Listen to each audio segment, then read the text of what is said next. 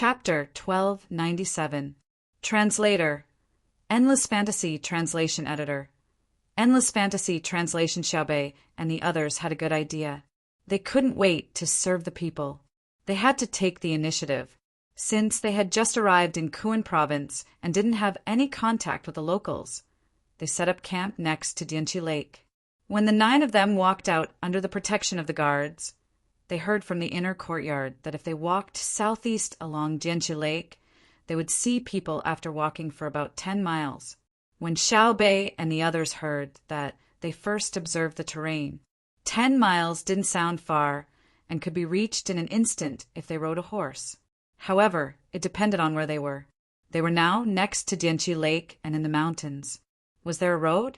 Yes, there was a road that people or animals could vaguely walk on. The weather was good and the vegetation was lush. The grass on this road was a little different from the grass on the other side. It was relatively sparse, but it was definitely not suitable for riding a horse. The 9 of them estimated that it would take about an hour to reach the place. What if they ran? It wouldn't take more than 3 minutes, but it was easy to fall. Are there many people at the place we're going? Xiaobei asked. It wasn't worth it to spend a lot of time and end up meeting dozens of people. The inner courtyard seemed to know a lot about this place before they came. He immediately replied, "The one we're going to is a tribe. The chief's surname is Quan." Of course. Everyone in the tribe has the surname Quan. Are there any other surnames around? Xiaobei asked again. Yes, and some people have the surname Meng. If we go there, the language communication won't be very smooth. We need to translate. The most important thing is that their etiquette is different from ours. Oh, you don't understand? What else is there? Xiaobei didn't know anything about this place. Further west is the 6th Zhao. What? So close? No wonder they're not heading west anymore. What if Big Brother and Big Sister remember how they were in Japan and how the cannibals harmed us? They might not be able to hold themselves back and destroy them first. Then is it safe here now? Xiaobei had always heard about the 6th Zhao, but he never thought that he would be so close one day. He faintly felt that the situation was different from what he imagined. Perhaps the locals wouldn't treat him like the people in Izhou. A gentle smile appeared on the inner yard's face as he said, "Everywhere is safe. As long as you want to go, you will be safe. If someone dares to make you feel unsafe, we will make them feel unsafe." Oh, I believe you. What I mean is, if you don't protect me, will we be safe? Lil Bei was depressed. They were here to investigate the people's lives, but they were here to start a war. These were 2 different things. They won't hurt you. They have a good impression of you and belong to a farming tribe. The Meng tribe is a livestock tribe. If you go to the Meng tribe, it will be less safe. However, I believe that if they don't want to be exterminated, they will know how to treat you. Previously, the people with the surname Meng were the rulers of this generation, so the surname Quan was naturally the ruled. Farming people normally preferred peace and fought with nature because they could obtain more food. Horseback people were more aggressive and did not build. Instead, they followed the laws of nature to plunder. Therefore, I suggest that we go to the Quan tribe. It will be more convenient for us to communicate. Even if you write, other people will recognize you and share many of the same habits as us. The inner yard's introduction was also a kind of knowledge instilling. It was not enough to just stay by their side. When the little guys had questions, they had to explain it. Lil Bei and the others listened very carefully. They cherished the words of the inner yard in their daily lives. It seemed that every sentence was very simple and contained countless meanings. There was no other family in the Great Tang. It means that the people with the surname Quan are bullied, right? How pitiful. Lil Bei began to feel sad for others. The inner yard replied, "It used to be so, but not now.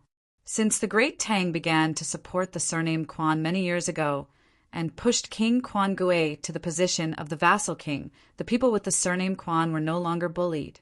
Now, no one dares to bully them because the local government is formed by them. The other purpose of the young master and young ladies' visit this time is to build a few projects. One is a dam, and the other is an artificial river. Otherwise, the local area will always be flooded. Almost every year, there will be a situation where the inflow of Dianchi Lake is greater than the outflow. As a result, the water overflows and washes away the fields and houses of the people with the surname Quan.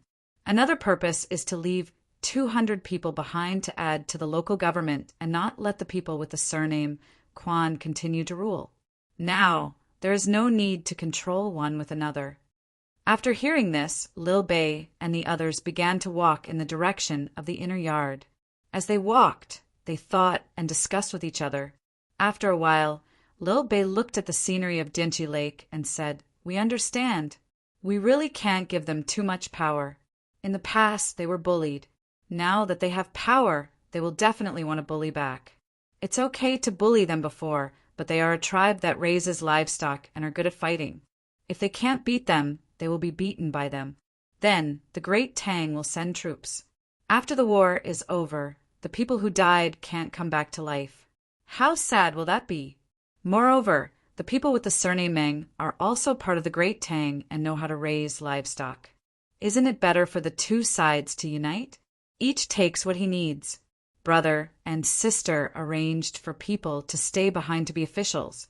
The purpose is to combine the two surnames into one. The effect will be greater than the two.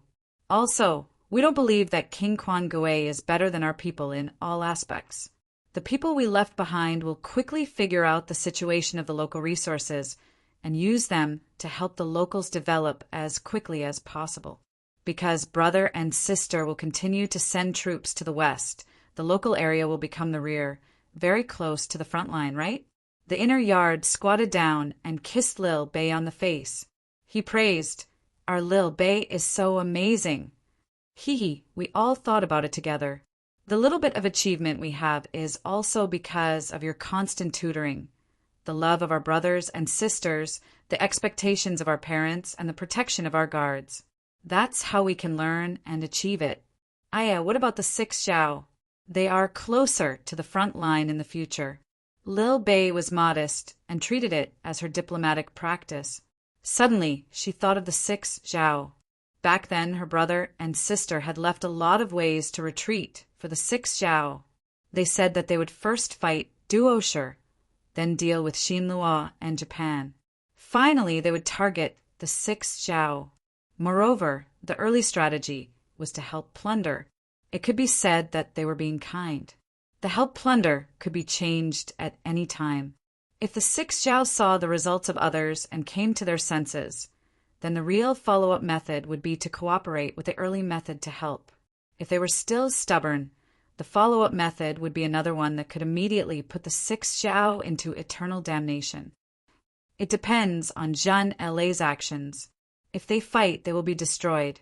If they fight, they will pass. If they fight, they will pass. If they fight, they will pass. If they fight, they will pass. If they fight, they will pass. If they fight, they will meet the leader of the 6 Zhao and give him a warning. At the same time, we will let the caravan follow. We will enter India from the north of the Piao country and seek an opportunity there. After that, no matter what choice we make, we will have to take a boat home before next summer. The inner yard explained their strategic intentions. Right now, they still couldn't make perfect arrangements for this elite force on their side because there was no certainty in war. Because they did not understand the local situation, Lil Bei went back to discuss with the others as they walked. When they could see smoke rising in front of them from afar, Lil Bei and the others also discussed. "We just thought about it and felt that it was not cost-effective to transport supplies through this route. The journey is long and the terrain is complicated. We should transport from Izhou and the further north," Lil Bei said to the inner yard. The inner yard smiled and did not say anything. Another one spoke. "Yes, it is long and the consumption is high. But if we transport from here, we can pass through the 6 Zhao. The things we transport are dried fish, canned food, salt, all kinds of cloth, medicine, and firearms." Lil Bei nodded as he listened. "There are also musical instruments, drawing papers, brushes, cooking tools, and seasonings that are convenient to carry. Since they are for the army, there is no need to worry about the quality. So many good things were brazenly transported from the 6 Zhao's territory. They are looking, and they want to have it. Is this the last chance for them? More or less? The inner yard replied. Lil Bei exhaled. Well, when the things are transported in the Tang Empire, the people along the way will find a way to repair the road and provide some porridge, hot soup, tea, and small pickles. When it comes to the 6 Zhao, if they want to live the same life as the people of the Tang Empire in the future, they don't need to follow suit as long as they don't rob. Just like the small bridge in front of my home. Zhuangzi, good and evil are determined by the heart. One thought to heaven, one thought to hell. Not everyone has this opportunity. Not even Duo Shi, Japan, and Xinhua. With that, everyone continued on their way. What Lil Bei and the others couldn't figure out was why their brother and sister showed mercy. Wow, look, there's a big hairy head on the tree. It's so interesting. Why does it look so familiar? As they got closer and closer to the tribe in front, Danan and Xiaonan shouted at the same time as if they had read each other's minds. Everyone looked at the tree and saw an oak tree in front of them. There was a furry ball at the height of a person. The inner yard went over to cut the thing and showed it to Lil Bei and Xiaonan. Danan and Xiaonan recognized it. No wonder it looked familiar. It was a monkey's head mushroom. They had eaten it before, but they didn't know that it grew on trees. How did it climb up? Xiao Yuan wondered. After thinking for a while, he said, Why does it grow on the trunk? There are monkey's head mushrooms here? It's amazing. There are the most monkey's head mushrooms in this area. There are also other mushrooms. Due to the climate, there are more in the south, next to Jinla. The 200 people left behind will help the locals grow these things. The young master and young lady said that they can be grown, unlike the red mushroom, which is the pine mushroom. It can't be fully cultivated manually, and the semi-artificial yield is not high. If the monkey's head mushroom is artificially cultivated, it's slightly worse than the wild ones. People who don't eat it often won't be able to taste it at all. It's an extra benefit for the locals. In the future, it will be sold at a high price. The inner yard continued to explain to the little guys. Lil Bei and the others had already begun to fantasize. In the future, the locals would grow many monkeys' head mushrooms with the help of their families. They could sell them directly to the restaurants at home. When the cultivation technology was mature, ordinary people would be able to eat them if they wanted to. The locals produce monkey's head mushrooms. In that case, the tribe will definitely have some in stock, right? Lil Bei licked his lips and asked with a slanderous look. Yes, occasionally merchants will come to buy them. The price they give is quite fair. The people with the surname Quan will keep the good things they find and exchange them with the merchants. I've already brought gifts to exchange for their goods. You can taste the food. The inner yard said to Lil Bei. This was also another purpose of coming here. Lil Bei heard the key words in his words. Quite fair. Yes. When the local goods are sold, it's 1/3 of the normal price.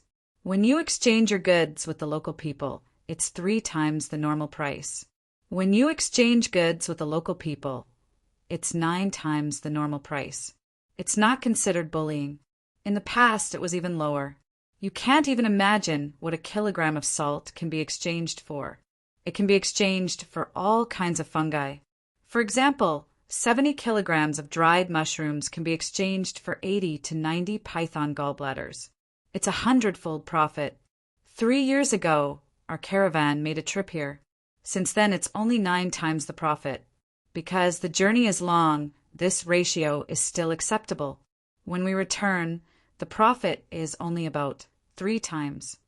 That's called 300%. So this is what it means to be backward.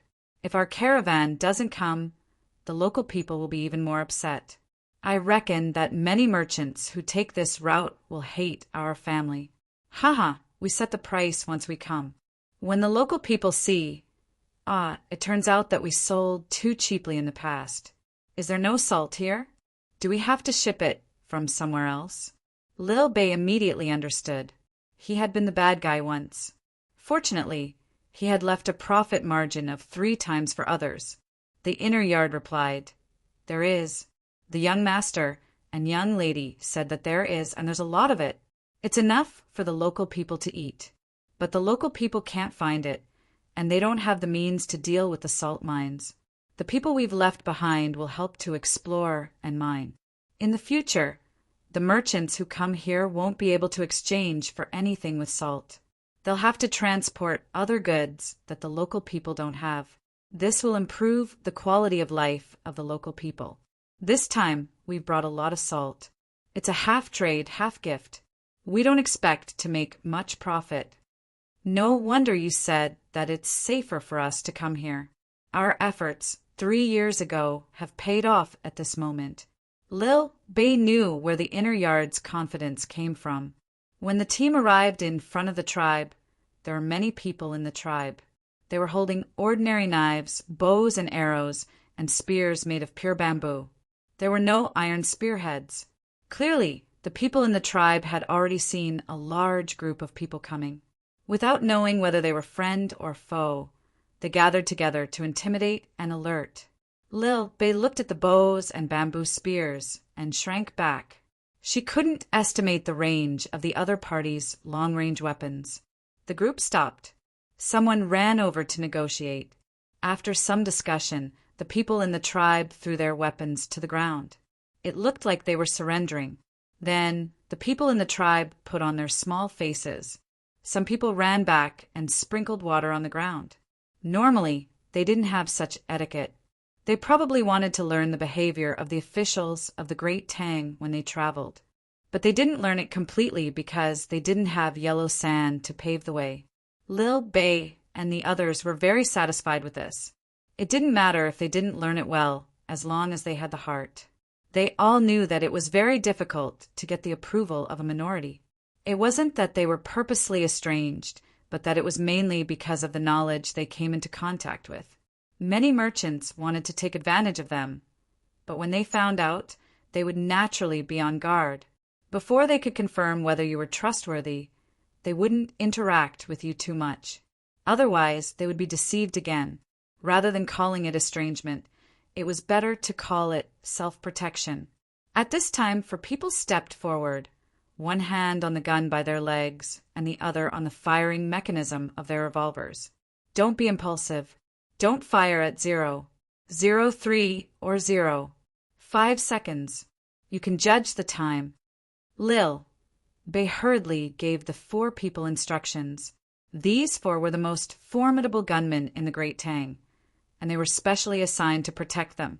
They didn't even have a brother or sister. Lil Bei asked the inner yard, "I'll be going up to speak in a moment. How should I introduce myself?" "Zhang Xiaobei of Between the Clouds and the Water," the inner yard said. Chapter 1298. Wei Wei nodded, took a deep breath, and walked forward. Xiao Yuan and the other 8 immediately followed, and the 4 quick gunners also walked beside them. Their facial muscles were relaxed, and their eyelids were drooping. Their eyes didn't seem to be focused. This was the moment when he reacted the fastest. The Quan family already knew that it was the little master of Between the Clouds and the Water. They were very happy and even put on a welcoming posture. What they did not expect was that the 9 children actually dared to form a line and directly walk forward. Furthermore, there was no vigilance in their eyes, nor was there any fear. They appeared to be so calm. Standing in front of the crowd, Chief Quan Amo was instantly moved. This was a form of trust. How capable could a child be? There were only 4 people beside him, and all of them had their hands on the right side of their bodies. If they were to fight, they wouldn't even have the chance to pull out their other hand. What Quan Amo did not know was that if they really fought, the 4 of them could instantly take down 20 of them. As for the 9 little fellows who seemed to have no fighting power as long as they were given less than 2 seconds, they would be able to complete the set of actions of taking out their guns, aiming, and shooting. They usually had to shoot dozens of bullets every day to practice.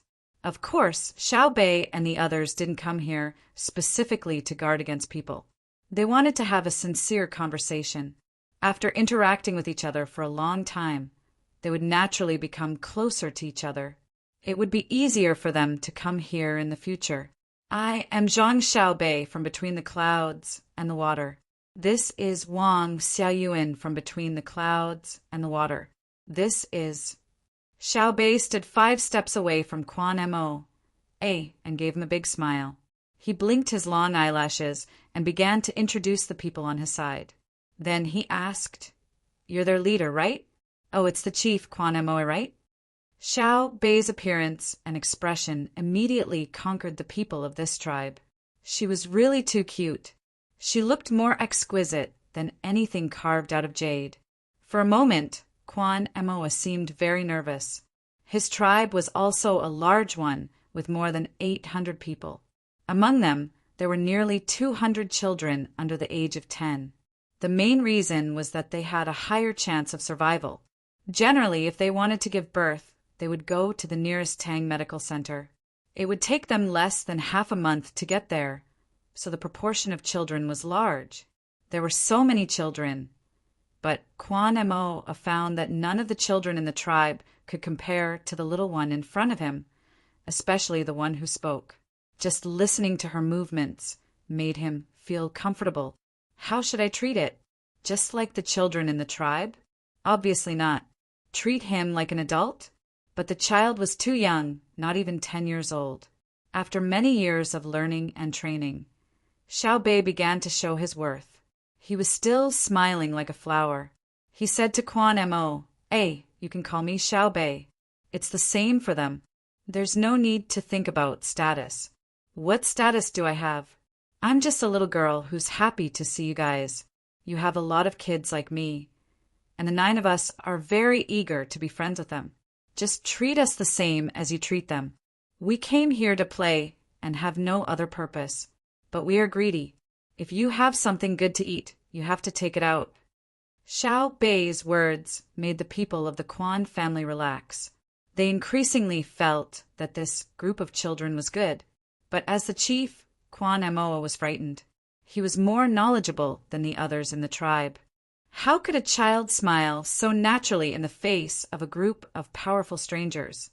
How could he say it so calmly? If it were the children of his own tribe, even if they were not scared to tears, they would be very nervous. At this moment, Quan Mo acknowledged the absolute status of between the clouds and the water. If they were slightly worse, they would not be able to raise such children. If the children of his own tribe could be like this, why should he worry about the Quan family's prosperity? Xiao Bei, seeing you guys come, we are very happy. Xiao Bei? Xiao Yuan? Am I dreaming? How did you guys come here?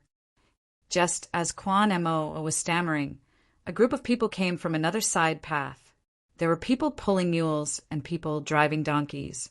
The animals were all carrying things. At a rough glance, there were about 40 people and 16 or 17 animals. The person who shouted in joy was the leader of the group. After he shouted, less than 2 seconds later, he shouted again, "Put down the things. Quick, protect the little ancestor." Following his words, the people who came with him all rushed over, not caring about the animals at all. While the others were dumbfounded and the 4 fast gunmen were about to draw their guns, the person who shouted stood between Xiao Bei and Quan Mo. Gasping for breath, he said to Quan Mo, "Let me tell you, Quan Mo, you better be honest. I am protecting you, but the 9 little ancestors behind me will not be able to survive. If they are hurt a little, your tribe's 800 people won't be able to survive. I'm not trying to scare you, but think carefully. Do you know who they are? Fortunately, I came at the right time. If I came a little later, and you spoke loudly and scared them, my trade route would be cut off." Everyone did not make a sound. They just looked at the person who came to block them. This person was happy and nervous for a while. When he found that the others did not react, he realized that things seemed to be different from what he had guessed. He leaned over, turned his head, and said to Xiao Bei awkwardly, "Xiao Bei, why aren't you following Xiao Bao and Cuckoo? Why are you guys running around blindly? What if you get hurt?" Xiao Bei really wanted to bite this person to death. "You said I was running around blindly? You are the one who is messing around, okay? Xiao Bei put his hand on his waist and was about to take out his gun. He gasped for breath twice and smiled at the person who came over. He said, "You are here to do business, right? Thank you very much. We are here to play with our brothers and sisters. We heard that there is a tribe nearby, and the chief Quan Mo is a good person. So we came to play. Everyone is here." This person understood, so he became even more embarrassed. It seemed that he was meddling in other people's business. He looked at the guards of the Zhang family and Wang family standing not far away and rubbed his hands in embarrassment. "Xiao Bei, it's not that I want to disturb you. Look, when I turned around from behind the rock, I saw you 9 little ancestors standing in front of Quan Moa. What if there is some misunderstanding? This is not the interior of the Tang Empire. Oh, I'm not saying that I don't trust Quan Moa. I mean, right?" Xiao Bei looked and found that it was indeed so. He had just turned around from behind a rock mountain, and his position was the most obvious. So he changed the topic and said, "I wonder if so many people can enter the enclosed area." "Yes, absolutely. The space inside is big. I come here 3 times a year. I'm familiar with it." The person who came to sell the goods immediately answered and said to Quan Mo, "Go in and stand outside. Let me tell you, I brought a lot of good things this time. Have you ever eaten canned whale meat? You haven't seen it before, right? I brought it. This thing." At this point, he looked at Xiao Bei and the others. He paused for a moment before continuing. "If you want to say that this thing is good, it's really just average. However, you guys haven't tried it before, right? Try it, and it's not expensive." Quan Mo immediately followed the words and invited Xiao Bei and the others into the stockade. At the same time, he thought about the canned whale meat. He estimated that it was not expensive in the Tang Empire, and Xiao Bei and the others all knew about it. So, Fan, who came once every few months, was too embarrassed to raise the price. That was why he said those words just now. However, Quan Mo did not intend to lower the price. He had never eaten whale meat, but before, a merchant had mentioned that it was a kind of fish that grew in the sea. It was very big, and ordinary people could not catch it. It was not as easy as catching fish in Jianqi Lake. When he exchanged things later, he would exchange more for a taste.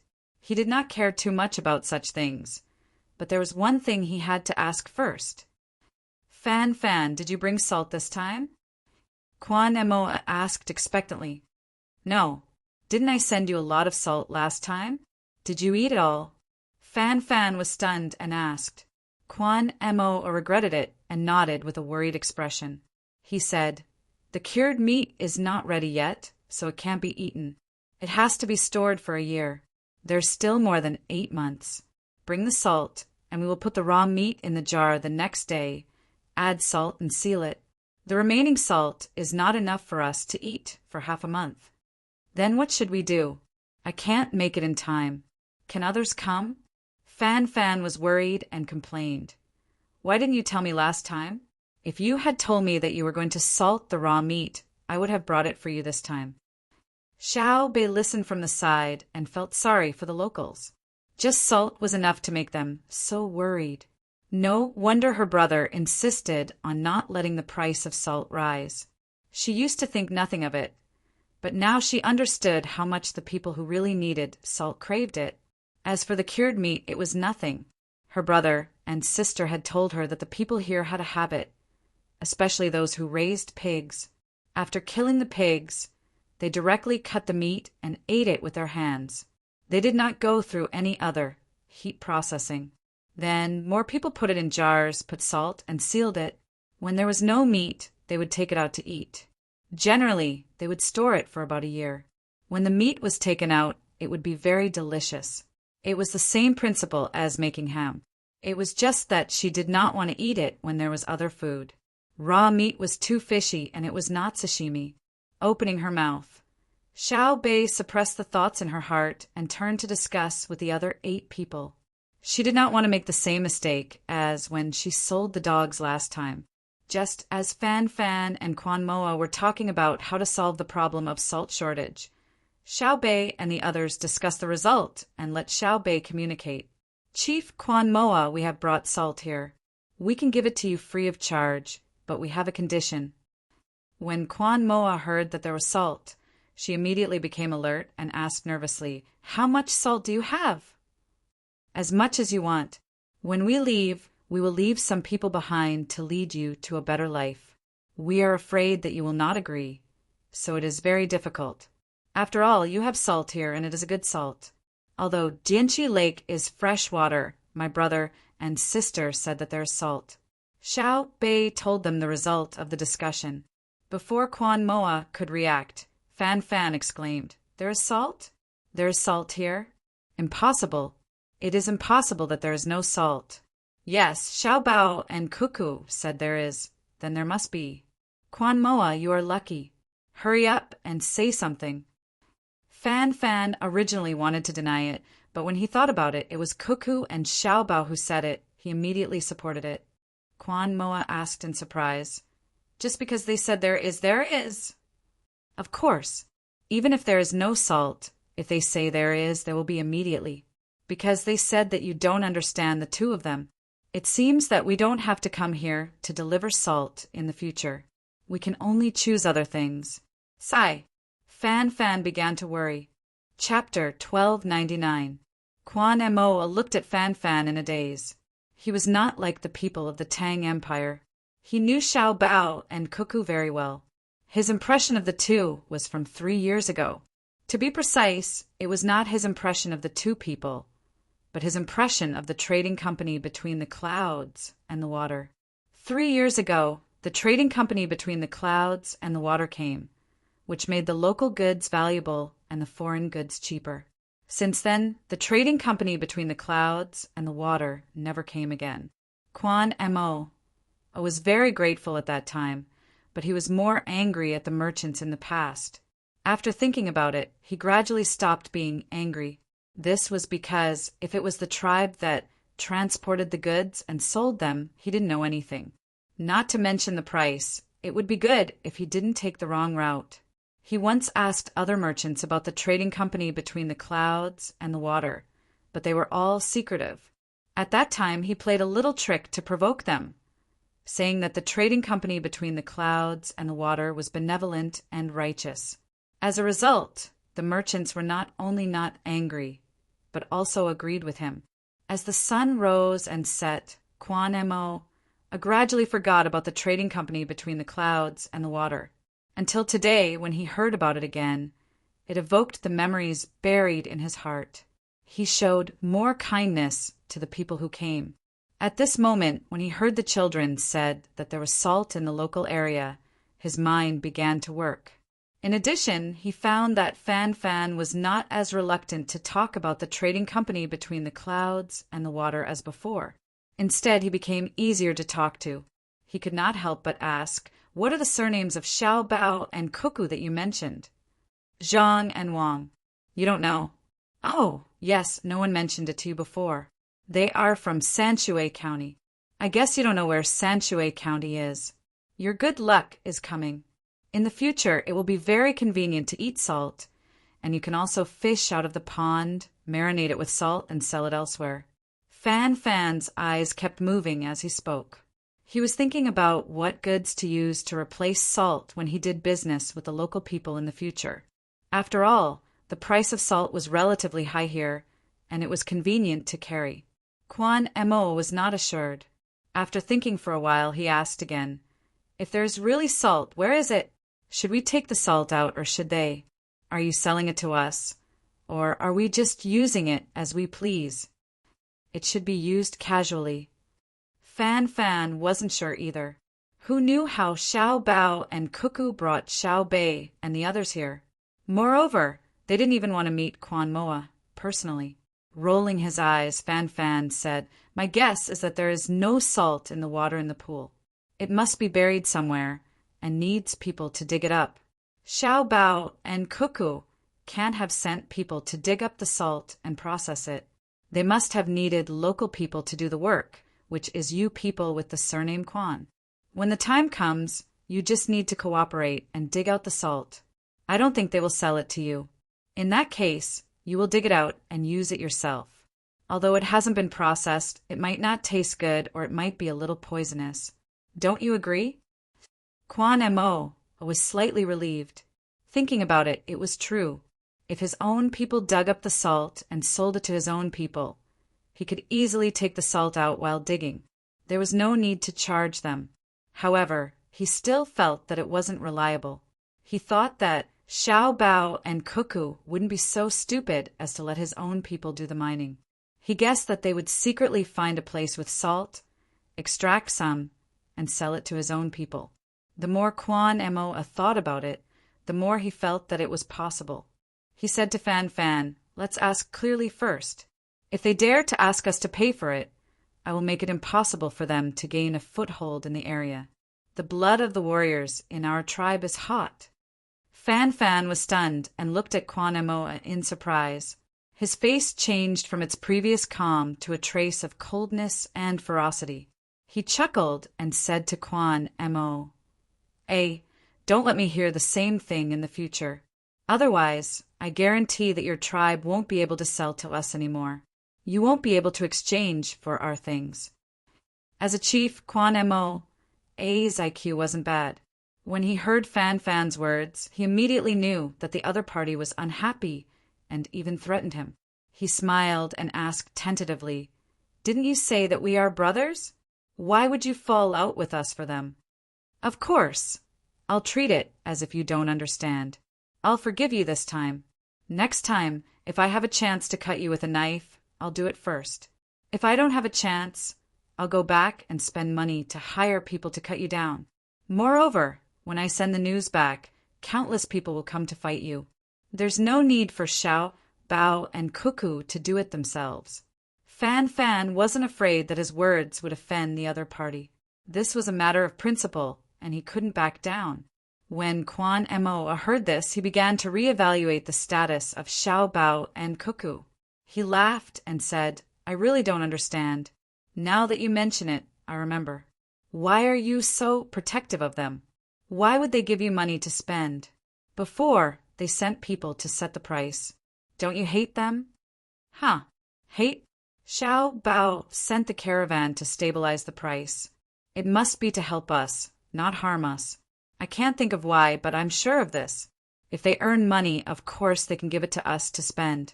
As long as I have a good reason for using the money, or if I have a good plan, I can even meet them directly and discuss it with them. Then they can give me the money. I won't talk to you anymore. Where are Xiao Bei and the others? I'll go talk to them. You have to be more respectful to them. They are different from other children. Although they are young, they can help you a lot." After Fan Fan said this, he turned and walked in the direction of Xiao Bei and the others. He could see that in the distance, Xiao Bei and the others were in contact with the local children. Quan Mo hurriedly chased after him. As he walked, he said, "Can a few children decide our big matters?" "Big matters? Brother Quan, let me tell you, your matters here are small matters to Xiao Bei and the others. You have a small population. If it were in the past, I definitely wouldn't have told you. Since they are here now, I'll talk to you properly when they return. That way, you won't be at a disadvantage if you make a wrong judgment in the future." Fan Fan didn't stop walking. He turned his head and spoke to Quan Mo. The look in his eyes made Quan Mo feel very uncomfortable. It was like pity. They were just a few children. Was there a need to do this? By the time the two of them arrived near Xiao Bei and the others, Xiao Bei was already communicating well with the children in the stronghold. It was mainly Xiao Bei talking while the local children listened attentively. "This pool is actually a lake. The water inside doesn't have any taste. I've seen lakes with salty water before. When you drink a mouthful, it's bitter and astringent. However, you can boil the salt out of it. You put the water into a jar and put it on a fire. You boil it until the water is little by little. What's left is salt. If you find something else in the salt, you cook it with yellow mud. That's the simplest way. It's very difficult to cook it the first time, but when it's done, there's brine. The next time you cook it, put the brine in, and the speed of salt production will be faster. If you go east or south, you'll encounter the sea. There's even more salt in it. You don't need to cook it. You can directly dry it. You can get a lot of it at one time. You also need to add brine. Otherwise, it will turn into salt too slowly. Xiao Bei spoke to the children around her. There were both big and small children. Every child had a lollipop in their mouth. They listened carefully to what was magical to them. At the same time, they followed Xiao Bei's words and imagined. Xiao Bei didn't talk about the prosperity of the capital, the willow shore scenery of Hangzhou, and the snowfall in Jili province. Those topics were too far away from the local children. She chose to start with the local things. Dianqi Lake was a lake. She led from this lake to other lakes, from fresh water to salty water, and then to the sea. Not to mention the children, even the adults in the tribe listened. They didn't have much chance to leave the local area and go far away. They didn't know much about the outside world. They didn't even know about the Zhang family and Wang family in Sanshui County. What else could they know? See, this is the most adorable girl of my great Tang, Xiao Bei.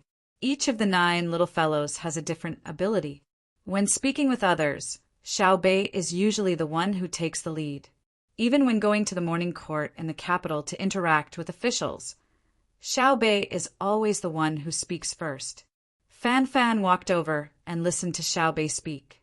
He showed a doting expression and introduced her to Quan Moa. Quan Moa nodded habitually.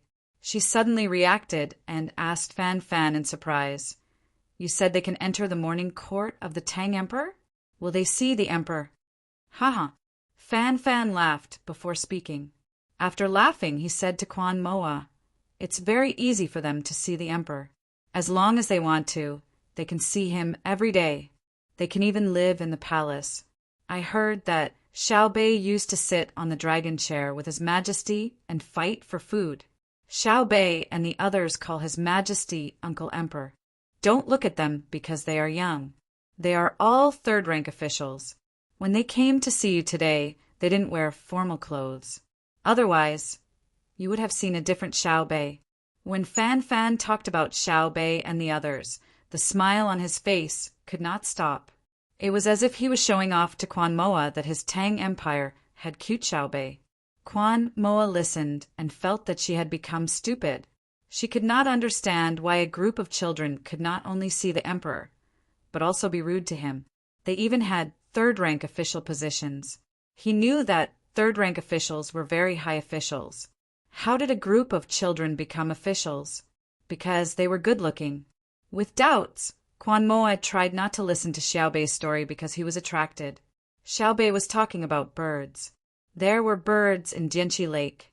She was talking about birds elsewhere, especially the various seabirds in the sea. She talked about how they looked when they caught fish. Some birds would stop on the side of a boat or the mast of a sailboat when they were tired of flying. They would even sprinkle a handful of rice. The birds in the sea would land on the deck to eat. They were not afraid of people. He also wanted to hear it, but there were more important things to understand first.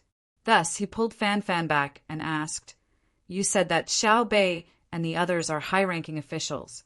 It's easy for them to see your emperor. Then why can we see Xiao Bei and the others? Their status is high, so it should be very difficult to see them." Fan Fan smiled again and nodded. "It is not easy to see other officials, but it is much easier to see Xiao Bei and the others. There is also our emperor.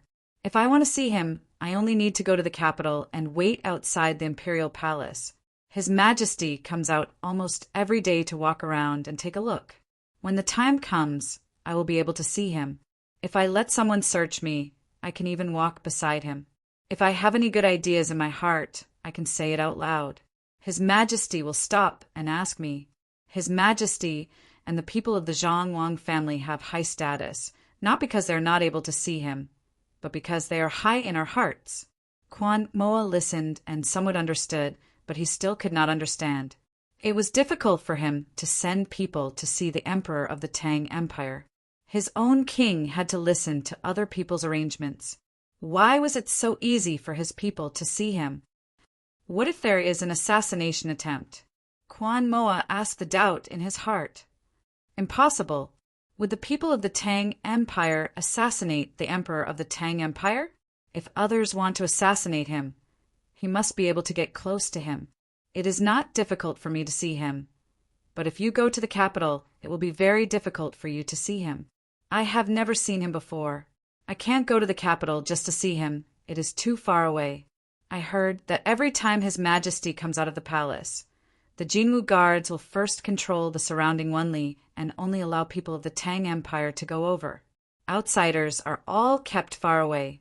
Ordinary people like us also understand that when the emperor comes out, we will immediately help to keep an eye on the people nearby.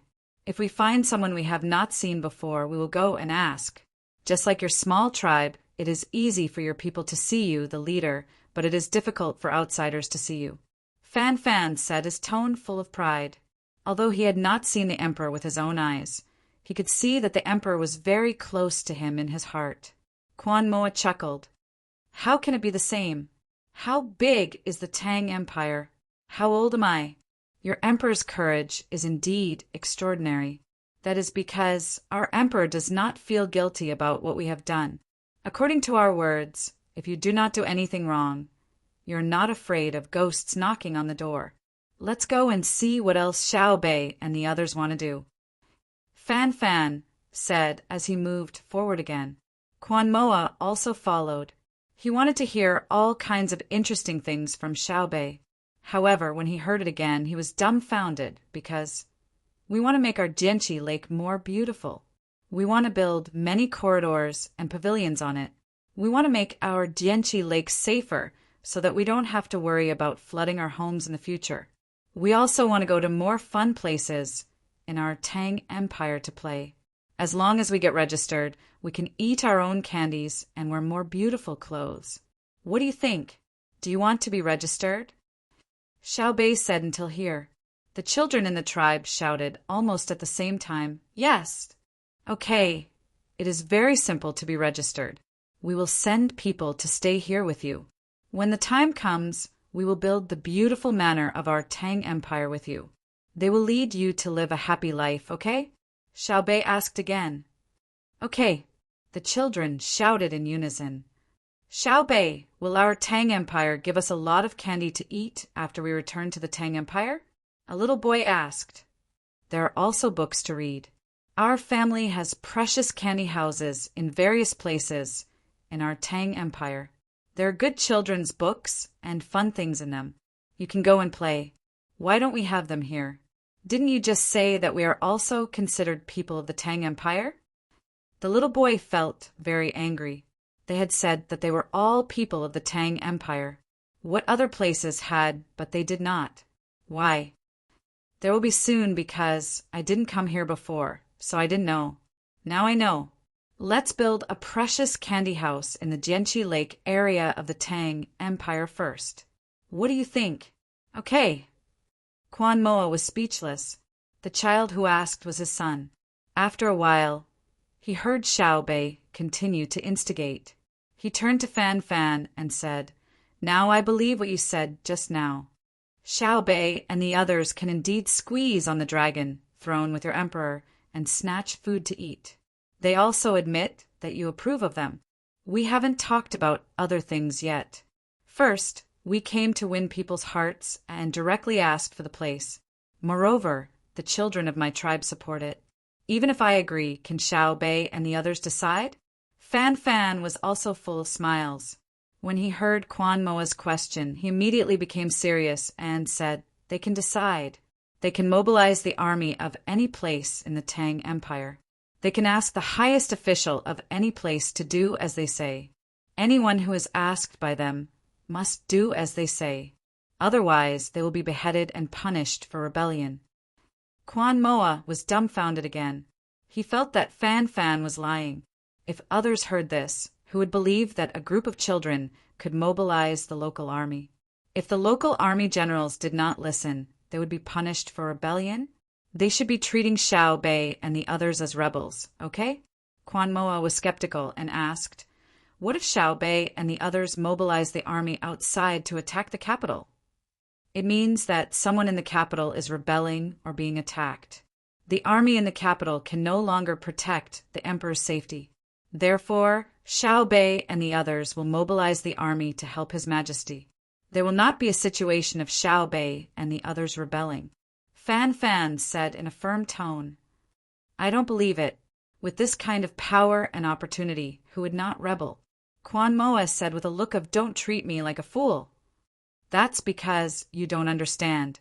What's the benefit of rebelling? If you were the emperor, would you be able to govern the country? Would others support you? You can't sit firmly in that position. If Xiao Bao and Cuckoo wanted to rebel, they would have succeeded long ago. Do you know how many soldiers they have? Do you know how important they are in our hearts? You will know in the future. Don't think that others will rebel. If they rebel, they will just have more power. Right now, Xiao Bao and Cuckoo have enough power. They can order anyone in the Tang Empire to do anything, including me. They told me to take out all the money and that they would need it. I didn't even frown and did as I was told because I knew they wouldn't harm me and that they needed me to contribute. It was a big problem. Of course, this kind of thing will not happen. I am just saying, they have countless ways to solve this problem. Listen to my advice. You have to be prepared in advance. Xiao Bei and the others are not speaking nonsense. In the future, this place will be under the jurisdiction of the Tang Empire, not like the vassal king's management now. Fan Fan also began to cooperate with Xiao Bei and Quan Moa. Quan Mo's expression became heavy. He realized that Fan Fan wasn't joking. After thinking for a while, he said, I know that my tribe can't beat them. I've already seen at least 10,000 people. They are camping in front of us. What I want to ask is, can you tell me what our life will be like in the future if they send people to manage us? It will be very good. It will be a life you don't even dare to think about now. This Jianqi Lake will be even more beautiful. Don't you see that there are people working on it now? They usually do it directly. Cherish it. Fan Fan said with a blessing. Chapter 1300. Xiao Bei was still painting a picture of the tribesmen. He only talked about the benefits in the future, but did not mention the obligations that the tribesmen had to bear. The children in the tribe liked to listen the most. They were attracted by the various activities that Xiao Bei introduced for children. The adults were also listening. Although they were not as engrossed as the children, they also had their own fantasies about life in the outside world. Without much knowledge, they could not say anything to refute and did not know how to ask about the specific things. It was only because Xiao Bei's picture was too big and it sounded very reasonable. It was possible to achieve it. Compared to the people in the tribe, Quan Mo, as the chief, was much stronger and more realistic. He hoped that what Fan Fan said was true, that the Zhang family and Wang family of Sanshui County had the ability to do what his child said now. What supported him to try his best to believe Fan Fan's words was that the caravan between the clouds and the water that came here 3 years ago did indeed change the price of goods exchanged between the two sides. From this, he could see the strength of the caravan. At this moment, there were also some thoughts that he was worried about. First, how fast could the Zhang family and Wang family make their child say or brag about it? He did not expect to really do it completely. He would be satisfied if only part of it could be realized. Second, how would they protect their good lives? Jianqi Lake was surrounded by people with the surname Quan. Not far away, there were people with the surname Meng. Even further west, there were the 6 Zhao eyeing them covetously. Once the people with the surname Quan had a good life, would others just stand by and watch? Would they not plunder by force? With these worries, Quan Mo discussed with Fan Fan. Now he could only believe in Fan Fan, who usually performed well in trading. In 3 years, Fan Fan had not deceived his tribe. Can you talk to them and let them take out something that we can see first? For example, salt. Fan Fan did not wait for Quan Mo to finish and ask first. He could understand the uncertainty in the other party's heart. If it were him, and he didn't know the Zhang family and the Wang family, he would also think that Xiao Bei was talking nonsense. He would say that there was a beautiful corridor built on Dianchi Lake, and there were countless boats fishing on it. There were also boats carrying people who could spend a lot of Tang Empire's money on sightseeing. In addition, they had built a dam and dug a man-made river. In the future, the region would not suffer from floods every year. The children of the tribe would be able to learn the various books of the Great Tang and even learn how to write. They didn't need to spend money to see a doctor when they were sick, and the medicine they took was very effective. Even if they couldn't be cured, at least it was better than using random herbs or curses in the tribe. Who would dare to think about it if they had never seen it before? However, Fan Fan knew that it was all true, and it was not difficult to make it happen. At least, it was not difficult for Xiao Bao and Cuckoo. If he could take Quan Mo A to Tang Empire, he believed that all the doubts would disappear. Not to mention Sanshui County and the capital that he had never been to. As long as he went to Luzhou, he would know how powerful Little Bao and Little Cuckoo were. The prosperity of that place was unimaginable, and it was impossible to guess that it was a desolate place many years ago, a place of exile. The ships on the sea in Luzhou, the crowds at the docks, the square that stretched as far as the eye could see, the wide road, and the kapok blooming like a sea of fire in spring. It really made people feel like they were in a dream. As he thought about it, Fan Fan became homesick. Although the place he came from was not as good as Luzhou, it was still very good. It was more than 100 times better than the local area. If it were not for the money, who would want to go to such a poor place? Quan Mo was waiting for Fan Fan's answer to give him confidence. When he saw Fan Fan's mind wander after he said the word salt, he had no choice but to nudge Fan Fan and say, "It's salt. How many days will it take for them to let us see the salt? I think they should send someone who can talk to us instead of sending a child. Although you said the child is very powerful, I don't think so." "Oh, impressive." Right.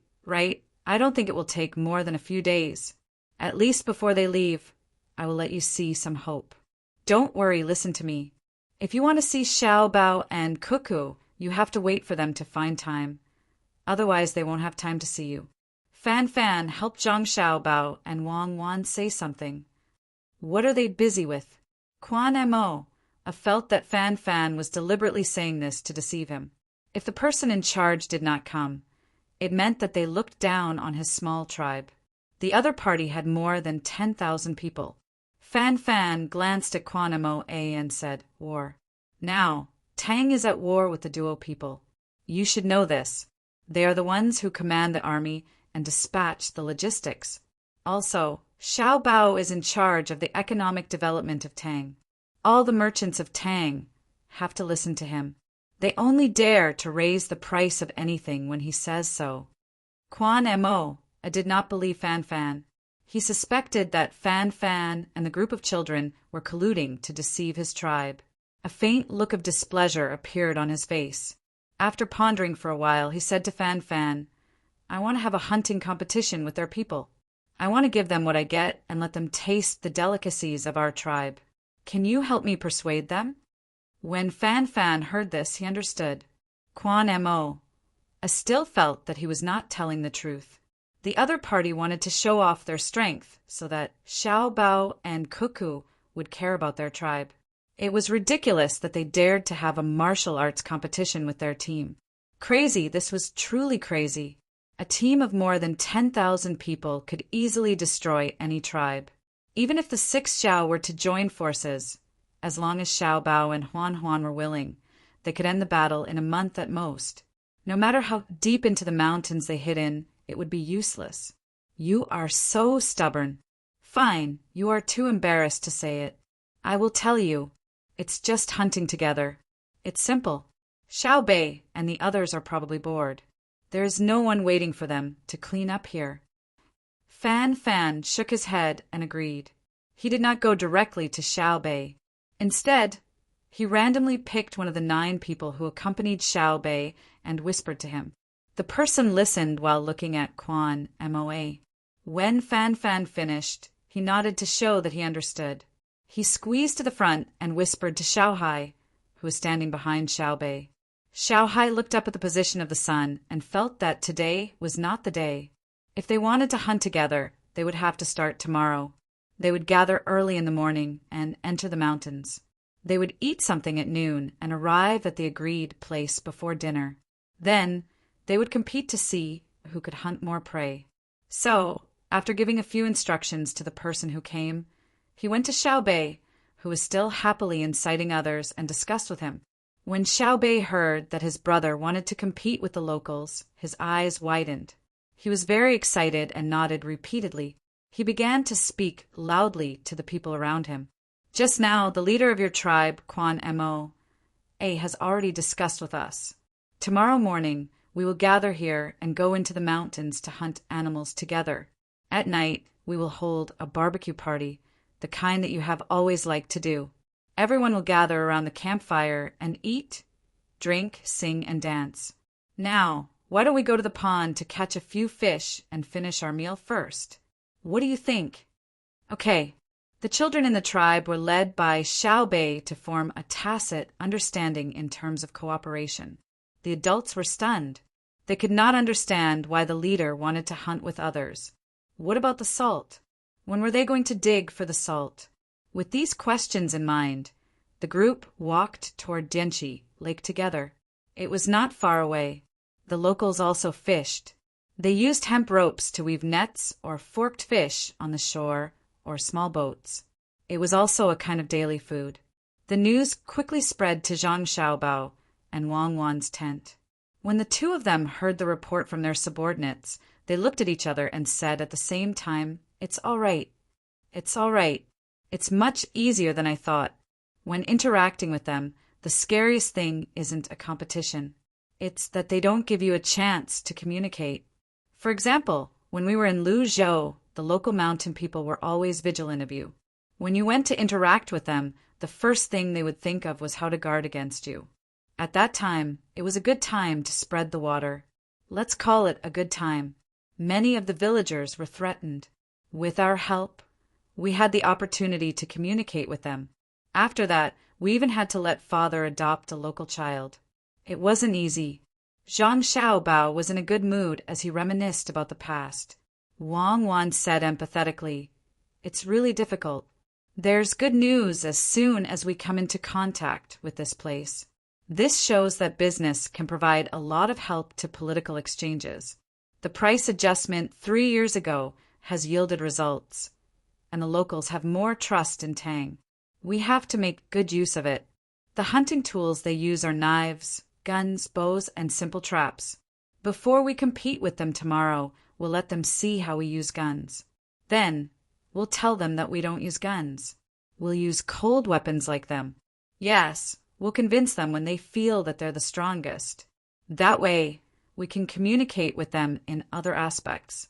We'll also have to mine some salt first to give them hope. Free salt can also allow them to save the things they need to exchange for salt. They can exchange it for other necessities."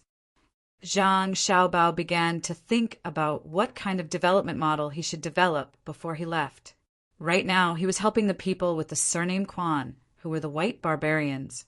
There was also the black barbarians with the surname Meng to deal with. The black barbarians were more difficult to interact with than the white barbarians. The language was a big obstacle, and there was also the philosophy of survival. You might think that everyone should develop together, but the black barbarians felt that it was more convenient to plunder. It took a lot of extra effort to gradually change people's hearts.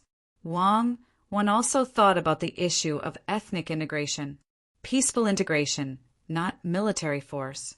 If it was military force, it was simple. The people she brought were enough to push all the people with the surname Meng. When the time came, the people with the surname Meng would become obedient. But that would require bloodshed. Why bother? Why did they always leave a line for the 6 Xiao? It was all because they were the ancestors of the... Most importantly, the 6 Xiao posed little threat, unlike the Turks and Tibetans. Without a unified 6 Xiao, they would not be able to form a powerful fighting force, and they would not have any military advantage over the Great Tang. How can we rope in the people surnamed Meng without resorting to force? Give them direct benefits? Wang Wan asked. Zhang Xiaobao nodded and then shook his head. We have to give them benefits, but we can't give them for free. Otherwise, they will think that we owe them. The best way is to let them see that there is hope for a better life by interacting with us. Let me think about it and see what we should do. Wang Wan also thought about it. They needed a very good way to quickly solve the current problem. When the time came, they would have to leave and there was no more time to waste. While the two of them were thinking, an intelligence officer came in from outside the tent. With a happy expression, he said to the two of them, "There is news from Annan. Zhan La has sent a message in advance to tell the government there that their king has written a letter of apology and sent people to our Tang Empire to ask for forgiveness in the capital city. They hope that we won't go there. They also said that this time they have brought a lot of valuable things as compensation. After the money is exchanged, it will be used to make up for the damage their people have done to our Tang. They also said that if there is a need, their king can come in person, but the Tang side has to give a guarantee that they will not kill them when they come." As expected, a weak country has no diplomacy, Zhang Xiaobao said to Wang Wan after the person left. It has always been like this. Force is not the goal, but it is a good way to carry out politics. If it was the Tang of the past, they would not have done this. It is more likely that they would have stationed troops at the border to threaten us. Wang Wan sighed in relief. If they could avoid attacking Zhenla, they would not attack him. Otherwise, it would waste too much time. If it was in the past, maybe those officials would have taken the initiative to find women for them to play with to show the magnanimity of our country. A bunch of people who deserve to be killed. Now, I want to see who dares. It is fine to be nice to others, but they have to be obedient first. It is better than coming one by one to say a few nice words, and then some soldiers think that they can be the boss. Zhang Xiaobao scolded for a while, but he was also in a good mood. He did not need to worry about Zhenla now. He could use the break to observe whether Zhenla was secretly mobilizing troops to build up the local area. Then he would pass through the 6 Zhao and participate in the battle there. Tell Xiao Bei and the others to come back quickly.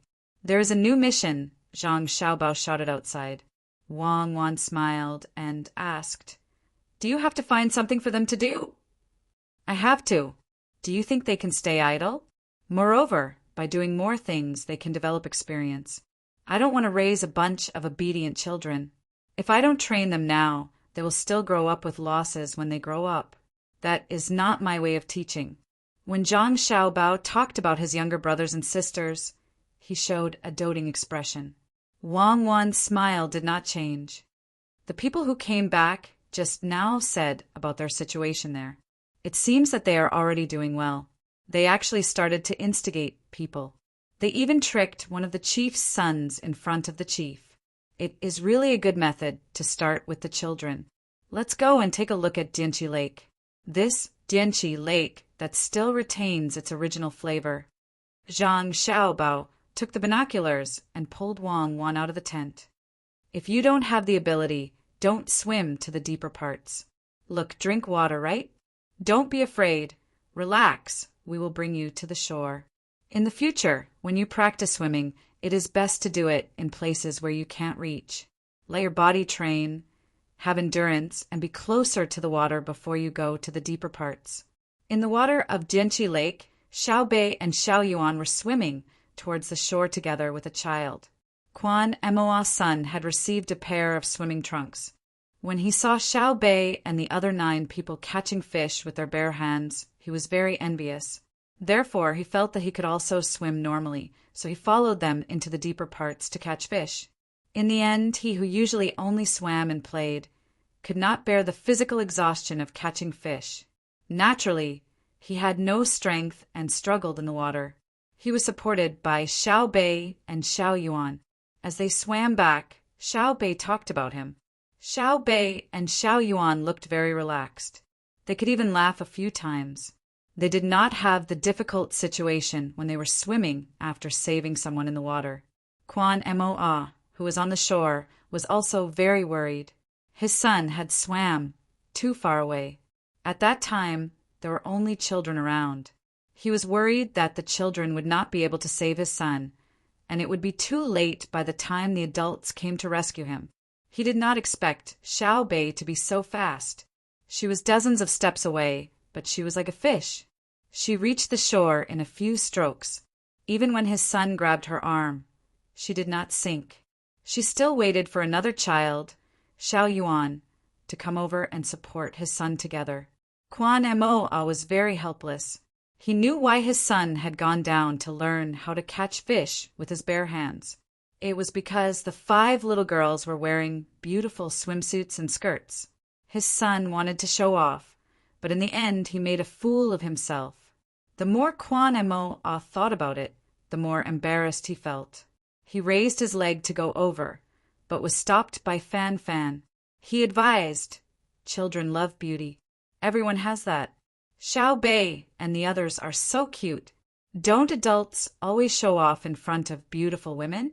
If you beat the children now, you will be giving Xiao Bei and the others a hard time. When Xiao Bao and Cuckoo find out, you will suffer. They dote on their younger siblings to the heavens." Quan Mo retracted his leg. He felt that it was not good to lecture the people of the tribe in front of the guests. After thinking about it, he turned his eyes and asked Fan Fan, "I think Xiao Bei is not bad. Not only is she good-looking, but she is also capable. Can my son? Don't even think about it. Xiao Yuan is Xiao Bei's man in the future. 100 of your sons can't compare to Xiao Yuan. It seems that you still don't know their identity. Let me tell you this. Even if they don't object, the Tang people will not agree. How can we let Xiao Bei marry into your family?" Fan Fan looked at Quan Mo as if he was looking at a fool. "Aren't we brothers?" Quan Mo began to pull strings again. "Don't. Brothers are brothers. If the girls in his family want to get married, His Majesty has to make an appointment first. You, a small tribe, want to get involved? Say something practical, don't joke." Fan Fan did not buy Quan Mo's words and did not give him any face. Quan Moa finally gave up, and he decided that he needed to find out just what sort of status the Zhang and Wang clans had in the Great Tang for Fan Fan to be so protective of them. From Fan Fan's words, it was hard to imagine that all the people of the Great Tang were willing to protect the Zhang and Wang clans. Okay, if you still feel uncomfortable breathing, squat while breathing. This way, you can cough out the water you choked in. Don't be afraid of the water in your ears. Just shake your head. Remember, don't take risks in the future. At this time, Xiao Bei and Xiao Yuan had pushed Quan Mo's son into the shallow water and told him the method. Then they turned around and swam inside. Obviously, they were not tired from saving people just now. Before Xiao Bei and the others could catch a few fish, someone shouted from the shore, "Little ancestors, come back. The young master said that he has arranged a new task for you." "Hey!" Xiao Bei cheered. She pressed on Xiao Yuan's shoulder and jumped up in the water. Her calves were almost exposed. She jumped very high. Xiao Yuan, who was pressed down by her, popped his head out after 2 seconds. He was very angry. Chapter 1301. Xiao Bei's group of 9 came and went back, leaving behind only 100 people to help the tribe catch fish in Jianqi Lake. They mainly taught the locals how to cast a net, the habits of the fish in Jianqi Lake, and the basic knowledge of raising fish. They were not required to raise fish, but only for those who were willing to do so. When the time came, the fish raised would be fatter. It was not hand-scattered artificial feed, but natural biological bait. How to breed biological bait was also particular, just like the Zhuangzi of the Zhang family and Wang family in Sanxue County to raise maggots and earthworms. Quan Mo never left the riverside. He just called his son closer and patted him twice on the head to relieve his previous worry. For him, the most intuitive impression was that Xiao Bei and the others were very good at swimming, especially Xiao Bei. After entering the water, there was no trace of panic at all. That series of movements made people feel very comfortable, just like on land. In addition, the people who stayed behind now explained the species of fish and shrimp in Jianqi Lake as well as water birds and so on, made Quan Mo feel that this was not his hometown, but someone else's territory. With confusion, he asked Fan Fan, "Did they already have ideas about my place? They want to train people who are familiar with swimming first. When the time comes, they are afraid of losses on land, so they run into the water to sneak attack my tribe." Fan Fan did not leave with Xiao Bei and the others. It was not that he was not allowed to go, but as long as he found a random reason, he could follow behind and see Zhang Xiao Bao and Wang Wan, but he did not know what to do. Should he say that he was going to help Xiao Bao and Cuckoo persuade Quan Moa? It seemed unnecessary.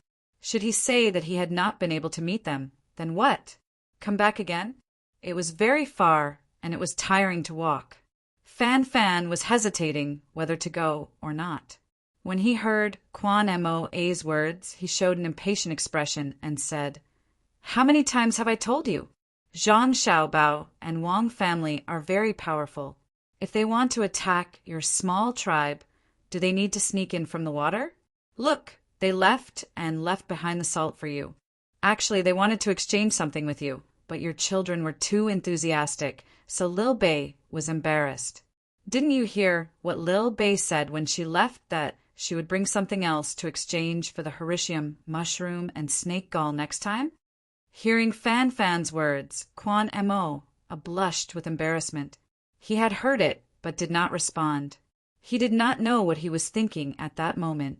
Now he was slightly worried and asked Fan Fan, "Will their family's adults be angry and send troops to fight?" "I can't communicate with you today.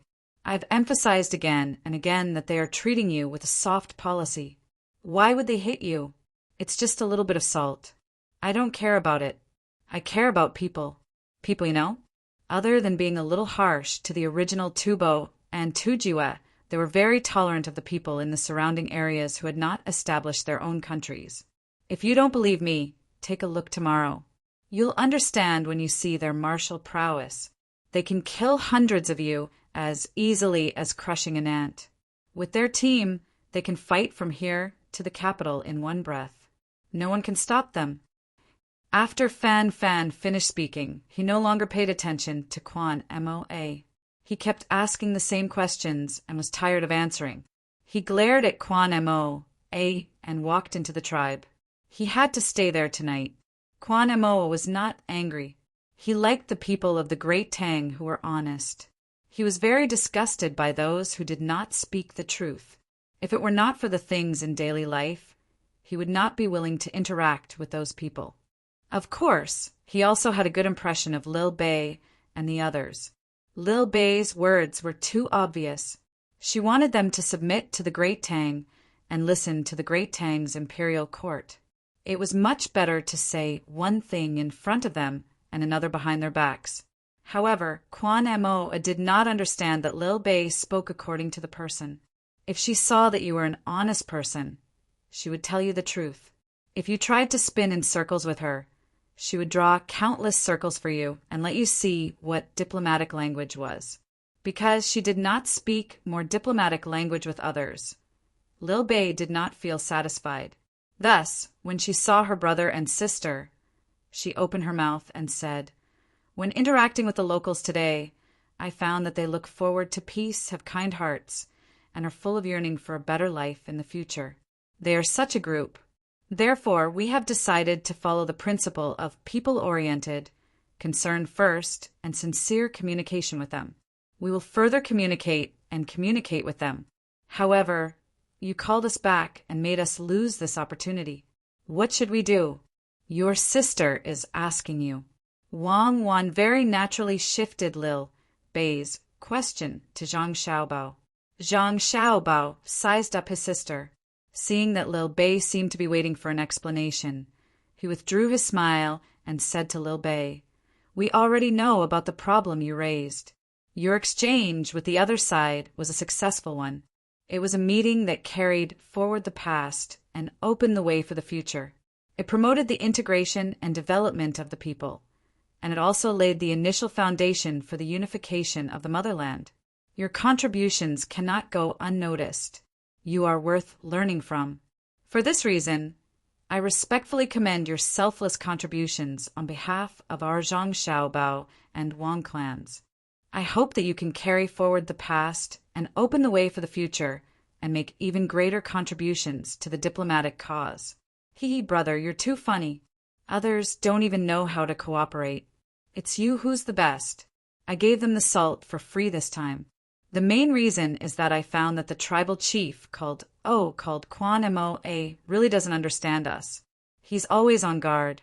I think that if we still exchange things with them, plus the fact that there's salt here, they should think that we're here to take advantage of them. Anyway, if they develop well in the future, we won't have to worry. We don't lack these things. I found that Dianqi Lake is really beautiful. The water is blue. I dived very deep. When I opened my eyes, it was like there was a large piece of transparent glass in front of me. It's much better than the Yellow River. The last time I saved people in the Yellow River, when I opened my eyes, everything I saw was turbid. Lil Bei threw herself into her brother's arms and acted coquettishly. She then commented on Dianqi Lake. Zhang Xiaobao nodded. Dianqi Lake has always been very beautiful. The local people are also very simple. It's just that they were always bullied in the past. Later, they swallowed up another surname. In the end, after a period of time, they were destroyed by the unified Six Xiao. I mean, if we didn't come, now that we're here, we don't have to worry about that kind of thing happening. I know. Brother and sister can calculate. You said that there's salt here, so there must be salt. Brother, this is the first time I know how important salt is to people. They live a very hard life. Perhaps they didn't feel it before, but they know it now. For a little salt, they are willing to pay a lot of things. I mean, we now understand why you want to suppress the price of salt in Tang and even threaten that the people can't live without salt. Lil Bei shared what she had learned. In Luzhou and Hangzhou, salt was worthless. It could be dried by the sea, and there were piles and piles of it. Zhang Xiaobao was very gratified.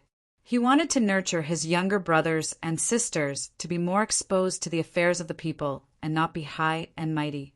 If an official was not down to earth and did not know what mistake he had made when he was caught, how sad would that be?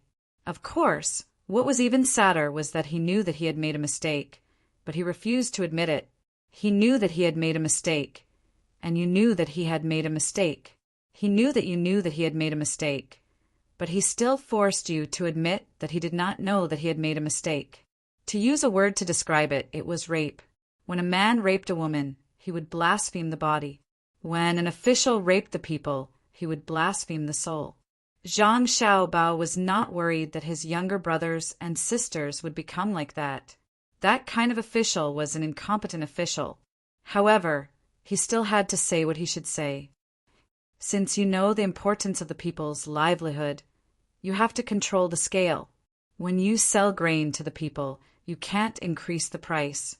When the harvest is good, you have to maintain the price when you buy grain from the people. What means do you use to make up for the difference? Cheap grain hurts the farmers and high officials hurt the officials. Let me discuss this.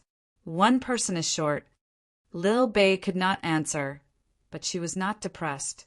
She never thought that she could do everything by herself. She had always worked as a team. After a while, Lil Bei returned and said with a smile, I know. The price of grain sold to the people must not exceed the depreciation of the currency. In other words, on average, a person earns 1 copper coin a day. If grain is 5 copper coins a bushel, then a person earns 2 copper coins a day. The price of grain must not be higher than 8 copper coins a bushel. Why not 10 copper coins? Zhang Xiaobao was stunned. This answer was too good. Wang Wan, who was beside him, also showed an expectant look. Lil Bei puffed out her chest and said, because when a person earns 2 copper coins a day, it means that the value of labor in our country has increased. In other words, there will be a lower cost of necessary survival items to offset the price. If there is no offset, it means that the imperial court's policy has failed. Once there is an offset, the price of necessary goods will be lowered. At the same time, new life aids will be added. Then, according to this, It should not be 10 copper coins a bushel of grain. Instead, 2 copper coins should be used for living aids. If the production is better, it can even be 3 copper coins or 4 copper coins a day. Let's think about it. This is what a government should do. Otherwise, how can we talk about a good life? In the process of improving production technology and transforming it into productivity, if the quality of life of the people does not improve, who will the extra value belong to? Whoever it belongs to is corrupt or is closely related to corruption. Clap, clap, clap. Zhang Xiaobao and Wang Wan applauded together. Although the 2 necessary factors were missing, the younger siblings' answer was already good enough. If they added in the material and spiritual needs of human companions in the process of human existence, as well as the natural desires of society to influence the people around them, then it would be even more perfect. However, the younger siblings had already done very well, so they could not be too harsh on them. Lil Bei also seemed to know that the things that she and the others had painstakingly thought of were not worth mentioning in front of her siblings. Thus, when she heard the applause, she smiled modestly and said, "All of this is due to your efforts. Now, can you tell me what kind of mission you have arranged for us?" "Your mission is very simple. You are to appease their children while we accompany the adults of their tribe to hunt. I'll give you an idea. A fun buffet," Zhang Xiaobao said to his sister. Then he shouted outside, "Send someone to protect Fan Fan. He only knows how to cause trouble for me." Chapter 1302. The next day, Zhang Xiaobao and Wang Wan arrived in front of the village. They did not bring many people with them, only 300. 100 would participate in the hunt, and the other 200 would be guards. Of course, this did not include Zhang Xiaobao and Wang Wan. After all, they were only children. Unlike Zhang Xiaobao and Wang Wan, who were strong fighters, they had more guards, 500 people. However, they did not participate in the hunt. They invited the local children to play at Dianqi Lake. Fan Fan also got up early. He slept very soundly last night, unlike before when he was always worried that the people surnamed Meng would suddenly attack, or that the people of the 6th Zhao would launch a sneak attack.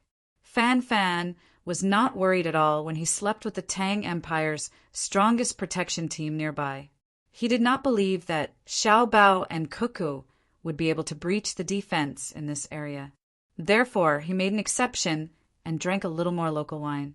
He fell asleep in a daze.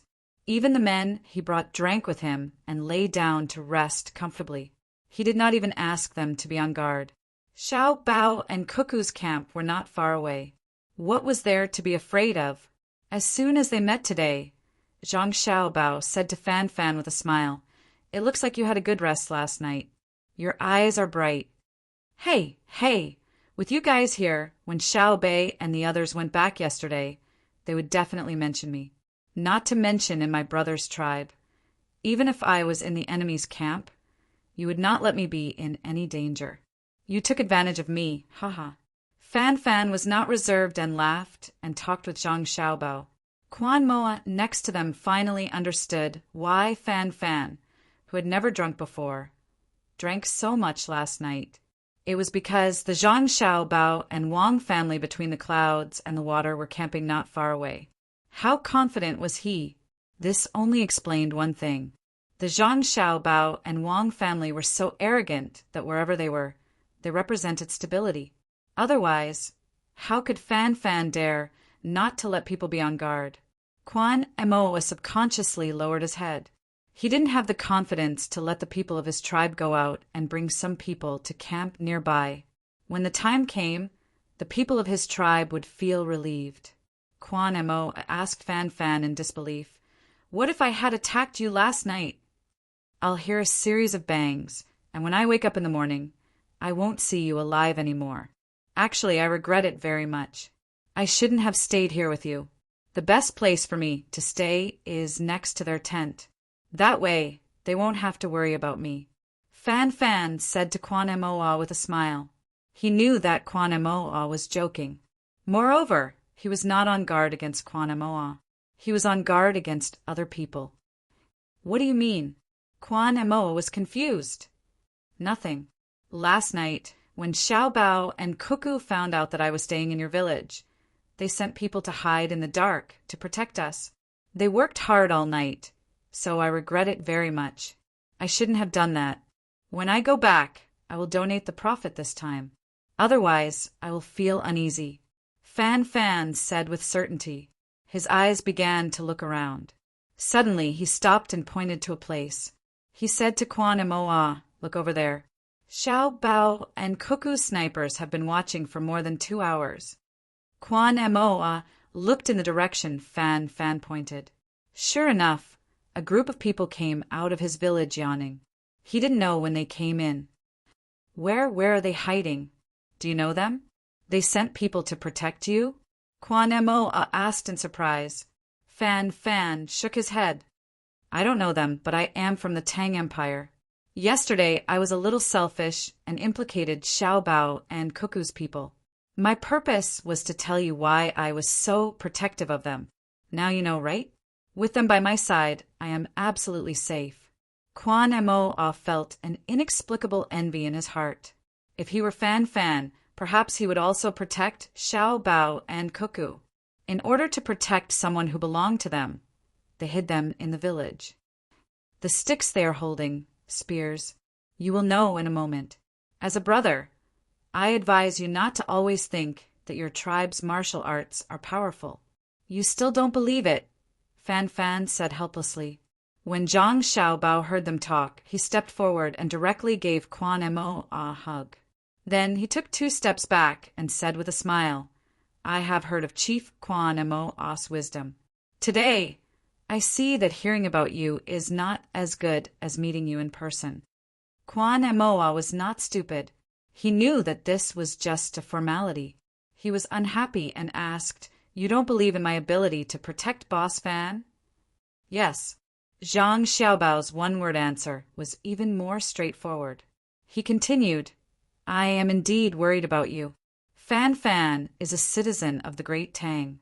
If I didn't come, I wouldn't be able to say anything. But since I am here, all citizens of the Great Tang are under my protection. In any land, I can walk around and do whatever I want. Do you dare? Not to mention other places, even here at Dianchi Lake. Are you not worried that the Meng tribe will suddenly attack? I am strong in 2 ways. To people, the strong will always be strong. To the heavens, the strong will always be stronger. Do you dare to say that? All the Tang people know that Cuckoo and I have never backed down from natural disasters. To people, we can communicate, but we will not accept any threats or intimidation. Do you not agree? Zhang Xiaobao had already seen Quan Mo's character. If you tried to reason with him, it would be useless. Besides strength, there was also sincerity. Quan Mo's breathing quickened.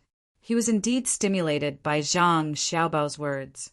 He wanted to use the method of a warrior to challenge this person who was not as old as him. But he stared at Zhang Xiaobao and gave up. He knew that he could not beat the person in front of him. Although this person stood there casually, there did not seem to be any flaws in his body, especially his exposed arms and the rolled-up trouser legs that exposed his calves. The flesh inside was in strips, which looked very obvious and not in pieces. There was also the bulging flesh on his neck. It looked relaxed, but it proved that he had a strong resistance to beatings. Quan Mo even had the thought that if he made a move, he would be defeated in the blink of an eye. Because he was also a hunter, when he looked at this person, he felt that he was facing a lone wolf or a tiger that was not big but very aggressive. Then he looked at the woman next to him, who was called Cuckoo by Fan Fan. Why did her position make him feel so uncomfortable? At the moment when he regarded the other as an enemy, he faintly felt that once he launched an attack, he would face the surging tide of the 2 people like a hurricane in Dianchi Lake. Quan Mo could not figure it out, but he would never ignore his intuition. So he looked back and forth. Quan Mo, what are you looking at? Xiao Bao, Cuckoo, they're very friendly. Fan Fan touched Quan Mo and said. Quan Mo almost cried. Friendly? Look at their positions. Which side do you want me to guard against? People who do business really have no vision. Zhang Xiaobao took a step back, and Quan Mo instantly felt comfortable. Then he heard the person opposite him say, "Hunting, directly using our normal weapons, is bullying you. Let's do it this way. First, we will let you see what our normal weapons look like. Then, we will give up this weapon and compete with you on the same level. So, you don't have to be upset or unconvinced. Cuckoo and I will accompany you, and we will hunt together. Just a reminder, don't do anything to me and Cuckoo, otherwise." Chapter 1303. Hearing Zhang Xiaobao's words, Quan Mo nodded in agreement. Originally, he did not intend to do anything bad. He had already seen that the people of Tang were very supportive of Zhang Xiaobao and Wang Wan. If he angered them, not only would they not help him collect salt, but the merchants would also not come to trade. How would he live in the future? He only said that the medicine he exchanged was very good. If he had a headache or fever, he did not need to ask for help. He only needed to take 2 pills. "I have already sent someone to inform my king. When the time comes, my king may send someone to summon you. I dare not be rude to you." Quan Mo expressed his attitude first. Otherwise, if the two misunderstood and directly left, where would he find salt? He also mentioned that the leader on his side was the great Tang's appointed vassal king. He hoped that he could use his status as the leader to pressure the 2 of them and make them stay for a few more days. When the time came, it would be easier for them to dig for salt. Zhang Xiaobao and Wang Wan were indifferent. They looked at the people of the other side's tribe and estimated the fighting strength of the other side. It was not that they wanted to fight with the other side, but when they were ready to win, they would not win too much so that they could improve communication. "When the time comes, you can go and see our king. Don't be afraid. Our king will entertain you with wine and dance," Quan Mo added. Zhang Xiaobao finally spoke. "We don't have time. Tell someone to tell him that we are not going to patrol his place this time. Let him come here by himself and wait for 3 days. If he does not come in 3 days, then don't come. If he wants to see the song and dance, he will bring his own people and wine. We did not bring much. That is our king." Quan Mo was dissatisfied. "The vassal king given by your emperor has a seal. You dare to let our king come to see you?" Before Zhang Xiaobao could explain, the merchant Fan came over. He said to Quan Mo, "Brother Mo, if King Quan Gui knows that Xiaobao and Cuckoo are here, he will be very happy and will personally come to see you. On my side, even His Majesty has to personally find Xiaobao and Cuckoo if something special happens. Except for their relatives, no one can order them. What about you? They sent people to protect you." If Fan had not lied to him, this Xiaobao or Cuckoo was definitely a heaven-like existence in the Great Tang. Without waiting for Fan to answer, Quan Mo asked Zhang Xiaobao, "Can you see your emperor as you please?" "It's not casual. In Chang, and we try our best not to go there when the court is in session. We also don't disturb Her Majesty when she sleeps. The former is because my father is an official in the imperial court. If we go over, it won't be good for us to stand there. If we stand too high up, we will press down on my father, and the etiquette will be disrupted. If we stand too low up, the other officials will be afraid. The latter is because he's resting. It's not good to disturb him, right? What if he's pampering someone, right?"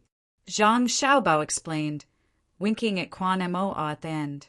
It was easy to get closer to a man when talking about men.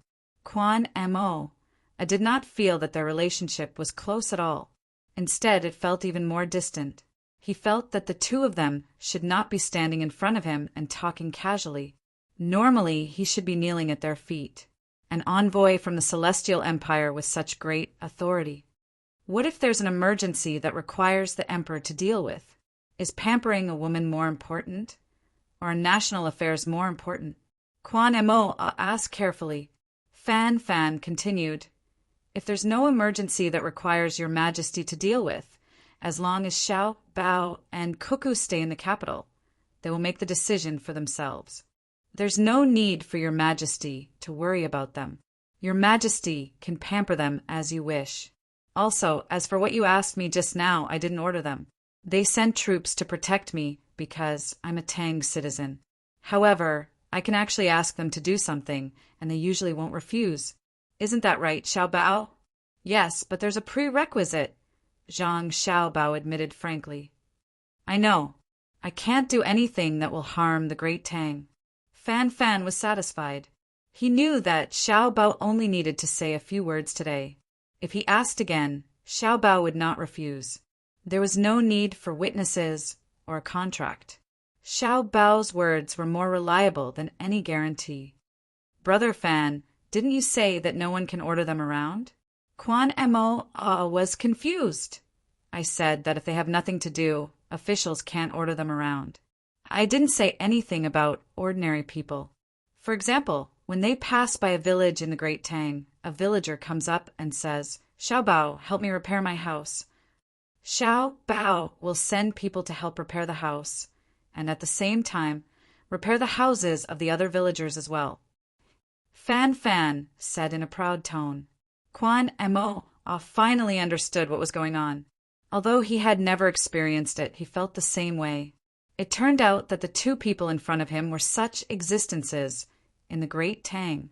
Their power could compete with the Emperor of the Great Tang, and when they loved the people, they could become the most ordinary person to interact with ordinary people.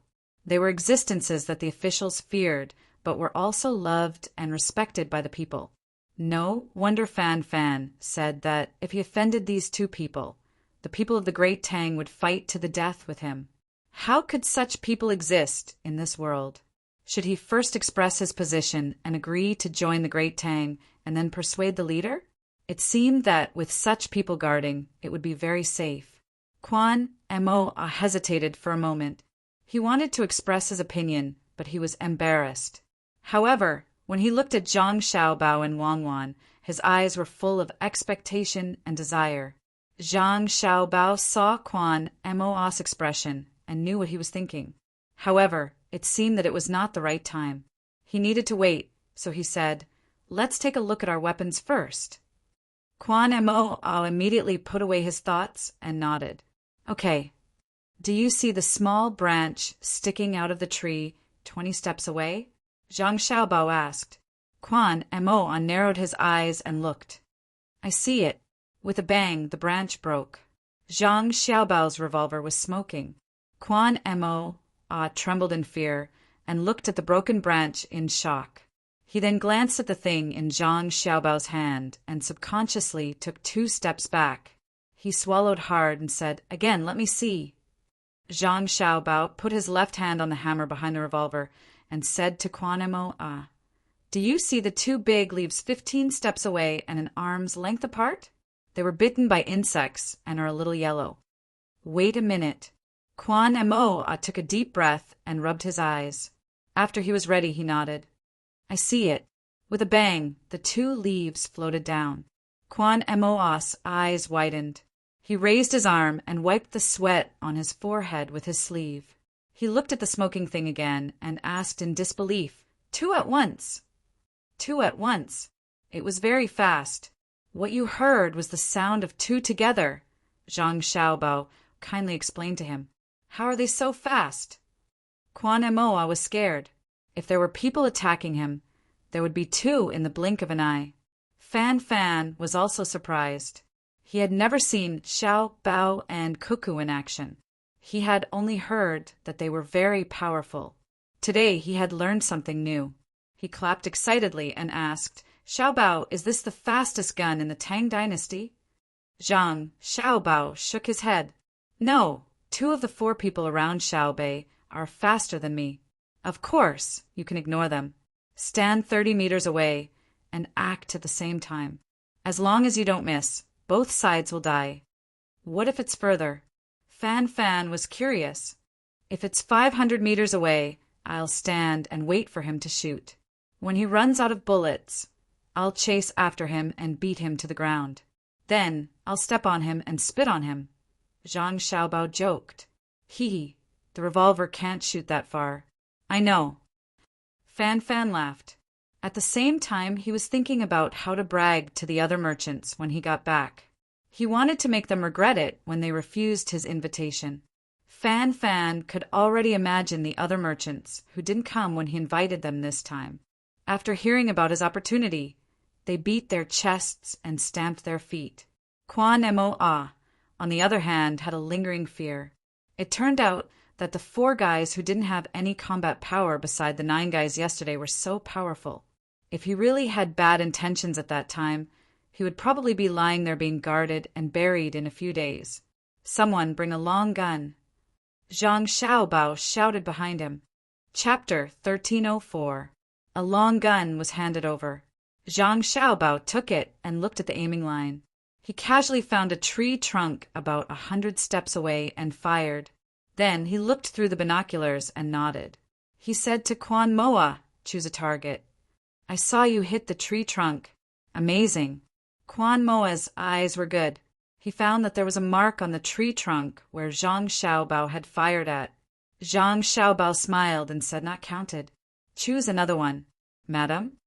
"I don't need it," Wang Wan said, but she also took a gun. She also looked at the aiming line and found a tree trunk about 100 steps away. She also hit the target. Quan Moa pulled Fan Fan, who was watching the show, and asked, "Tang's weapons are so powerful now." "It's people who are amazing. Not only are Xiaobao and Cuckoo good at using them, but you don't know they were the ones who invented the guns and many other things. They are the treasures that the heavens have given us. I warn you, don't think about them. Let's not talk about whether you can keep them. Even if you do, they won't do anything for you. There is only one word for you. Death, I know." Quan Moa didn't dare to think about kidnapping 2 people to do things for his tribe. And why should he kidnap them? It was fine as long as they surrendered. Didn't they also surrender before? It was just that their own tribe was in charge of their own territory. They didn't have a good life and still relied on Tang merchants to trade things. After they surrendered, they would send people to take care of them. He believed that their lives would be good. At least the problem of salt was solved.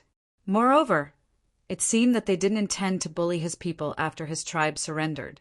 He felt that they were very easy to talk to. "Brother Fan, I think they are too kind. They will suffer a lot in the future. If other tribes are not like us and they are good to others, they may be in danger if others plot against them."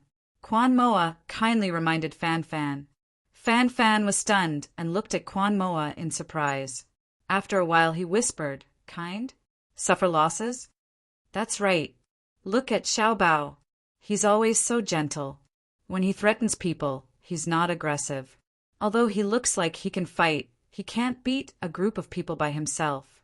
And Cuckoo, she's so beautiful, especially when she smiles. I'm old now. Otherwise, I'd have to chase after her."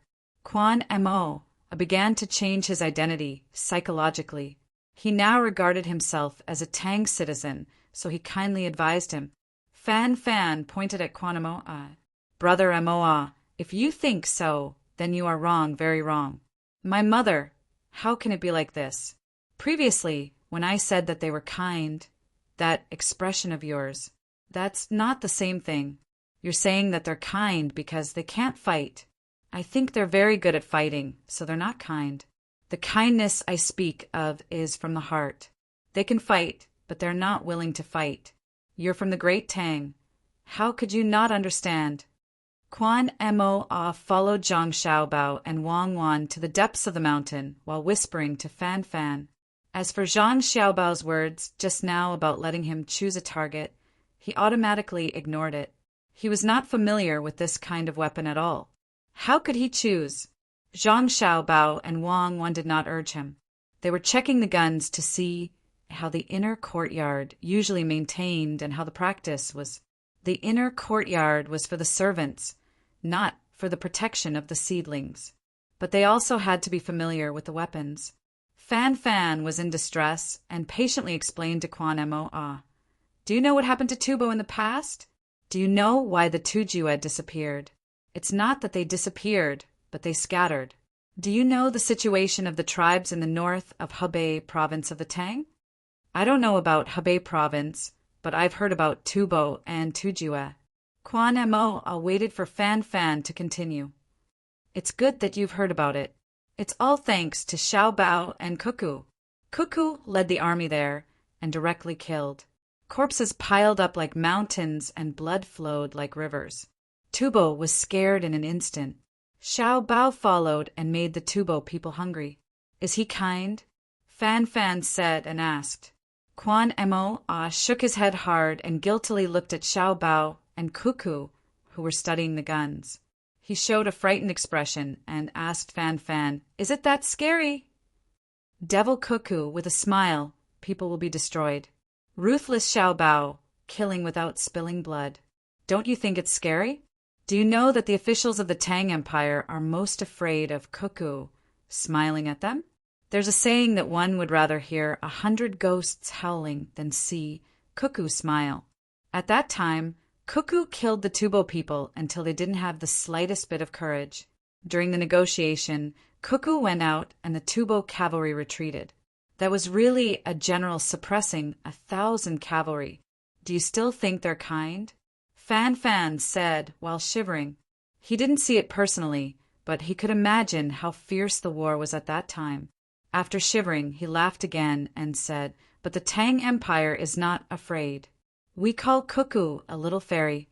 If you want to pursue her, don't mention it to others in the future. It will be life-threatening.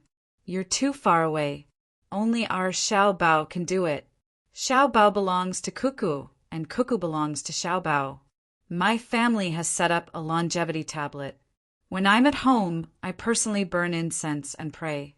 When I'm not at home, there are people who guarantee that the incense will continue. To say something disgraceful, now that His Majesty is dead, I'm just sad. After all, he was a good emperor. If Xiao Bao and Cuckoo, look at my mouth, it's so cheap. I won't say it. Fan Fan slapped himself at the end of his words. Quan Moa figured out everything in an instant and no longer had doubts in his heart. He said to Fan Fan, I understand. It's because of Cuckoo and Xiao Bao that you can do business safely. Yes, everyone in the Tang Empire is grateful to them. So 3 years ago, their caravan between the clouds and the water came to set the price, and we followed it. We can't not follow it. Xiao Bao's dignity can't be challenged. Otherwise, the consequences will be terrible. This is fear. But when we choose to follow it, it's not fear first, but respect first. Fan Fan mentioned the past and told Quan Moa that their tribe should be grateful to Xiao Bao. Quan Moa decided that he had to find an opportunity to express his opinion. Otherwise, when Xiao Bao and Cuckoo left, he would lose such a good opportunity. But there was something he couldn't figure out, so he asked Fan Fan, Since they are so powerful, why don't they just use force to subdue us? Our long things and short things guns? It's easy for them to subdue us. Because you speak the same words as us and use the same language. Xiao Bao and Cuckoo have always regarded you as one of their own and couldn't do it. And the 6 Zhao in the West participated in the conspiracy of the Jiangnan Society. The 2 of them should give them a chance and cherish it. Don't push them too far. Their retreat is not cowardice. In fact, Xiao Bao and Cuckoo have always compromised with the Tang Empire. Xiao Bao's ability is something that only businessmen can imagine. Have you heard of the top list of billionaires? Fan Fan asked. He didn't want Quan Moa's tribe to disappoint Xiao Bao and Cuckoo. Quan Moa nodded. The businessmen who came here said that you can't get in at all. I know. It said that it's very powerful. Everyone on the list has a lot of things and money. Yes, I can't get in. I have too little money, and I can't make more profit when I operate. The top 3 were all taught by Xiao Bao, and Xiao Bao is above the list, like an eagle in the sky. Fan Fan's heart was full of infinite yearning. Quan Moa got to know Xiao Bao again. Following Fan Fan's words, he looked up at the sky. There was indeed an eagle in the sky. It was so white like a cloud. If one didn't look carefully, they wouldn't be able to tell that it was an eagle. So his eyes lit up, and he first discussed with Fan Fan. How about letting them hit that eagle? Hit you. Fan Fan felt that Quan Moa had become stupid after seeing the people from the Zhang family and Wang family. He said angrily to Quan Moa, "That's Shui Yun, General Shui Yun. He's an official of the Tang Empire. Not to mention that he can't fly so high. Even if he can, who dares to hit him? Who is willing to hit him? If Shui Yun gets tired of flying one day and lands in my house, I will kill the smallest lamb and feed it to Shui Yun. My lambs are raised to be roasted whole." The white eagle in the sky is a general? Quan Moa felt that it was unbelievable. Yes, Shui Yun participated in the war against Tubo. He helped to deliver information, helped to kill people, and also stopped the Tubo's eagles from flying. He's very powerful. Without him, the war with Tubo would have been delayed. His evaluation was Endless Blade of Guanshan, throwing head to death on the battlefield, Lingtian, who dares to fly, guarding 1,000 miles with one eagle alone. At that time, there were less than 10 eagles raised by Tubo facing Shui Yun, and they didn't dare to fly. Tell me, how arrogant is the white eagle you see now? Most importantly, he can help to deliver information from the capital to Tubo, flying back and forth. Can you bear to kill him? When Fan Fan was talking to Quan Moa, he didn't forget to wave at Shui Yun. Shui Yun gave him face and slid down, landing on a nearby branch. It chirped at Fan Fan, flapped its wings, and landed on the gun on Zhang Xiaobao's arm. It rubbed its head against Zhang Xiaobao's face, appearing very intimate. "Where did your family go?" Zhang Xiaobao also rubbed his head against Shui Yun's neck and asked, "Quack, quack." Shui Yun chirped twice and turned to look at Dianchi Lake. "Oh, they're catching fish in the water? Tell them to throw the fish they caught into the tent. I'll cut them into thin slices for you at night. Add a little salt and some yellow rice wine." Zhang Xiaobao gestured with one hand and said to Shui Yun, "Quack." As long as one was a normal person, they would be able to hear the joy in Shui Yun's voice. Then, Shui Yun flew away with the help of Zhang Xiaobao's gun. Fan Fan's eyes moved. Quan Moa directly prostrated himself on the ground, bowed to Bai Ying, and then kowtowed to Zhang Xiaobao. At this moment, he was completely convinced. That was an eagle. They could actually communicate like this. "Xiaobao, tell him to come back.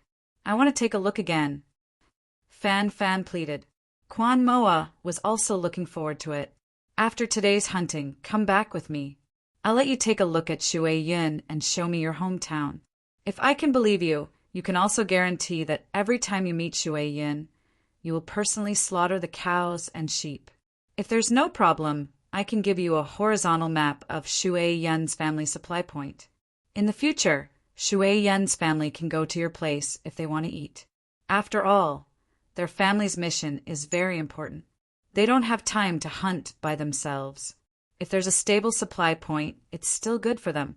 Now, it's always been my family's business that has such a map." Zhang Xiaobao said to Fan Fan. Fan Fan hurriedly promised, trembling with excitement, "Don't worry, I'll eat first.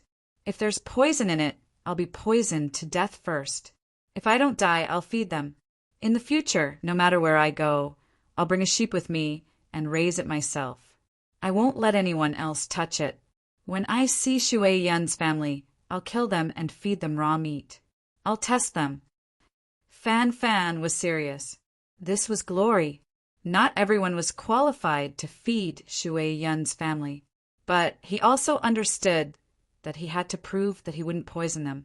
"Okay, apply. Find more than 6 guarantors. The family members must have no criminal records. At the same time, there must be more than 200 of them.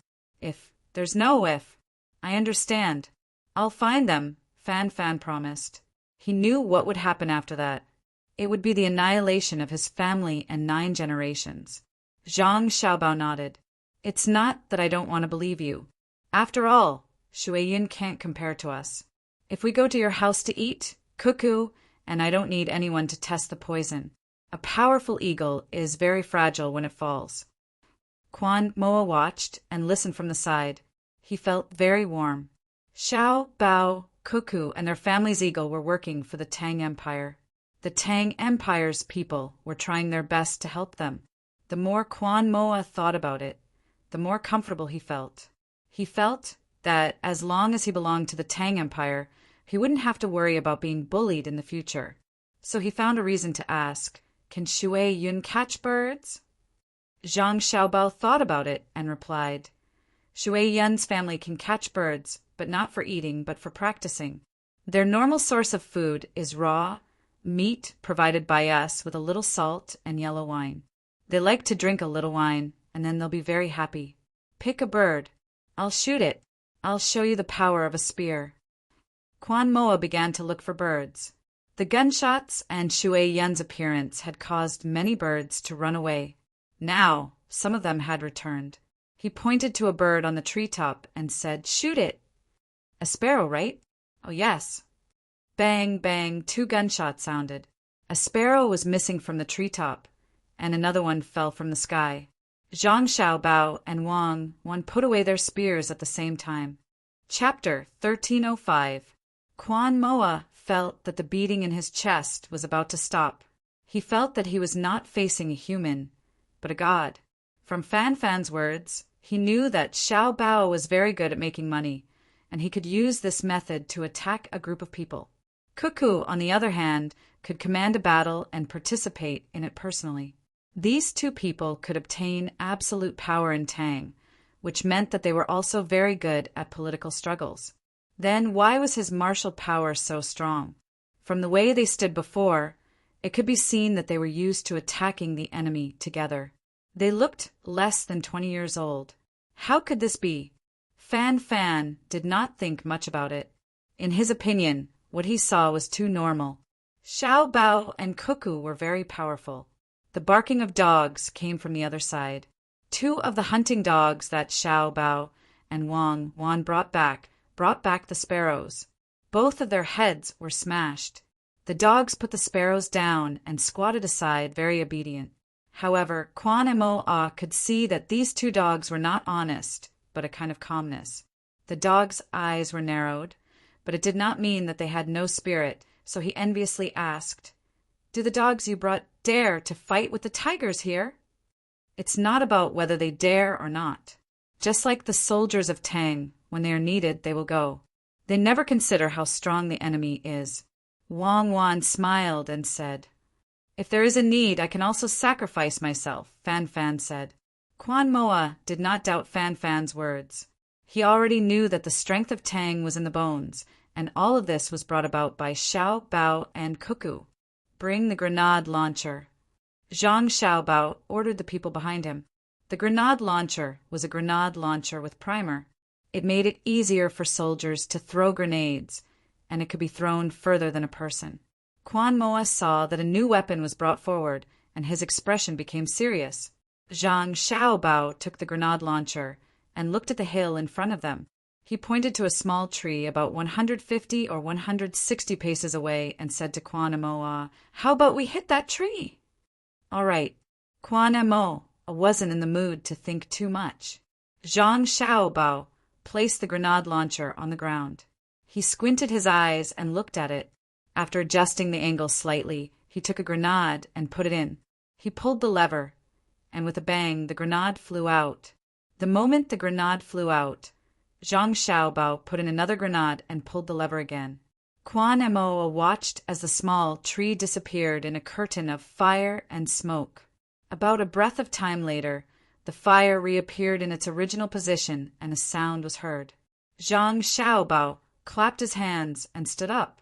Wang Wan looked at him and said, "Not bad." The first shot hit the target directly, and the second shot 3 meters behind. This is how mercenaries usually use it.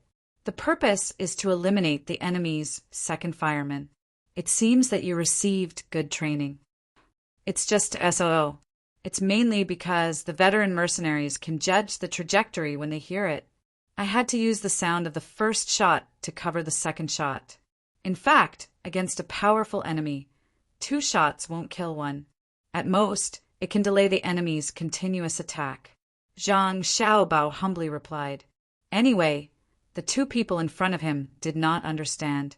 "Quan Mo, ran over as fast as he could to check the situation. He saw 2 small pits in front of him.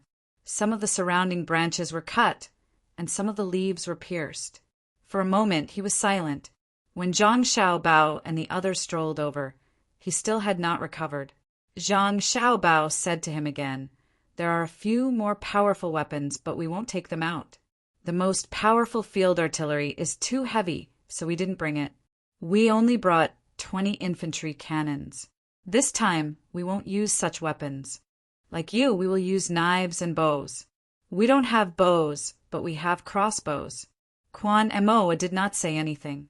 He did not know what a field artillery was, or what an infantry cannon was. Fan Fan was anxious. "Xiao Bao, what if you don't bring powerful weapons? What if you need to fight? I'll go back immediately and organize the other caravans.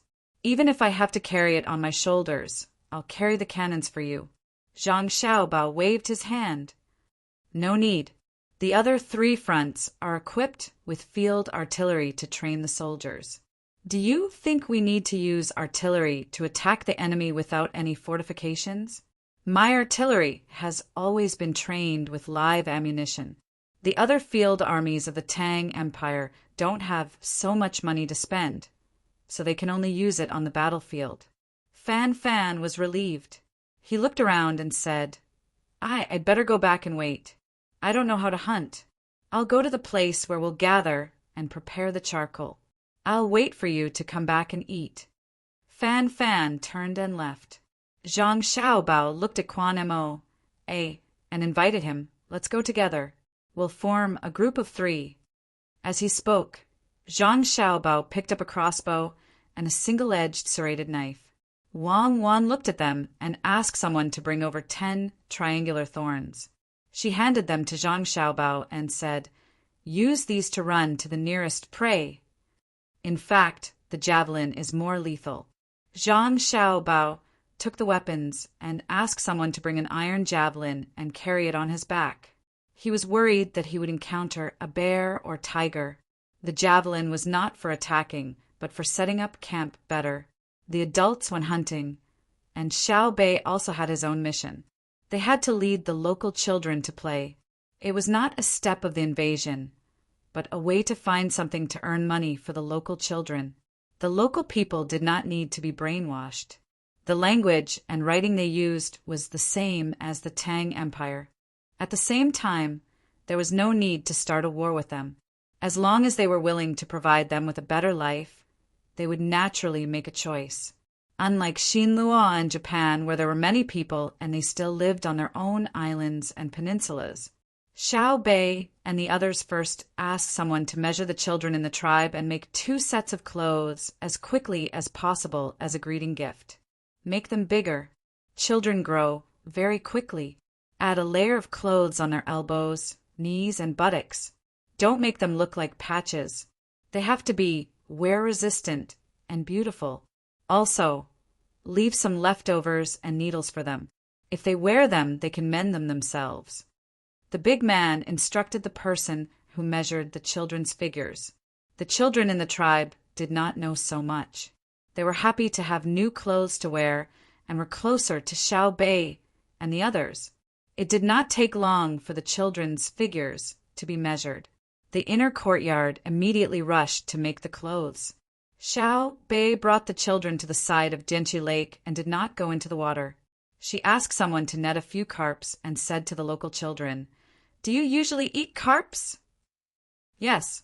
A few children shouted together. "There are many bones." There were also children who pointed out the bad points of this fish. "I know there are many bones. How do you usually eat it?" Xiao Bei asked. "Boil it and add salt," someone answered. "Roast it and brush it with salt water. Eat it raw. It's not delicious." Xiao Bei and the others listened. When the children finished speaking, she said, "Don't eat it raw in the future. There will be invisible bugs that will drill into your body, drink your blood, and eat your flesh. If it's braised, you won't be able to prepare so many seasonings. I'll teach you a good way to eat it, steaming it. Put a grate in the pot and a plate on the grate. Put the cleaned carps in it and put some onions, ginger, and so on. Don't forget to add salt. Just like that, it's very fresh when steamed. What's ginger? A child asked. Xiao Bei was stunned and asked, You don't have ginger here? Seeing the children shake their heads, Xiao Bei raised her hand and gestured. All right. We'll have it in the future. I'll get someone to ship it over after it's cultivated. These merchants are really stupid. They don't know how to ship it over to sell if they don't have ginger locally. It's probably like what Brother said in the story. 2 shoe sellers ran to a place where the people there were barefoot. One felt that they couldn't sell because they didn't wear shoes. The other felt that he had struck a fortune because the people here didn't wear shoes, let alone make shoes. The locals don't eat ginger because they don't have it. It's hard to find wild ginger, let alone cultivated ones. If we get someone to send more ginger and teach the locals how to cultivate it, they'll love to eat it. Xiao Yuan added.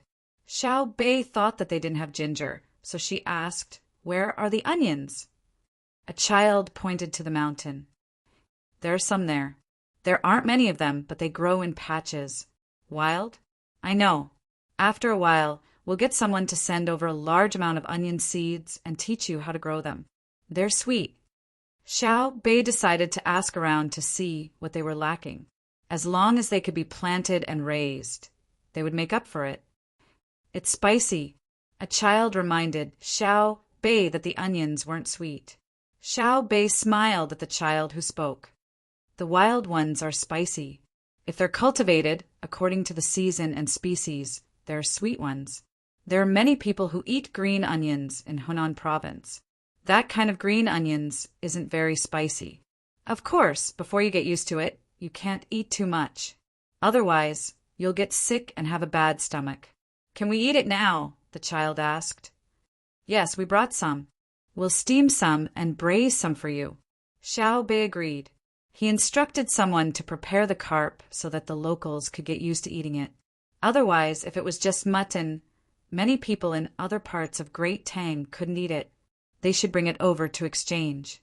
Dinchi Lake was so big, it would be a pity if the aquaculture industry didn't develop. After Xiao Bei made the arrangements, someone began to clean up the carp in front of the children. They nailed the cap of a soda bottle to the bamboo and scraped off the scales of the carp. The children were dumbfounded. It was too fast. So the scales could be removed like this. The carp was cut open with a knife, and the innards were taken out in an instant. One carp was finished.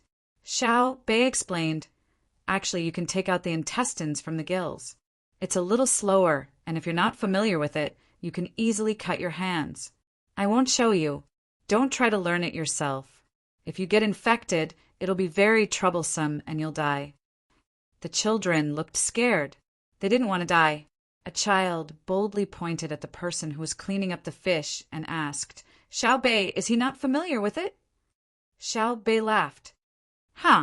If he's not familiar with it, there aren't many people in Great Tang who are familiar with it. This is the best chef in my family. Actually, he shouldn't be doing such a small job. There are other small workers. I chose him to do it so that you can eat the best delicacies. Xiao Yuan added, Today, I'm not talking about eating carp. I'm talking about giving you another way to earn money, the things that are processed from the carp. There are 2 more chapters today. Occasionally, on my birthday, I'll add another chapter. Chapter 1306. Let me say it, let me say it. The moment Xiao Yuan finished speaking, Xiao Nan interrupted. The children looked at Xiao Nan again. To them, it didn't matter who said it. Xiao Nan smiled and said, You will have to study in the future. When we leave, we will leave behind 200 people to help develop the local area. We will also leave a few to teach. However, there are too many children and we can't teach all of them. We need other people from the Tang Empire to be your teachers. There is a problem. Teachers are also people and have to eat. We can't expect them to be virtuous enough to contribute for free. We have to give them money. In the past, we gave them meat, which is called tuition. If you come from a distant place and don't give them enough money, most people won't be willing to teach you. So you have to earn money yourself by learning tools and give the teachers a salary. Then you. Oh, are the children from other places in the Tang Empire the same? A little girl asked. She wanted to study, but as a girl, she knew that she had no hope unless she could solve the money problem herself. Hearing her question, Xiao Nan showed a sad expression. After thinking about it, he told the truth.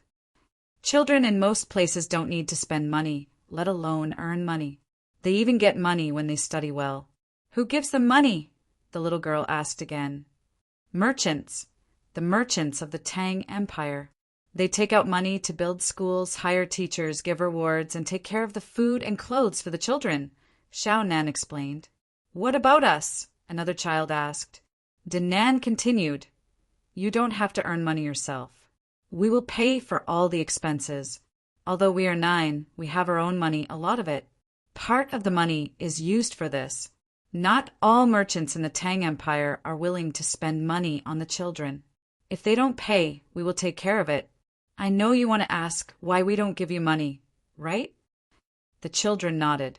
They were all from the Tang Empire and were willing to be taken care of by the Tang Empire. What was the difference? Some of the children even started to get angry, feeling that the 9 children in front of them were alienating them. Xiao Bei coughed and said, We don't give you money for your growth. Your tribe is different from the Tang Empire. It's not that you are stupid, but that you are inexperienced and can't outsmart others. There are older children. Do you remember the price you paid when you exchanged goods with them 3 years ago? Very cheap, isn't it? Then my family's caravan came over and raised the price. You realize that you were at a disadvantage before, right? Yes, they are too bad. It turns out that a caddy of monkey head mushrooms can be exchanged for so many things. They only gave us a little bit in the past. You guys are really good. You guys set the price, and then the merchants all exchanged according to this price. No one dares to use the previous price. Are they afraid of you guys? A 13 or 14-year-old boy, or perhaps a young man, angrily said a few words, and then asked the doubts in his heart. He also understood that it was impossible for a caravan to come and say the price, and all the other merchants would do as the caravan said, especially after the caravan between the clouds and the water never came again. But the price was still the same. If the merchants suddenly became better, then why did they keep the price so low before? Xiao Bei nodded proudly. Yes, they're afraid of us. More accurately, they're afraid of my brother. My brother said that if all the merchants of Great Tang were to take out 1 out of 10 of their stocks and give it away for free, the merchants of Great Tang would have to give it away for free. They wouldn't even dare to lie about their stocks. That's what he meant. My brother wouldn't let people give things away for free. Even if my brother is penniless, he just needs to shout and ask for money, and within a day, someone will give him tens of millions of strings of coins. You won't understand if I tell you. Anyway, it's a lot of money. If you buy food, you won't be able to finish it even if you eat for a lifetime. The children in the tribe all opened their mouths and eyes wide, as if they were listening to a fairy tale. Why? A child asked. Xiao Bei waved his hand. It's a long story. You'll know in the future. Then, you'll be proud of being a citizen of Great Tang. Now, I'm going to talk about why we don't give you money. To be honest, a little is enough for you to study and live a life. But at that time, you won't understand the local things and will be at a disadvantage when you grow up. We can't protect you forever, right? If you lose out on the contract, you won't be able to reason it out. If you get angry and use violence to solve the problem, you'll only harm yourself. If we let you work now, you'll be familiar with your local specialties, advantages, and shortcomings. When you go to other places in the future, you'll compare with the local specialties and aspects. Then you'll know what you need the most and how much the things and services here can be sold for. When Xiao Bei said that, the children felt that Xiao Bei and the rest were thinking for them and became close again. Xiao Bei didn't wait for them to ask again. He took the initiative to say, let's start with the carp. There's a lot of medicine on the carp, such as the eyes, scales, skin, and blood. The eyes and blood aren't easy to preserve, and the skin is troublesome to cut. Why don't we collect the scales, dry them, and sell them? Don't throw away the bones, either. It's the same for the bones of other fish. Keep them, dry them, and add the shells of the shellfish in the pond. If they're ground into powder, they can be used to feed livestock and poultry. For example, if a chicken lays an egg with a soft shell, the shell will harden when it's eaten. At the same time, the chick will grow faster. This was the first time the children in the tribe heard that fish scales and bones could be exchanged for things. It was the same for the shells in the pond. The tide would wash up a lot of things with shells. Also, when it rained heavily, the water level would rise and the water level would recede, leaving behind a lot of shells. They're all eaten by the birds. A child thought of the flocks of birds that landed on the shore or went to the shallow water to eat. He felt distressed. Birds ate shells that could be exchanged for things. Yes, birds like to eat them. There's also small fish and shrimps. Look at the ones flying in the sky. My brother and sister call them red-beaked seagulls. The shells you pick now can only be used as fodder. Dry the meat and put a little salt. When you sell it, you can give it to people who don't have or lack it as snacks. Then, there's also some damaged shellfish. You can dry them too. That's to say, pick the good ones and sell them. Keep the bad ones and ensure the quality. It's to let others know that everything you have is good quality. Yes, that's what it means. What do you do with the bad ones? Grind them into powder, like the bone powder and shells. I'll teach you how to make a kind of noodle food, bread. Put the powder into the noodle and bake the bread to feed the red-beaked seagulls. Xiao Bei explained the use of everything in detail to the children. If she didn't have to go with her brother and sister, she would have wanted to stay. Dianqi Lake scenery was really beautiful. Moreover, she heard from her brother that the weather here was good. Living here for a few months was not bad. Unfortunately, she had no choice. The local children did not understand. Other things could be used to exchange for things they needed. Things that should have been thrown away had to be specially made and then fed to the birds. Birds were not chickens. If they were raised, they could eat eggs and meat. If the birds finished eating and flew away, wouldn't they be tired for nothing? I don't want to feed the birds, a child said unhappily. How else should I say that you need to learn? Xia Yuan looked like a child who couldn't be taught. You can't do without knowledge and experience. Now, you only see the things in front of you and don't think about the future. Dianqi Lake, what a beautiful lake. We are now building dams and digging canals. In the future, we will build pavilions and corridors in the shallow water areas. There can be boats on the lake, barbecues on the shore, and restaurants. Our Tang people are getting richer and richer. Our productivity is catching up. In other words, we produce a lot of things and can't use them all up.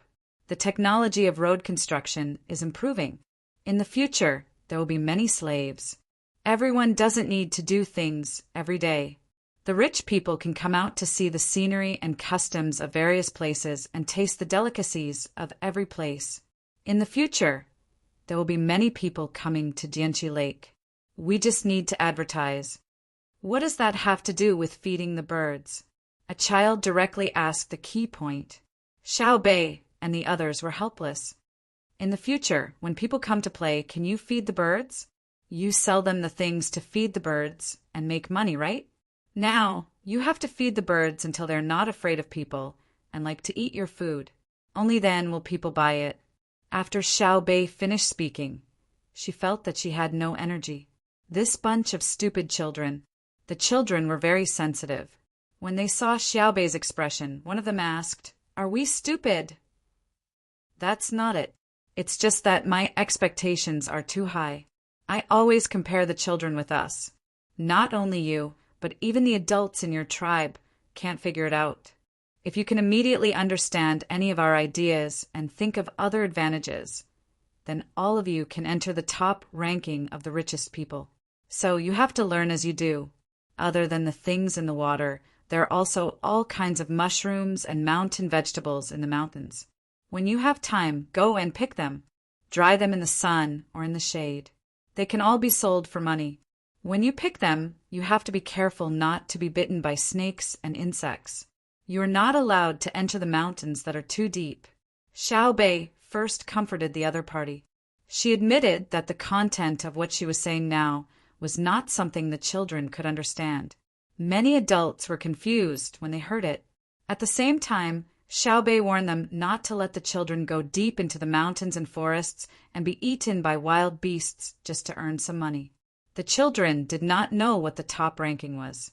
They knew that Xiao Bei and the others were better than them, so they did not understand a lot of what she said.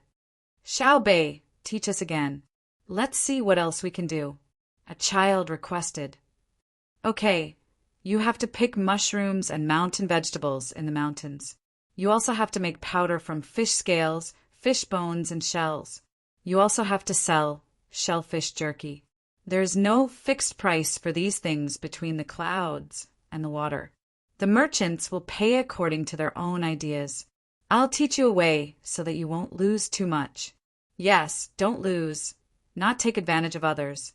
You won't be able to take advantage of others unless we do it ourselves. Xiao Bei did not forget to show off her skills. The children in the tribe laughed and continued to listen carefully. They had never been told this before.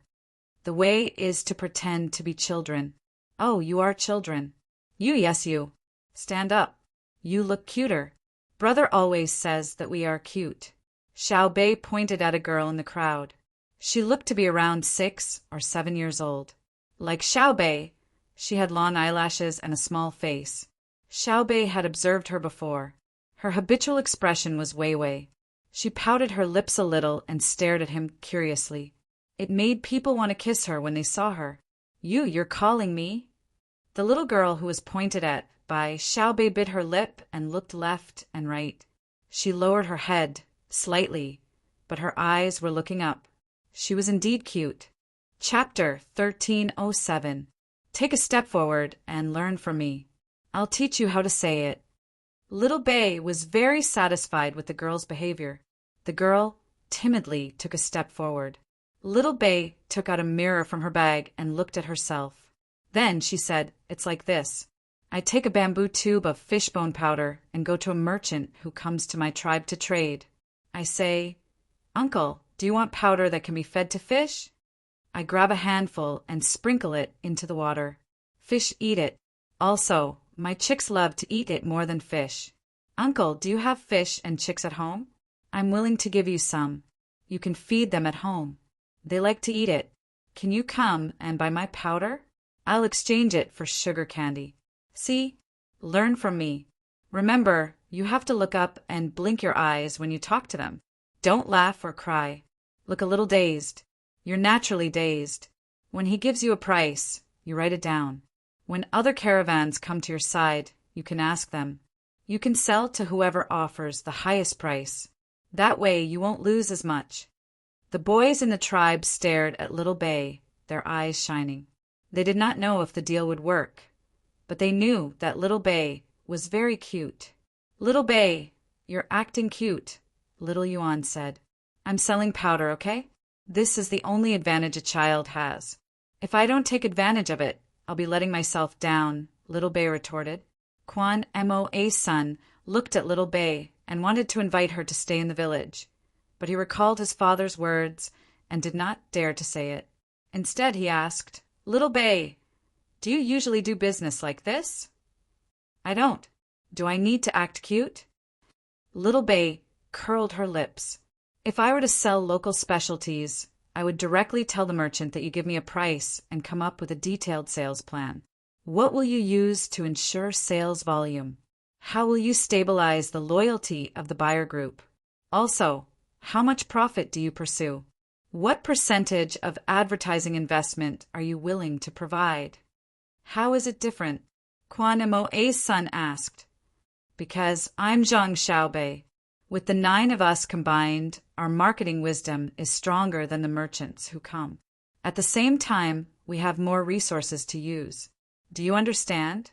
If you want others to respect you, you have to become strong first. The more you know about a certain industry, the less people in the same industry dare to bully you. We no longer need to rely on our identities as brothers and sisters. We can sit on equal footing with ordinary merchants.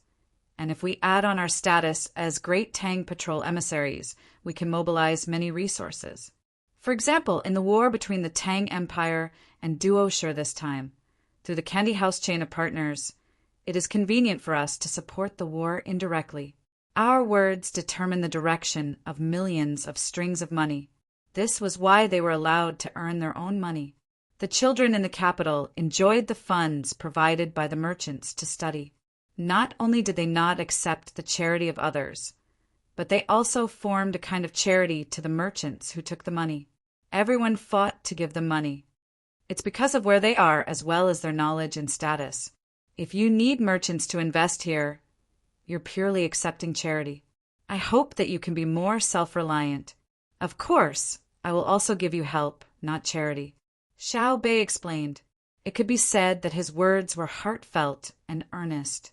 After that, she took out a stack of money from her bag, counted out 100 notes, and handed them to the tribe leader, Quan Mo's son. Take this, 10,000 strings of coins. Each note is 100 strings of coins. The purchasing power. Oh, how many things can you buy with this? Just take one note and buy enough salt from the merchants to feed your entire tribe for 3 years. And it's the kind of salt that you eat with all your might under the circumstances of a 9-fold difference. If you want to use it all to buy salt, your tribe can eat for 300 years. This money is for you. When the tribe is in trouble and needs money, you can use it, but you are not allowed to use it to buy luxury goods. If I find out who bought luxury goods, I will make him lose his life. Our money is not so easy to cheat. Xiao Bei first introduced the purchasing power and then threatened. The children in the tribe had no concept of buying other things, but when it came to salt, it was much more intuitive. The stack of money in front of them could buy the salt that the tribe ate for 300 years. Quan Mo's son looked nervously at the other 8 people, afraid that the 8 of them would ask for all the money back. 300 years of salt was really scary. After a while, he took out another note in embarrassment and handed the others to Xiao Bei. 1 is enough. Give us all the money. You have no money to use. Huh? Xiao Bei laughed. Give you all our money? Do you know how much money we have? The money we earn in a day is twice as much as what you have. Money is just a number to us now. If we use a part of this number to improve the lives of others, we will be happy. We don't care about money. We only care about how others use it. Why do you think we need a lot of money? We eat and we're at home. Our family has more money than us. What we are worried about now is how to spend it, not how to save it in the bank to earn interest. Xiao Yuan and the others nodded. They indeed had so much money that they had nowhere to spend it. Every time they took out a sum of money to spend on the Tang dynasty's children's welfare, they would earn more. The main reason was that the brand of the Precious Candy House chain was too strong. The children of the rich would definitely choose to spend money at Precious Candy House. Even the adults liked to play at Precious Candy House's amusement park. Quan Mo's son couldn't believe it. His voice trembled as he said, "With money you have power." You also know about power? Power is not obtained by money. It is given by the people. Power itself has no value. Its value is reflected in how much benefits the person who enjoys the power can bring to the person who gave it to him. Even if we don't have money, we still have power because the people trust us. Power is invisible. Whether it is abused or not depends on who the power holder uses the power on. Forget it. You won't understand even if I tell you. Many people forget the root of power. Every time they seek benefits for themselves, it's a blasphemy against power. What's dirty is not only the transaction of power, but also their soul. When they die, they definitely won't be able to close their eyes. Xiao Bei said a lot and shook his head. He felt that it was impossible to communicate with ordinary children. Quan Mo's son really didn't understand, but he knew that he had money now. He could buy salt for the tribe to eat for 300 years. He considered whether to buy more and save it for later use. Xiao Hai seemed to see through the other party's plan and hurriedly said, "Don't buy salt. There will be salt soon. It won't cost you money. Eat as much as you want. If you can't think of how to spend it, keep it. There's no need to be afraid of depreciation. This is because after productivity increases, the depreciation of money is on luxury goods and medium-sized products, not low-end goods that are affected by productivity. I've said too much again. Anyway, you just need to know that this money is very useful.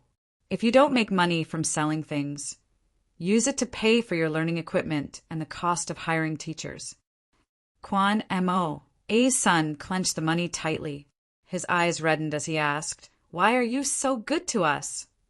"Because you admit that you are from the Tang Empire. We have always treated our own people well. If it were a child from Japan or a child from Shinlua, I wouldn't care if they died," Xiao Bei said in a very domineering manner. After thinking for a while, he said, "Actually, the children in Japan and Shinlua are not bad either. They were invited to the capital, including their families. Back then, we were the ones who suggested that the best children from the Tang Empire be chosen to come to the capital. It was a very simple purpose. In the end, my brother and sister found out and came up with a series of plans. Sai, we are still too far away from them. Every time we feel that we are powerful, my brother and sister will use the actual situation to let us understand that we are still very ignorant. Yes, ignorant." The children in the tribe were speechless. "Xiao Bei, are your brother and sister much more powerful than you?" Kwan Mo's son asked. "Generally. You don't understand at all how difficult the negotiations between us and them were. When we tried our best to think of something to take advantage of them, they easily offset it. This is the result of them only defending and not attacking. Otherwise, why do you think the merchants who came to trade with you listened to my family's caravan between the clouds and the water? What they are afraid of is not my family's power, but my brother's methods. Economic problems must be solved by economic means. This is called Jianghu matters, and in Jianghu. This kind of confidence is the root of their fear. Are you confused again? You will understand in the future. The more you know, the more you will realize your ignorance." Xiao Bei looked very wronged. He pouted and said, the children in the tribe were also afraid. They had thought that Xiao Bei and the others were the most powerful. They had never thought that they would also be bullied. Kwan Mo's son gently rubbed the money with his hand. He was still worried and asked, "We took your money. What do you need us to do? For example, tell the adults to quickly become Tang people." "There's no need," Xiao Gang said bluntly. "If you don't tell the adults, we will still give you the money because you told us that you admit that you are Tang people. If you want to repay us when you have a lot of power, remember to do good things for the people of Tang. When you have money, remember to provide a stable learning environment for the other children. Passing on the torch is the foundation of a nation and a country. What we do for you today is what you need to do for others tomorrow.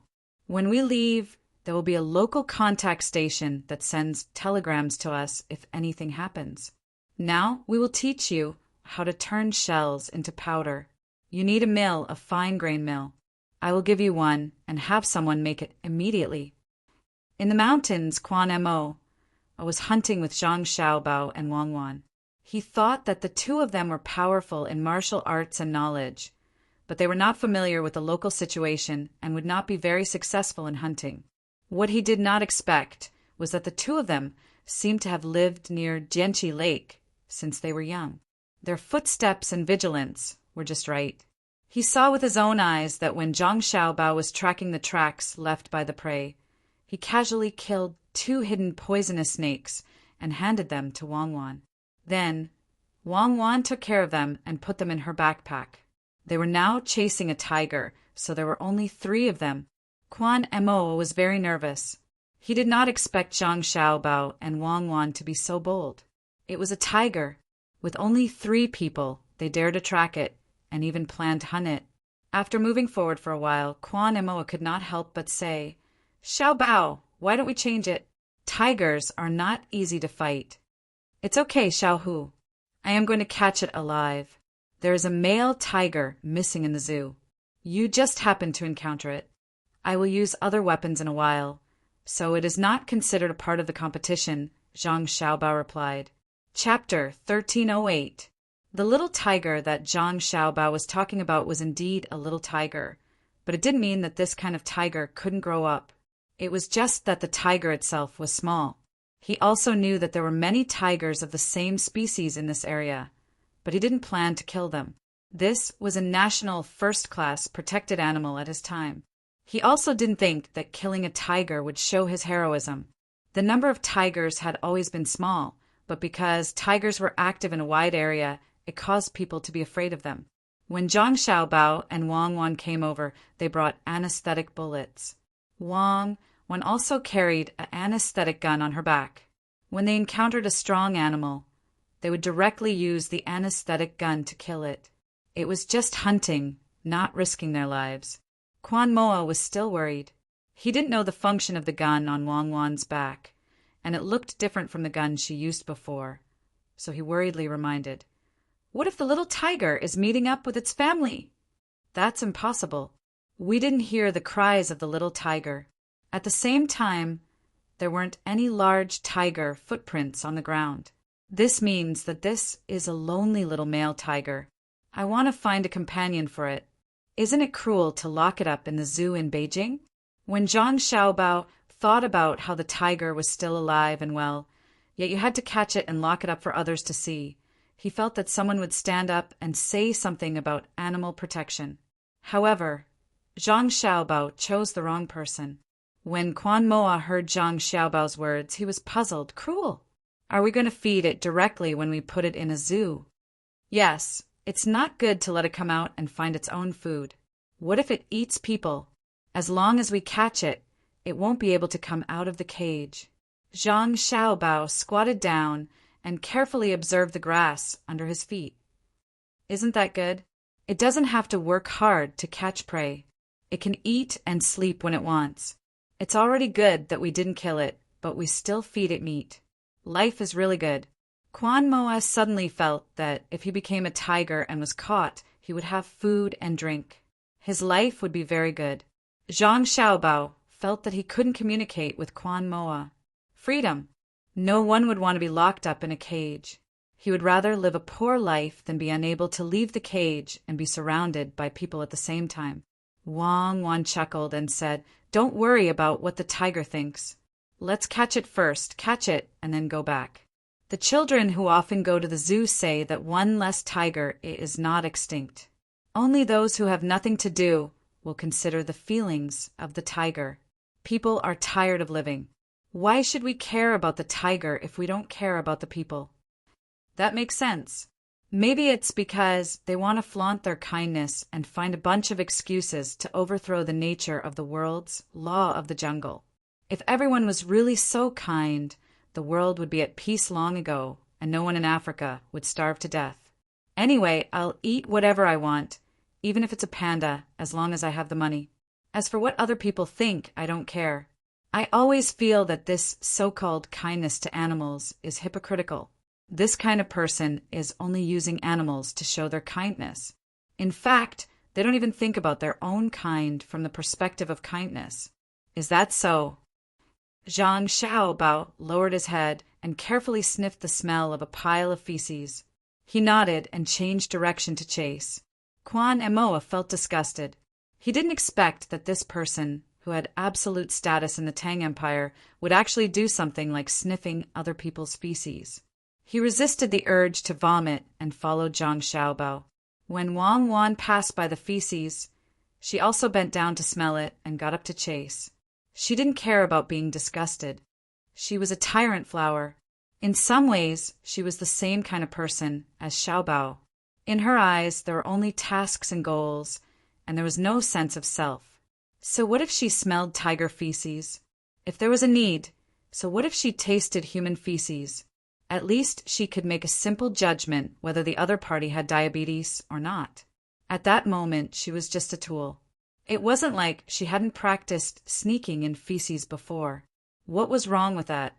In the pursuit of life, other than being alive, everything else was empty.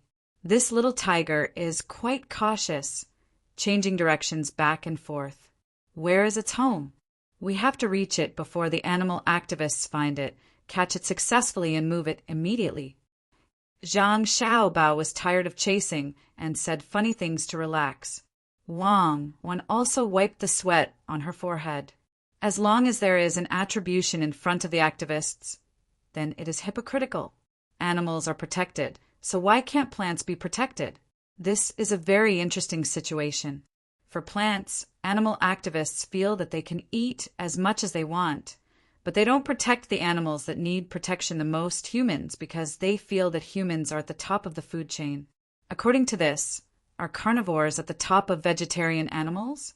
Will they attack carnivores in order to protect herbivores? No, because they feel that this is natural elimination. The basic theory is reflected in the fact that animals are not as smart as humans. But are plants smarter than animals? Are the lives of plants not lives? Therefore, their kindness is selective. Isn't that so? People say that they can be killed, but not abused. As a human, it is better to live a bad life than to die a good death. Tell me, to a person who has committed a death sentence, what would he choose if he were to be whipped every day but not killed, or directly killed and not whipped? I am not saying that I don't want to protect animals. If they are rare, then I will protect them. The purpose is different. They protect animals because they think that they are animals and feel pity for them.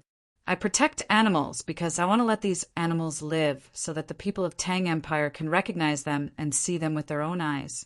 Therefore, animal activists are hypocrites who flaunt their sincerity. They are narrow-minded people who show their love for humanity. The best way to describe them is that they have nothing better to do. Zhang Xiaobao also said. Quan Mo looked at Zhang Xiaobao and then at Wang Wan. She begged, "Can the two of you speak human language? I don't understand." Zhang Xiaobao looked at Quan Mo with a happy expression. He said to Wang Wan, "Look, our brother Mo understands thoroughly. Why didn't I think of this? I should say this to animal activists. Can you speak human language? I don't understand." Okay, you don't have a chance to say this. Where is the tiger? Wang Wan pitted Quan Moa. He followed the two of them. Most people would not understand the communication between the two of them. It was a connection that transcended time and space. No matter what she said, it was a kind of happiness for her to come here with Xiaobao. If it was her, even if there was a man who cherished her, would he understand if she told him that the main purpose of the aircraft carrier was to provide a landing and supply platform for planes? That was a kind of indescribable loneliness. "Xiaobao, it is good to have you," Wang Wan said to Zhang Xiaobao. Quan Mo frowned. "The two of you can still say such mushy things at this time? It is good to have you." Zhang Xiaobao held the binoculars and replied, "Because you have the anesthetic gun on your back. Look through the binoculars. On the left, about 20 degrees, which is the direction of 10 o'clock, there is a beautiful little tiger. It is looking at me. Quick, take the gun down and climb up the tree. I hope it does not practice this skill." Who said that tigers can't climb trees? That is because the big tiger is too heavy. The small one can climb up. Choose a place. I will cover. You prepare to shoot. We need a bait. What should we do? Don't look at me. I am not going to rush over. Quan Mo finally understood Zhang Xiaobao and Wang Wan's words at the critical moment. Okay. Let me observe first to see if it is full. I hope it is hungry so that it will be interested in us. I can't tell. Let me calculate. Cuckoo, you go forward first. If the tiger runs over, you run to me. I will support you up the tree behind. If it does not come over, you first occupy the commanding position. I will follow and send you to the tree 30 meters in front. I will continue to move forward and lure it over. Zhang Xiaobao analyzed and said to Wang Wan. Wang Wan immediately picked up the gun and walked forward. At the same time, she observed her feet. She did not want to be tripped while running. This kind of low-level mistake would lose face for Ba Wang Flower. Even if she knew that she would fall, Xiao Bao could make her not be in a dangerous situation. What about me?" Quan Mo asked anxiously. Xiao Bao did not seem to mention what she should do. "You go up the tree first. I will give you a binoculars to play with. Remember to return it to me later. You are not qualified to have it." Zhang Xiaobao handed over his binoculars. Quan Mo excitedly received it and looked at Zhang Xiaobao worriedly and asked, "What about you?" "Go up quickly. Do you still need binoculars more than 300 meters? Before, I was looking for the target. Now that the target has been determined, how can I not keep an eye on it from 300 meters away? How can other people snipe from 800 meters to 1,000 meters without a scope?" Zhang Xiaobao urged. He took out a tri-edged thorn and approached Wang Wan.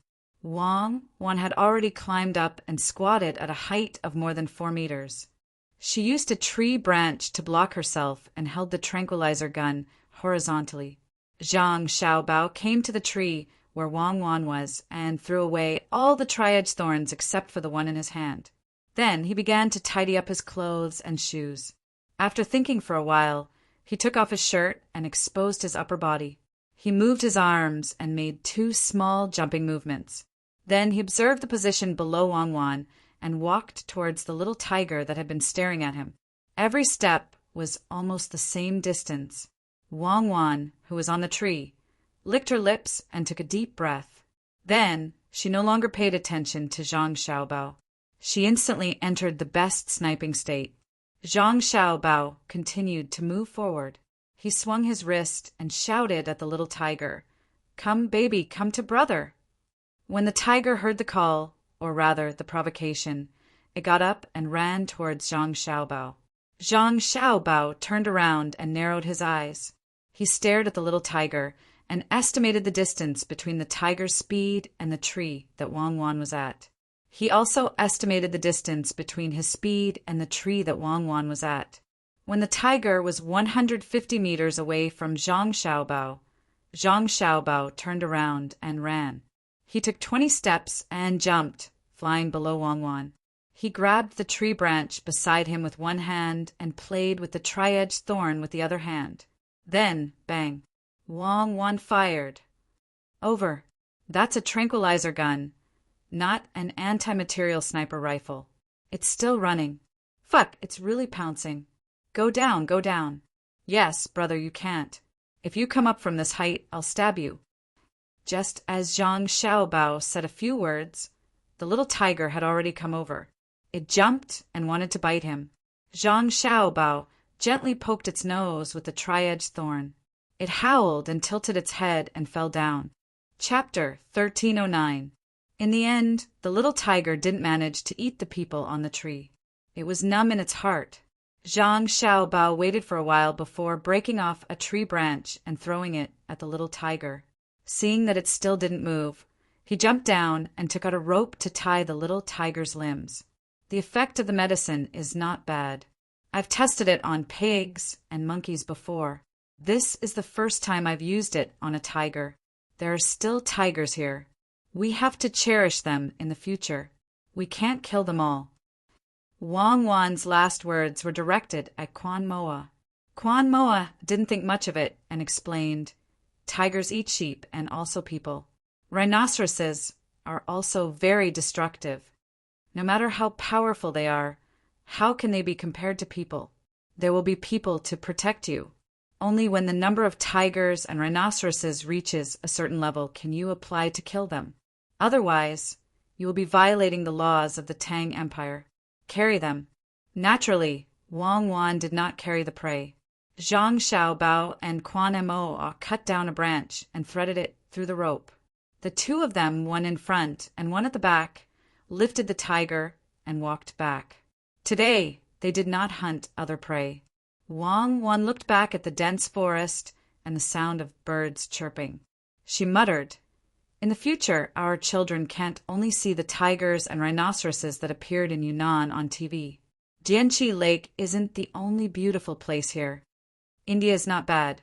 At least there's something left behind." Zhang Xiaobao heard Wang Wan's words and added. Quan Moa couldn't understand. Why was India not bad? What was left behind? He was more concerned about the thing used to kill the tiger. He held the tree branch on his shoulder and asked curiously, "Can you kill the tiger without killing it? After the tiger dies, it won't feel anything. Can you kill a person with a gun? It depends on where you hit. If you hit the heart, neck, and eyes, there will be death." Zhang Xiaobao smiled and said, "What I mean is to hit the legs and buttocks close to the body. Sometimes there will be pus and blood in the wound. It will be very painful to cut it with a knife. If you hit a person with the thing used to kill a tiger and cut it again, won't it not hurt?" Quan Mo a thought about the practical aspect, which was reflected in medical treatment. Zhang Xiaobao was walking behind him, so he couldn't see Quan Mo's expression. However, he was very surprised. He didn't care if the other party could see him. He nodded.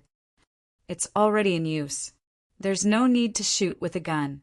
It's similar to a tranquilizer bullet. There's a small needle in front of it. There's also the inhalation anesthesia that's currently being researched. When you take a breath, you'll feel numb. You won't feel any pain when you cut your body with a knife. The amount is hard to control, so they're experimenting with monkeys. Poor monkeys, they've made great contributions to humanity, but unfortunately they don't have white mice." Quan Mo did not understand what the white mouse could do, but he was surprised by the great Tang's methods. If the previous bombs were used to attack, the anesthetic now was used to protect the people. Quan Mo had never been to the great Tang before, so he had only heard bits and pieces from the merchants, especially when it came to weapons. In the past, he had thought that the stories were exaggerated, but now that he had seen the real thing, he began to believe the merchants. "Xiao Bao, is it troublesome to return the tribe to the great Tang?" Quan Mo finally couldn't help but ask the question in his heart. "It's not troublesome. As long as you admit it and return to your hometown, we'll immediately set up the framework. We'll send medical personnel to the area first. I know that you need people who can treat illnesses the most. Although there aren't many people there, it's not a problem to send a few people. At the same time, you can study the local diseases and medicinal herbs." Zhang Xiaobao was very happy and looked forward to the local people returning to the great Tang. If they became a family, the local resources could be put to good use. In the future, they could use this as a logistics base for expansion. There are also gems. Zhang Xiaobao thought of the local specialties and said, "Yes, I'll give you some when we go back." Quan Mo thought that Zhang Xiaobao wanted some. Zhang Xiaobao quickly replied, "No, I'm just saying. You can't mine too hard, especially destructive ones. In order to get a gem, you'll destroy more gems. The wealth underground should be left to future generations as much as possible. If we want to use gems, we can snatch them from other countries. Oh, I mean exchange." Quan Mo couldn't follow Zhang Xiaobao's train of thought. He didn't understand why they wanted to leave it to future generations. There were many gems in the ground, and they could be dug up as much as they wanted. If they wanted to exchange them from other places, they would have to pay something. But he didn't refute. Since they didn't want to dig, he wouldn't dig first. The only thing that worried him was that if he didn't take out the gems, how could he exchange for valuable things with other places in the Great Tang? As if guessing Quan Mo's thoughts, Wang Wan said to him, "Your wealth isn't just gems. For me and Xiao Bao, your gems are nothing. As long as they have value, it's nothing more than a matter of money. Compared to gems, we care more about you. People are the most precious. You just have one less opportunity. Wait for our people to guide you. You don't have to worry about exchanging with other places in the future. You can form your own caravan. After hunting for more food, slaves will come over to help build the road. If there aren't enough slaves, we will spend money to hire Indians to work. There are also places like Jinla and other places. Don't spend money on others. We can fix it ourselves. Use the money on us." Quan Mo's thoughts were simple. Many people were like him. You have jobs that earn more money.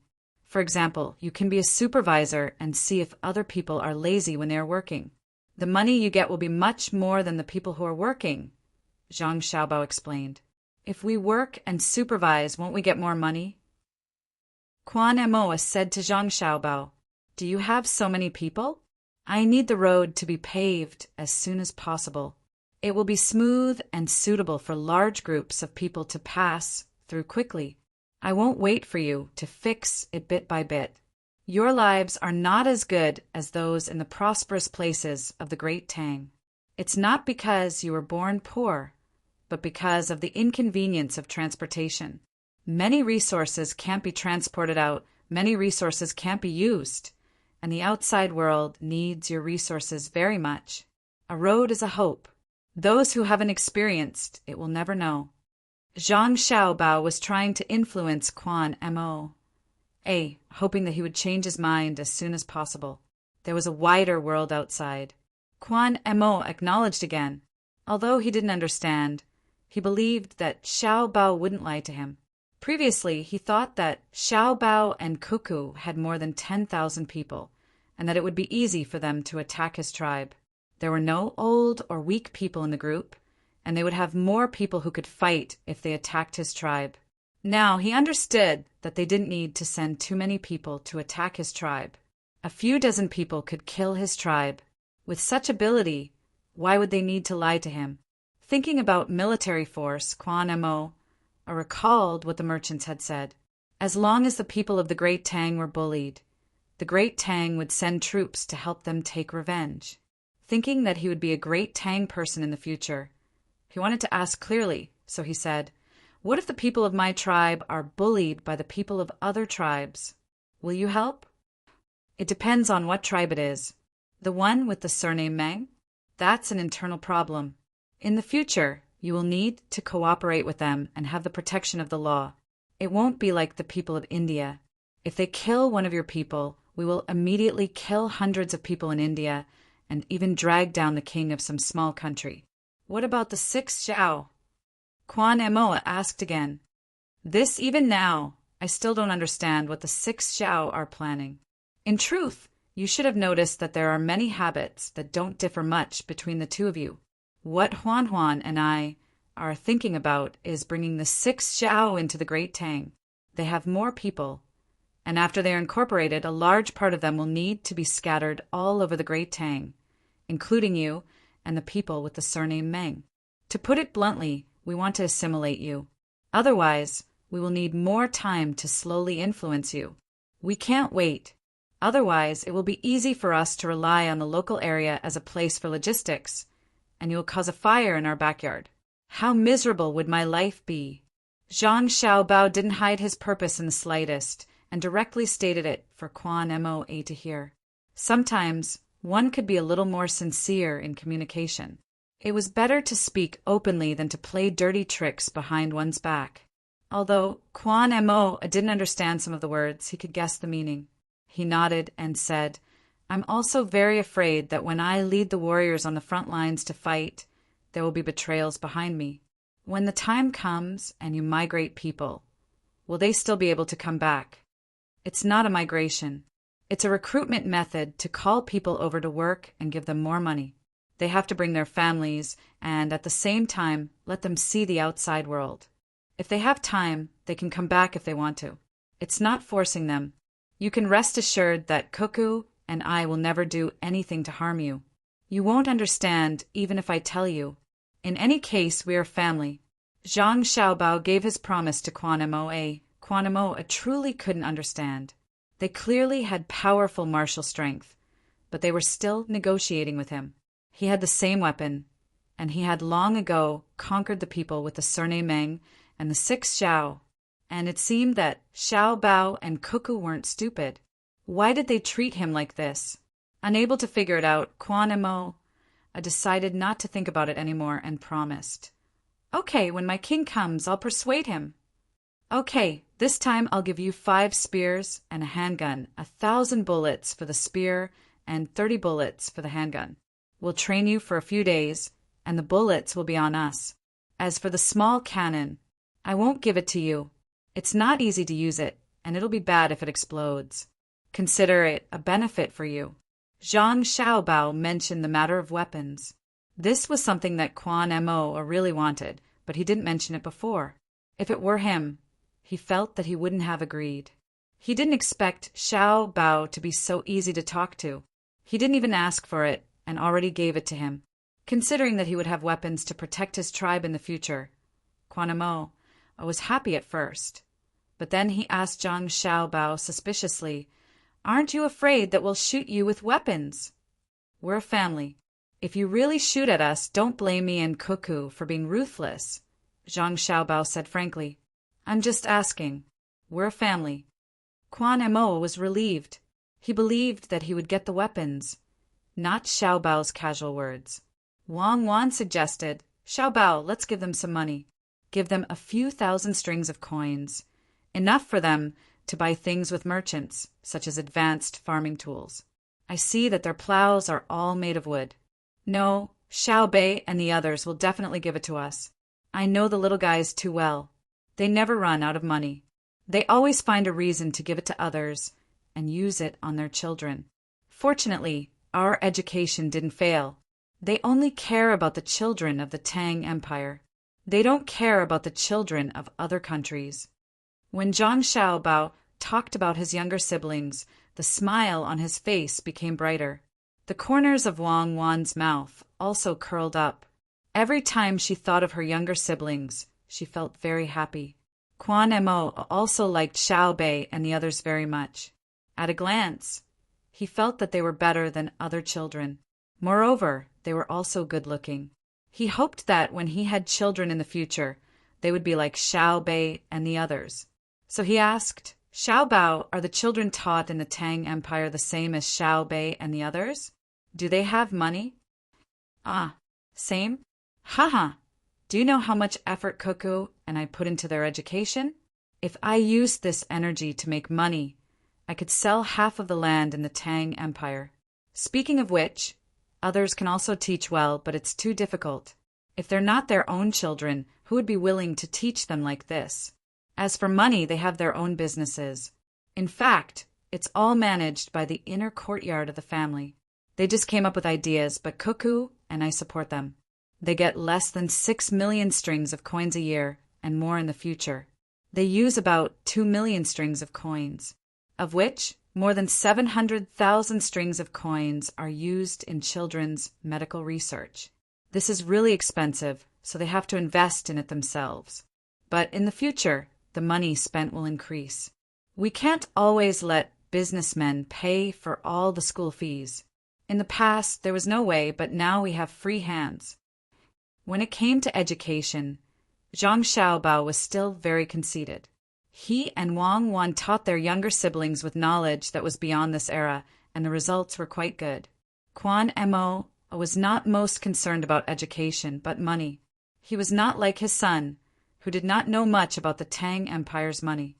He knew how many things could be bought with the Tang Empire's money.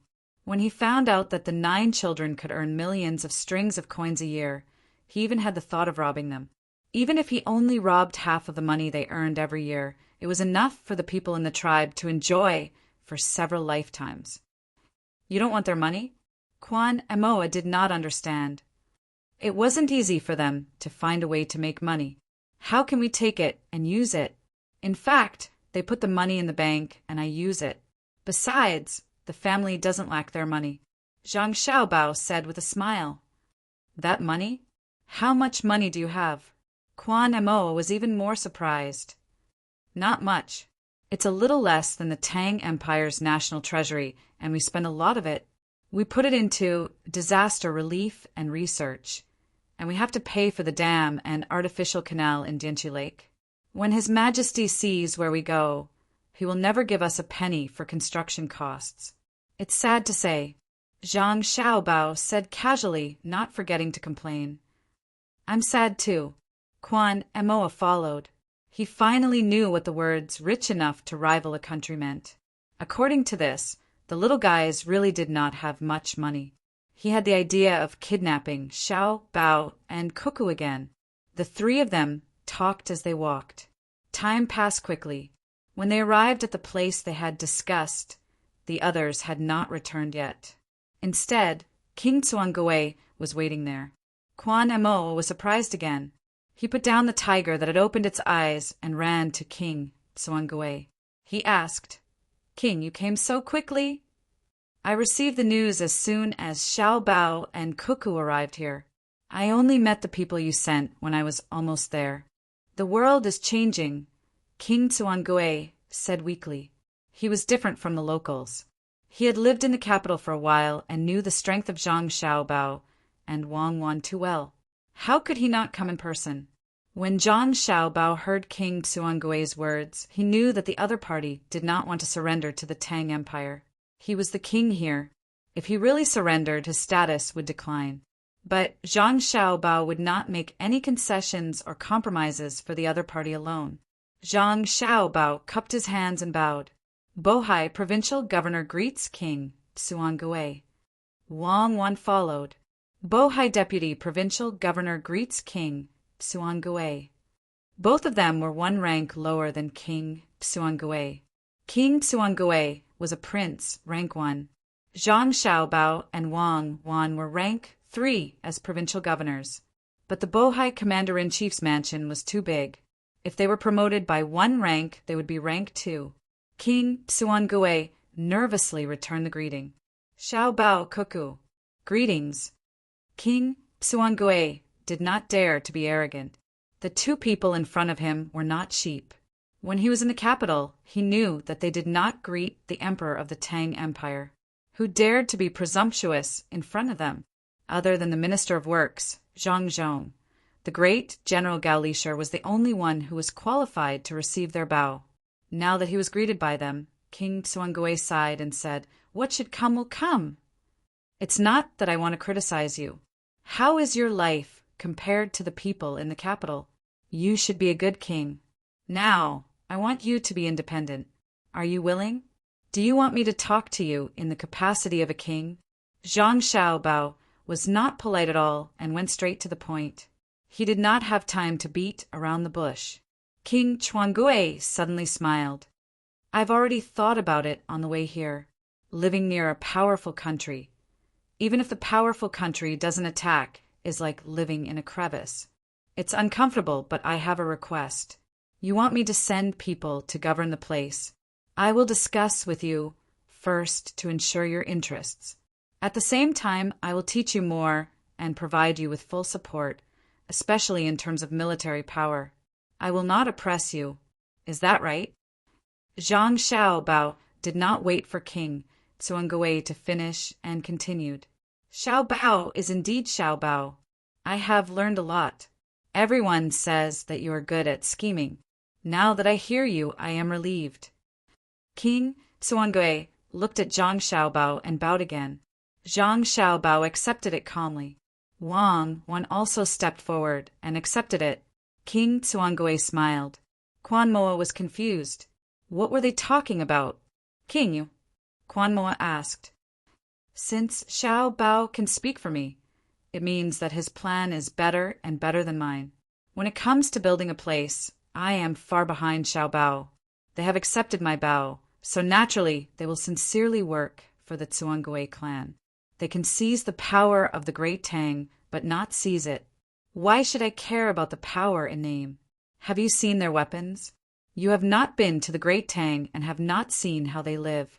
With a powerful country nearby, whether my Tsuangue clan returns or not will not affect them much, but it will affect us greatly. I do not want to be attacked by them from afar. We will not have any power to resist." King Tsuangue said to Quan Moa. Quan Moa sighed. He had seen those weapons, but he also felt sad for his king. After all, he had to give up power and be happy for his clan. With the support of Xiao Bao and Cuckoo, their lives would be better in the future. He was very conflicted. Chapter 1310. King Tsuangue had just met with Zhang Xiaobao and Wang Wan to confirm the real integration of the 2 into 1. From the moment he agreed, Zhang Xiaobao and Wang Wan could invest in the local area without any need to sign any contracts or documents. Verbal promises were enough. At the same time, Zhang Xiaobao and Wang Wan also took on the responsibility of making the local people live a better life after receiving King Tsuangue's gift. At this time, people began to come back from hunting. Each group was made up of people from the Zhang Xiaobao and Wang families and the local people. They interfered with each other a little, but didn't deliberately cause trouble. The warriors in the tribe thought that they were more familiar with the terrain than the Tang people. At the same time, they knew the local trees and wild animals, so they could have a big advantage. When the competition started, they found that the opponent was also familiar with everything they were familiar with. Moreover, the opponent moved faster than them, attacked more accurately, and was more powerful. Large and small animals were carried back. The rest of the people in the tribe all came out and planned to hold a big bonfire banquet. They also contributed the local sweet wine. Zhang Xiaobao took out strong wine. When they checked the game, they found that the prey of Zhang Xiaobao and Wang families was only a dozen more than the prey of the warriors in the tribe, and the size was not much different. The only difference was the place where the wild animals were attacked. Most of the attacks by Zhang Xiaobao and Wang families were fatal. There was only a small wound on a wild boar. It was pierced directly from the neck to the heart by a tri-edged thorn, and then it bled to death. The people in the tribe were all shocked. That was a wild boar. Who killed it? Wild boars had teeth.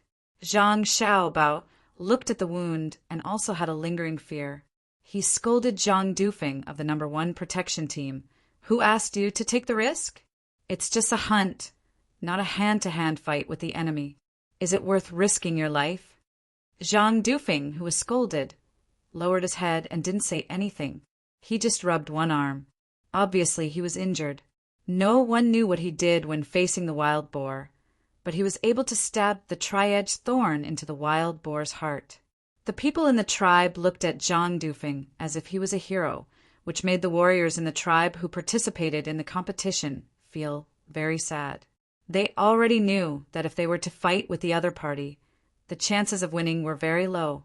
Looking at the wounds on the other party's prey, it meant that the other party was more powerful. Fan jumped out to liven up the atmosphere and said, "There are quite a lot of complete skins. When they are cooked, they don't need to be processed. They can be sold directly to the rich people in prosperous areas. They will like to collect them. I'll buy them all." No one said anything, so he had to add, "Let's exchange. I'll exchange the goods I brought with you.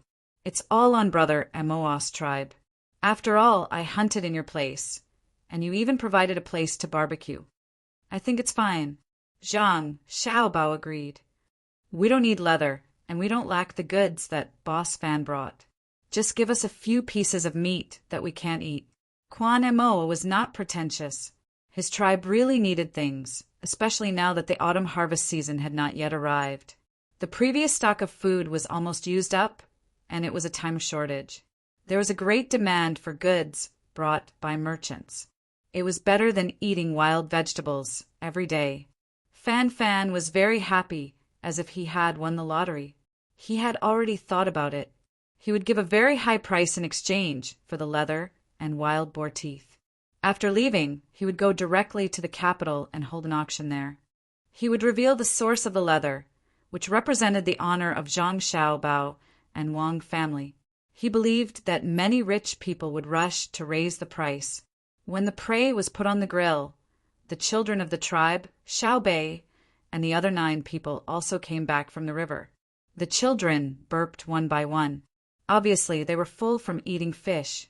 Xiaobei did not forget to remind Quan Mo's children, "When spring comes next year, you go up the mountain to pick tea leaves. I will help you package them and sell them at a high price. We can't do it in China. There are too many places with tea leaves, so we have to sell them outside." "People outside like to drink tea leaves?" Quan Mo's son asked. "It's not a matter of liking. It's that they admire the Tang Empire. If the Tang people say that this thing is good, they think it's good. For example, if I say that it's comfortable to wear when they wear it, they will definitely agree with me. It's comfortable, especially the feeling of the rough linen on the body. It's very comfortable." Xiaobei gave an example. The children thought that others were really stupid. When they saw that there was a bonfire barbecue, they all began to regret it. They had eaten too much just now. Xiaobei and the other 9 people were happy. They only ate one fish together. After tasting it, they stopped and gave more fish to the local children to eat. Kwan Mo's son saw his father in the crowd and immediately ran over. He carefully took out a stack of money from his arms and handed it to his father. He said, "Dad, this money is 10,000 strings of cash. Xiao Bei gave it to our children." Yu Vu. When Kwan Mo heard that it was 10,000 strings of cash, he reached out to grab it. He suddenly stopped and said to his son, "Since it's for you, keep it well. Don't use it recklessly. When the merchants come to buy things, tell me." Kwan Mo was very jealous of the 10,000 strings of cash from the Tang Empire. He hoped that he could hold it in his hands. However, when he suddenly remembered what Zhang Xiaobao and Wang Wan had said in the forest just now, he felt that he was too stingy to take the money in front of others. You want money given to children by children. His son seemed to have become more sensible. He said to his father, "Dad, we want to take out a part of it first and let the knowledgeable people of the Tang Empire come over to be our teachers. We'll make some money ourselves and give it to our teachers in the future." "There's no need for that. We've brought a very good teacher for you. His name is Tan Sikong. You just need to give him a place to live, make the same clothes for him, and eat the same food for him. You don't need to give him any extra money." Xiao Bei thought of a person. He looked around and didn't see him. He sent someone to call him. Kwan Mo showed a troubled expression. If a teacher comes to teach the children, it's not right to not give him the best things. It's right. He made a mistake. He'll be punished to teach the children. Otherwise, we'll arrange a mine for him to dig. If he dares to not teach you properly, the people left behind by my family will teach him a lesson. Xiao Bei finally arranged for Tan Sikong to come down. There was no place that was more remote than this place. Tubo was better than the local area.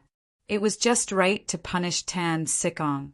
When the whole deer was roasted until it was glistening with oil, Tan Sikong was brought to the bonfire party. He seemed to be in good spirits. The clothes on his body were changed into good cloth, and his face was healthy and rosy. This showed that no one deliberately mistreated him while he was traveling with the group. Everyone gave him whatever they had. Tan Sikong already knew that he would be teaching in the local area. When he arrived, he directly went to Xiao Bei and didn't look for Zhang Xiaobao and Wang Wan. Along the way, he could tell that Zhang Xiaobao and Wang Wan were supportive of most of the decisions made by the 9 children. Since he was caught by Xiao Bei and the others, they naturally had to take care of him. In the future, you have to stay and teach the local children well. 2 years. After 2 years, we'll see how the local children learn. If they learn well, you can go wherever you want. We won't restrict you anymore. Do you agree? Xiao Bei seemed to be very magnanimous when he said these words. He even asked if Tan Sikong agreed. The children in the tribe immediately looked at Tan Sikong with longing. Tan Sikong laughed bitterly. I'm very happy to be able to impart my knowledge to the children here. As long as I can eat and dress well, it's fine. Nguyen, don't worry. It's spring here all year round. I believe that they will provide you with many furs to use as bedding. Most of them are sheepskin. If you want tiger furs, I don't dare. From today onwards, I won't use tiger furs anymore. Tan Sikong was very afraid when he heard the words tiger furs. Wasn't he caught because of a tiger furs? Eat the meat, drink the wine, and try the local game. Xiao Bei invited. Tan Sikong looked around and hesitated. He then gathered his courage and squeezed with the people in the tribe. When he saw people, he smiled. The people in the tribe didn't treat Tan Sikong like how Xiao Bei treated him. They looked at him with eyes full of respect. When he smiled, the people in the tribe also smiled and echoed his words. As for what he had done before he was caught by Xiao Bei, the people in the tribe didn't care. As long as he was willing to teach his children well, it was fine. Oh, there's one more thing. Xiao Bei then shouted to the people around Tan Sikong. He has the status of a high scholar. Whether it's teaching children, adults, or life matters, you can all ask him. He's quite capable. In the past few days with us, he's even read a lot of our books. High scholar? Kwan Amoa looked at the king beside him. King Kwan Gue narrowed his eyes and nodded. He can be considered a capable person. Even in the Tang Empire, not every county has a high scholar as a teacher. You have to treat him well. Yes. Why aren't Xiao Bao and Cuckoo afraid that a capable person will stay in the team? Kwan Amoa felt that it was inconceivable. That child actually gave a high scholar to his tribe. Ha ha ha! King Kwan Gui laughed. The more he laughed, the louder his laughter became. After laughing for a while, he stopped and said to Kwan Amoa, "The people brought by Xiao Bao and Cuckoo. Any one of the non-combat members is more capable than him. Even the combat members are not inferior to him. Tell me, is there a need to keep him? Xiao Bao and Cuckoo are both top scorers. They have the status of a high scholar. When they go to the capital and compete with other high scholars, the top scorers will be the top scorers." Kwan Amoa nodded. He understood and envied them. From this moment on, Tan Si started to receive high treatment. Someone served him sweet wine, and the person who was best at using a knife in the tribe cut meat for him to eat. Every time he took a bite, the person beside him would reveal a smile, looking more comfortable than if he were eating the meat himself. "Eat, eat. Don't worry about me. I'll do it myself. I'm a sinner. I'm not worth it." He finally realized that there were things more precious than money in this world. He secretly thought that he should set up an education system in the local area first. He should teach every child well. Even if 2 years had passed, he should not leave early. He had to teach a batch of children. At the same time, he was very familiar with the way the Zhang family and Wang family did things. Every time they stayed in a place, they would definitely guide the development of the local area. This was also an opportunity for him. When there was nothing in the local area, he would stay. When the local area developed, his contributions would not be small. Chapter 1311. King Chuangue was eating, but his mind was not on the food at all. When he saw Zhang Xiaobao helping his brothers and sisters cut the meat and the little ones looking for a place to eat, he moved closer to Zhang Xiaobao. "Xiaobao, how many more days are you going to stay here?" "About 5 days. 5 days is enough to wait for Jinla's reaction. You can use this time to check the dam and the artificial river. When we leave, we will leave behind 200 people to help you manage the place, as well as the corresponding weapons and ammunition. Don't provoke the Meng tribe and lure them to attack, so that you can use our hands to kill them. The people we leave behind will take the initiative to contact them.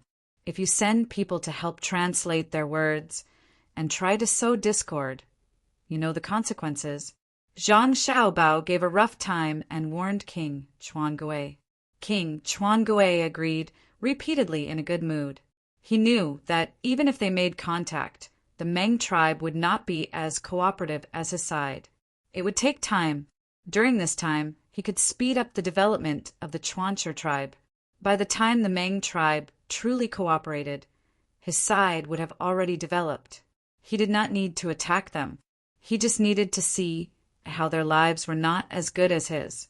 King Chuangue even came up with a plan. The Meng tribe had many cows, sheep, and horses.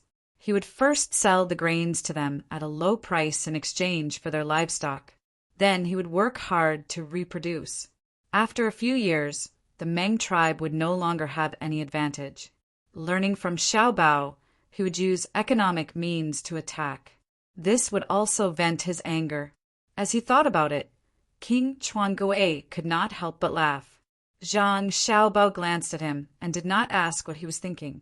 Anyway, it was fine as long as he did not make trouble for him. The bonfire party ended when the sun set. It was so late that it could be considered a party.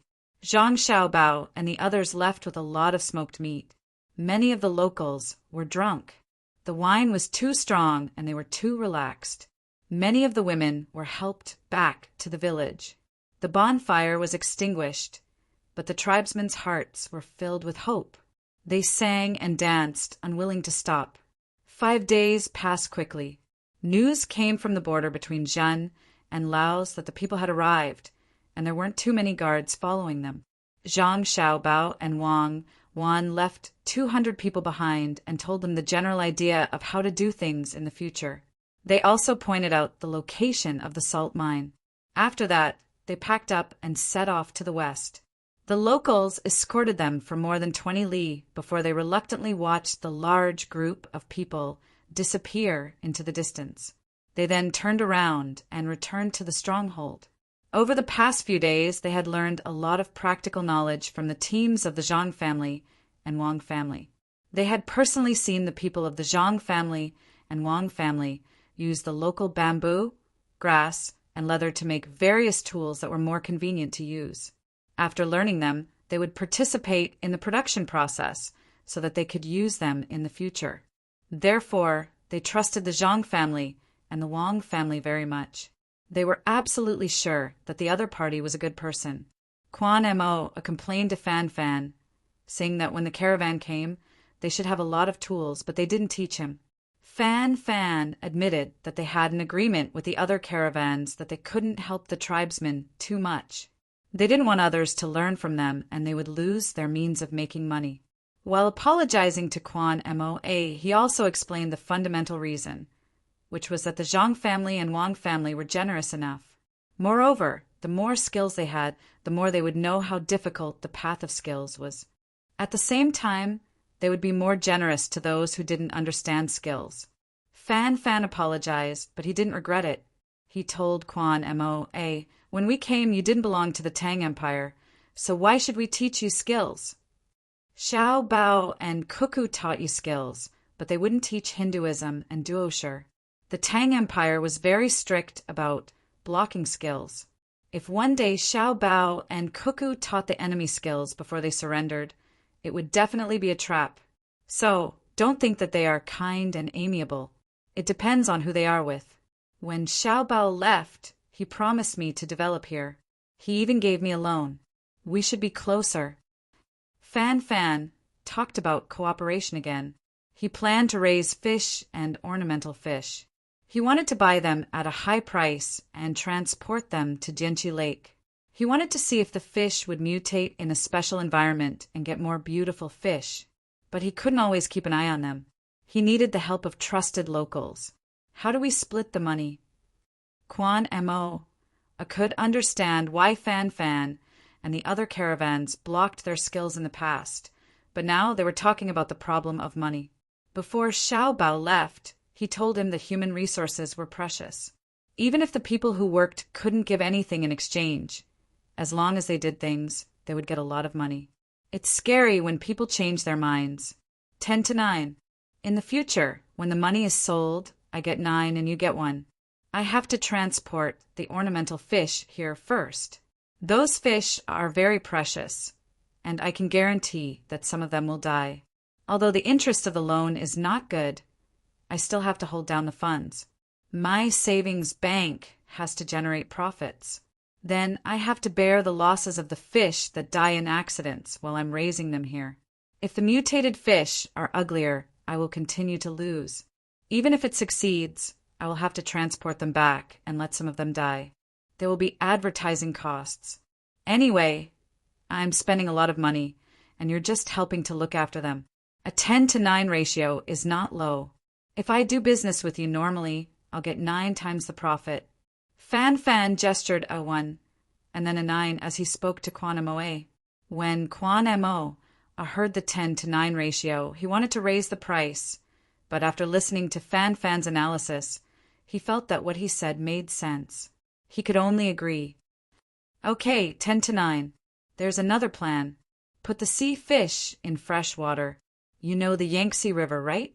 Many fish from the sea swim here, and some from the Yangtze River swim to the sea. I'll transport a boat from there. If they survive, we'll circle a place in the pond and see if we can raise them. Still 10-9. Fan Fan suggested another idea. Quan Mo still agreed, but he couldn't think of a better idea.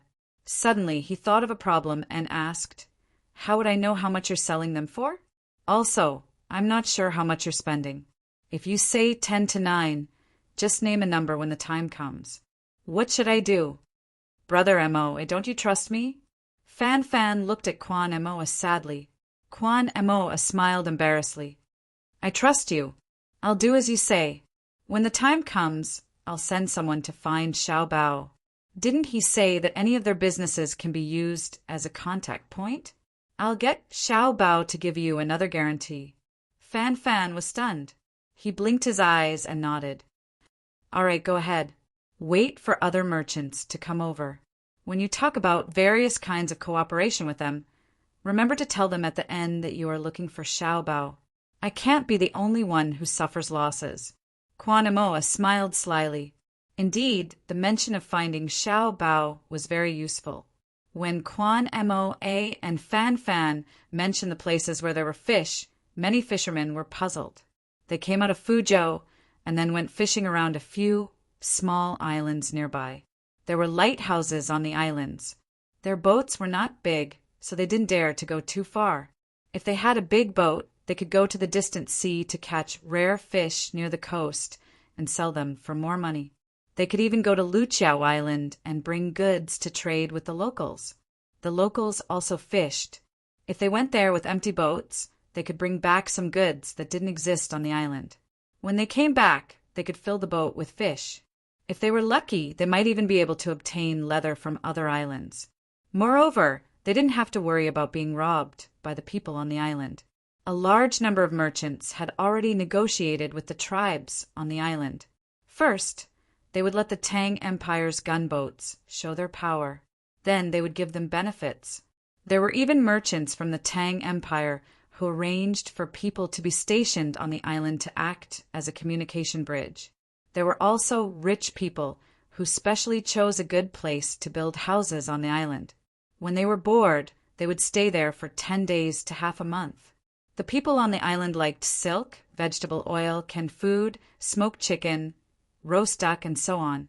If they cooked a pot of wontons for the people on the island, they might be able to get fish and iron or as a gift.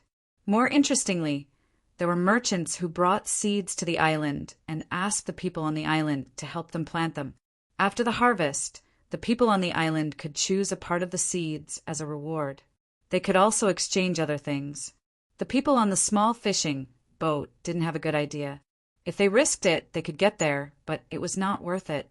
In the past few days, what made them puzzled was that the Tang Empire's ships had obviously increased. Usually, there was an armed boat 3 times the size of their fishing boat in a fishing area. There were usually a dozen people on the boat, and they all had spears. But since 2 days ago, there were 2 ships in each area. They could clearly see that there were machine guns on the ships. At the same time, they could see a patrol boat cruising by from time to time. The most puzzling thing was that there were hot air balloons flying in the sky. The people on the balloons were using binoculars to scan the sea. Occasionally, due to the height, they would find that the water in a certain area was different from other areas. They would also throw some oil paper with pencil writing on it. There were fishing boats that picked up the large schools of fish in the sea. The fishermen could follow the instructions and go fishing. It was very convenient. However, the fishermen definitely didn't think that the hot air balloons in the sky were specially sent to help them find fish. That was too extravagant. Furthermore, they could always see the people on the hot air balloons throwing floating objects into the water and then shooting them with their guns. It was obvious that they were training. The fishermen were a little nervous, but they weren't afraid. As long as the imperial court didn't stop them from fishing, it meant that the imperial court had a way to protect them. If something big really happened, they would not let them go out to sea and hide first. Today, a group of fishing boats from Fuzhou was once again guided by the people on the hot air balloons. About 10 li to the southeast, the light reflected by the water was abnormal. They could try to go and check it out. The fishermen immediately became excited. Every time they said that there would be schools of fish. Hence, the fleet changed direction and headed in that direction. The hot air balloons also followed in the sky. Sure enough, when they reached the place, the fishermen found that there were really a lot of fish. They just casually cast their nets. Just as they were happily catching fish, A fisherman looked up at the hot air balloon and suddenly found that the balloon was becoming smaller and smaller. He hurriedly shouted, "Don't worry about the fish. It's coming down. Is there a leak? Save people." The group of fishing boats changed direction and estimated the landing point of the hot air balloon. They paddled over with all their might. When they were still more than 100 meters away, the hot air balloon finally entered the sea.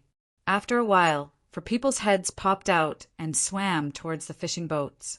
2 patrol boats also approached. "Brother, what's wrong?" After pulling the 4 people up, the people on the boat asked with concern. "I don't know where it leaked and fell down." "Bad luck. Everything fell into the sea. When we go back, tell them to design the hoists properly. We'll be fine." A person explained helplessly, "Brother, you came here to find fish for us?" Another person asked, "What fish? That's just on the way. We're looking for the boats of many people. We didn't find them anywhere else, but we suspect that they're in the Liuqiu area. That's why we have to strengthen the patrols in Chuanzhou and here. Let's not talk about it anymore. Transfer us to the guard boat. You guys continue fishing." The person on the hot air balloon wiped the seawater on his face and said gloomily, Chapter 1312. Don't do that. The escort ship is stable. My fishing boat is not bad either. It just doesn't have a machine gun. Tell me I won't fish anymore. The people on the boat were very curious. They felt that, compared to fish, getting information was more important. After talking to the people who fell from the hot air balloon, he shouted to the others, "Everyone spread out and go fishing. Catch more fish on each boat. Bring me my share. I'll tell you the news." What greeted him was a burst of laughter and scolding. The boats dispersed one after another. One of the escort boats approached while the other continued to follow the group of fishing boats. The people on the boats were not in a hurry. There were 4 people on the hot air balloon. It was good that they were alive. They didn't feel bad if they lost their things. "Brother, drink some water. I have fresh water. You can wash your faces. My surname is Chin. My name is Chun Shihong. Others call me Ahong." The owner of the small fishing boat, who claimed to be Chin Shihong, said as he took out his water bag, "No, you can keep it. We're not that delicate. I can't tell you my name. I am airship number 576. Number 576 quickly stopped the other person from taking water. He pointed to the number embroidered on his chest and said, Chun Shihong still took the water and said, "Drink some, there is enough water. You can help us point out the fish. We can save time and have more water. Brother, who did you say you were looking for?" "The fleet of duo cannibals. The exact number is unknown." Number 576 drank 2 mouthfuls of water and passed the water bag to the next person. "Why are duo cannibals here? Aren't they being beaten?" Chun Shihong was even more curious. "Yes, they are being beaten. So they want to catch the Tang people and threaten us." Chun Shihong suddenly realized, no wonder the Tang Empire's escort ships increased and you guys appeared. Damn, duo cannibals. They can't beat us, so they only know how to scheme. Bah! Chun Shihong, who showed a disdainful expression, said angrily, "We should kill them all. They can't beat our soldiers and only know how to scheme against us fishermen." Number 576, you said they ran to Liuqiu? Will they cooperate with the local tribes on the island? Absolutely not. Number 576 said with certainty. After that, he began to take off his clothes and soak them in the sea. When the wind blew and the sun shone, there was a layer of salt on them. Soon he was completely naked. He took the underwear from the guard ship and put it on. He looked at the hovering position of the hot air balloon with his arms bared. Chun Shihong originally thought the people who flew in the sky were all soft and delicate. But when he saw that the 4 of them were only wearing underwear, he realized that their skin was bright red with a hint of black. There were also pink and white streaks that turned white when he pressed them. The color of the skin must have been caused by frequent exposure to the sun and wind. As for the pink color and the white color of the daozi, Those were traces left behind by injuries. "You guys." Chun Shi-hong looked at the scars on their bodies and said, "You guys have worked hard." "It doesn't matter. It's a result of training. Nowadays, there are fewer and fewer injuries. It's a result of practice. Don't worry about catching your fish. We have the ability and confidence to ensure that you won't be hurt. But don't go too far on your own ship. You won't be able to spare the time to follow the ship, and it's not worth it." Wu Chi Lu comforted Chun Shi-hong. Chun Shi-hong laughed and said, "I believe you. We all believe you. Before the new year, we occasionally encountered Japanese ships that were bigger than our small fishing boat. They went to various islands to rob things and fought with the local tribes. They all looked very powerful. When they encountered our small boat, we didn't let them pass, so they had to go around. Otherwise, unless they could kill all of our ships, our Tang Empire's gunboats would blow them up. We were not afraid of them at all. Sometimes we even deliberately blocked their way." Hearing that, Wu Chi Lu didn't know whether to laugh or cry. He advised, "Don't always take the initiative to bully others. In fact, killing them won't work. We will investigate. Of course, we have to ask them. As long as someone says that he saw their ship, we will chase them to Japan and torture all the crew members who went out to sea within a few months. We will ask them to prove that they are not the murderer. If they can't prove it, we will count them as the murderer." "Is that so?" Chun Shi-hong really didn't know that his great Tang Empire would be so unreasonable. After thinking for a while, he said, "No wonder they are afraid of us. I guess when our ship was close to them, we overturned our ship. They are more afraid than us, right?" "Yes, because we don't believe in this kind of coincidence.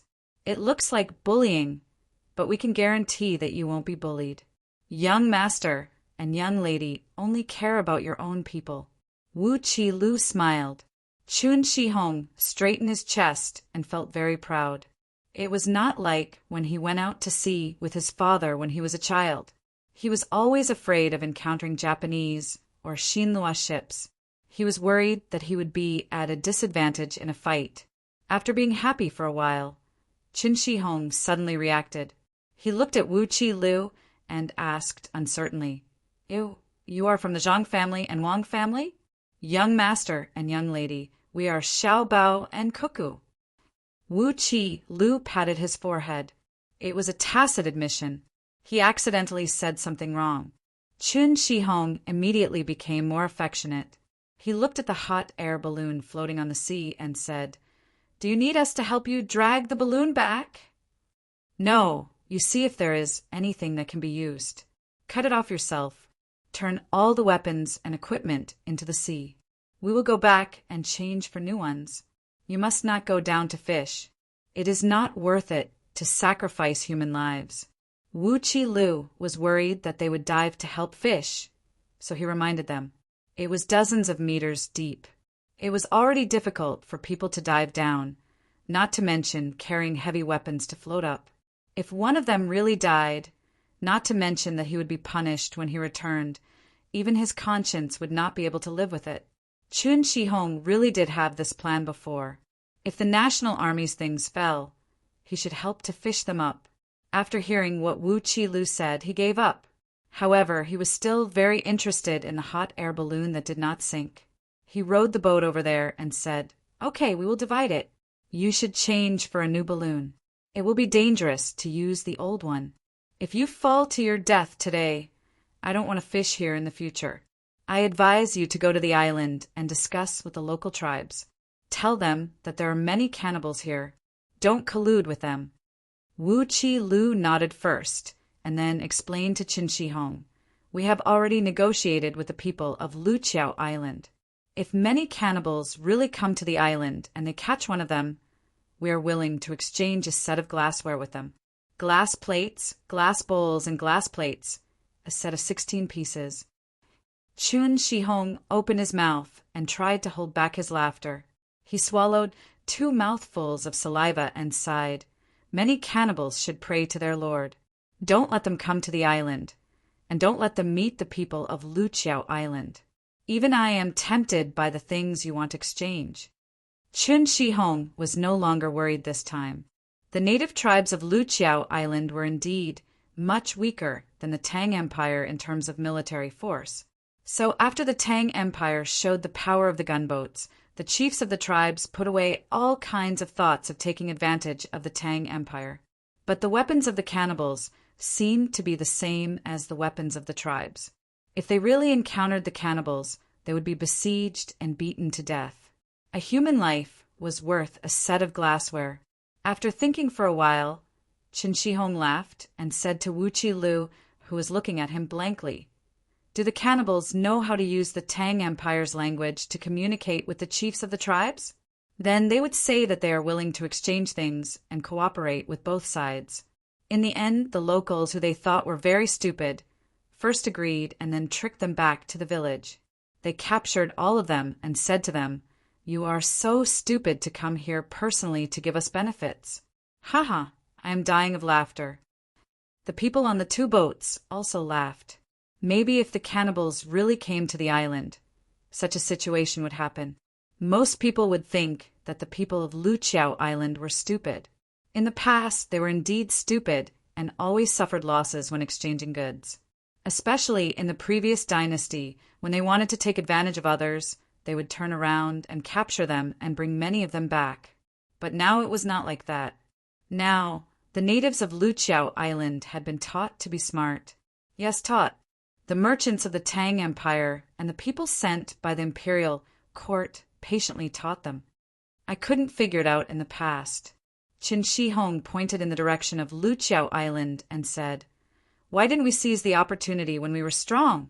Later, I found out that the terrain was complicated and the water was not suitable. Besides, the natives did not come to kill us. It was not worth it to spend too many resources to seize the island, right? Yes, and there is also the problem of who will occupy the island even if we seize it. Our Tang Empire's population is not enough. Otherwise, the young master would not encourage people to have children. Wu Qi Lu agreed. I don't understand why we need to teach them more knowledge. Qin Shi Huang asked, because if we bully the other party when they are not knowledgeable and take advantage of the trade, when they know about it in the future, they will resent us. Since we don't want to destroy them, then we should integrate with them. This island is not bad. We are also planning to build a new port. In the past, people said to befriend those who are far away and attack those who are near. The young master and the young lady have divided the area around the Tang Empire. One part will be integrated, and the other part will be attacked economically. Only those who are far away will be invaded by military force.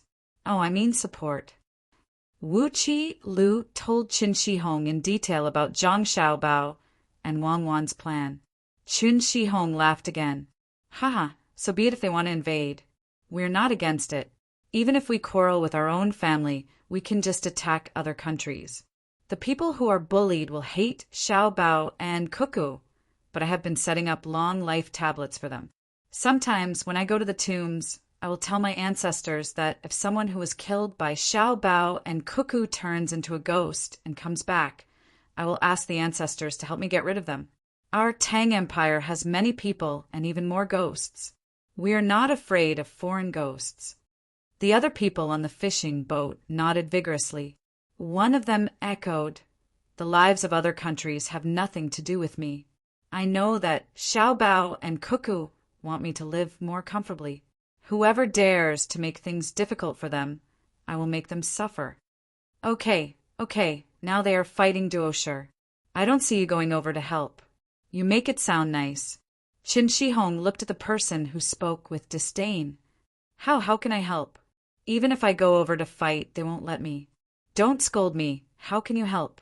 This person's face, which was already red from the sea breeze, became even redder. You are just a helper. How dare you shout at me? Who said I didn't help? I donated half of the fish that you and caught last time. What did you do? Qin Shi Huang asked righteously. This person was speechless. Number 576 asked, "Who did you donate to?" Young master and young lady did not ask for donations. We have enough money. Moreover, the two of them said that if it is not a battle of life and death, they do not need the people to contribute money. If there is a day when everyone in the Tang Empire is asked to contribute money and effort, then it will be a battle of national fate. If we lose, the country will be destroyed. If you want to donate, you can donate to other areas. It is not mandatory. You should consider your own life first. When the time comes, you will be given a certain amount of tax. Ah, no need? I donated to the government in Fuzhou. I sent the fish directly. Chen Shihong began to worry about his own things. Number 576 looked at the people on the guard ship. Immediately, someone began to send a report, asking where Chen Shihong's donated fish went. The people on the two ships fell silent. Chen Shihong approached the hot air balloon and began to cut the oilcloth on it with a knife. He also lifted the basket and placed it on the ship. As expected, it was empty. The things inside were turned over into the sea. After waiting for almost an hour, there was a reply. Number 576 took over the translated content and said to Chen Shihong, "They admitted to receiving your fish." The grandson of Fuzhou's provincial governor, Wang Haoji, got Shouqing, ate 43 fish, one for each table, braised in soy sauce. The rest were made into dried fish and sent to Darling Candy House. Darling Candy House has confirmed the amount. Now, Wang Haoji has sent a telegram of apology to the capital. What do you have to say? Chen Shihong was stunned. It sounded very complicated. The fish he donated were used for war. He did not expect that some of them were eaten and sent to another place. He felt very uncomfortable. Brother Chen, Darling Candy House belongs to Xiao Bei and the others. The ship worker who spoke earlier nudged Chen Shihong and reminded him. Yes, it belongs to Xiao Bei and Xiao Yuan. What's there to say? So be it. If the little ancestors can eat the fish I sent, I will be even happier. Chen Shihong just remembered why Darling Candy House sounded so familiar. What about the other 43 fish that were eaten? Number 576 asked. 43 fish that were eaten? So what if they were eaten? What else can I do? Chen Shihong thought that 43 fish was not a lot, so he did not think much of it. Testify. Tell us who the fish are for, and we will deal with it. How? Let someone else take care of Fuzhou first. Wang Haoji will go to the capital for a joint trial by the Ministry of Justice, the Supreme Court, and the Censorate. Joint trial by the 3 courts? 43 fish? Forget it. If this really goes, even if Provincial Governor Wang doesn't die, he will lose a layer of skin. It's very serious, right? Yes, if our Xiao Bei and the others follow any of them, Wang Haoji will directly send an edict. Moreover, his crime immediately increased by 5 levels, right? Don't be like this. Provincial Governor Wang Haoji is really not bad. He specially built a large pool behind the yamen where his family lives and filled it with seawater. When the fish that we send back are not dead, he will let people throw them into the pool and sell them for a better price. He will use the money earned from the difference to hire local craftsmen to repair our fishing boats every time we send them back. If there is a surplus, he will contact the local workshop to buy hemp thread to weave a net. Then he will give us the number of live fish that we provide. If he was taken away, would the next provincial governor copy him and do the same thing? It's just 43 fish. If I knew that his grandson is 1 year old, I would have given him 100 fish. Chen Shihong started to plead for mercy. The other crew members on the boat also became nervous. They did not expect that a donation of fish, where only 43 fish were eaten, would be so easy to deal with a provincial governor. No wonder the officials of Great Tang were so afraid of the Zhang family and the Wang family. They would be injured if they met them, and they would definitely die if they met them. Xiao Bei and the others are really too lethal. A crew member sighed. Number 576 did not have much to say about this. Of course, it was very dangerous to be targeted by the little ancestors. They were specially used to deal with those officials who had facts but no evidence. Because the evidence could be destroyed, but the truth was clear in everyone's heart. Judging an official based on evidence was a small crime, and the people would not be convinced. The little ancestors could make up for this. No matter how small the crime was, adding 5 levels was enough. As for privileges, some people would use their privileges for themselves, while others would use them for the sake of the common people. The privilege of benefiting the common people was not a privilege, but a privilege that was above the law. The law that was above the law referred to the truly fair and reasonable law. It referred to the law that the enforcers could not make any mistakes in enforcing the law. It was not the law that those who profited in the name of the law spoke of. Since someone could use the law for personal gain, why couldn't someone use the law for public gain? Number 576 knew that some old scholars were disgusted with the privilege of Xiao Bei and the others, but he felt that it was right. Of course, he did not catch the people who were against it. The small group of people were just privately criticizing in a small circle. If they felt that they were right, they could stand on the street and shout and see what the consequences would be. No. 576 showed a smile and said to the people on the guard boat, "Generator, Wang Haoji's crime is small, but his merit is big. In this year's assessment, his crime will be reduced by 1 level, and his merit will be increased by 2 levels. The most excellent will be the top." The people on the fishing boat were happy, but the people on the guard boat looked at him and did not do anything. Number 576 was stunned for a moment, and then he remembered something. He found a small piece of cloth from the clothes he took off and showed it to the people on the other side. The people on the 2 boats looked at it together. There was only one pattern on the cloth, a very cute cartoon. It was a rice seedling with long legs and a big head. The rice seedling pointed a gun at his head with one hand and held a pigeon with the word "secret" written on it with the other hand. Chen Shihong's eyes widened instantly. San Shui County's Zhang Zhangwang and San Shui County spy? As expected, you are everywhere. Good. With you here, we will be more at ease. Let's see who dares to deceive us. One of Chen Shihong's crew members also said happily, but I heard that in the previous dynasties, this kind of people were bad people. Why didn't I find that the spy of the Tang dynasties, Xiao Bao and Cuckoo family, was bad? It's just that this picture makes people sad. Why did he point the gun at himself? For you, there is nothing to keep secret. Let him see what you have. Number 576 said to the person next to the telegraph machine. The person took out a gun and a grenade and said, "The gun is for suicide and the grenade is for blowing up the radio. If I am surrounded by the enemy and can't run away after blowing up the radio, I will kill myself." After that, he followed number 570 SXS request to generate electricity. The people on the fishing boat listened to the ticking sound, and for a moment they were excited. It turned out that their stable life was protected by someone in the dark with their life. When the sound of the telegram stopped, Chen Shihong said, "I have an idea that can let the Tang dynasty get more things in the sea and also provide direct help to the guards." Chapter 1313. Number 576 looked at Chen Shihong and nodded. "Please go ahead."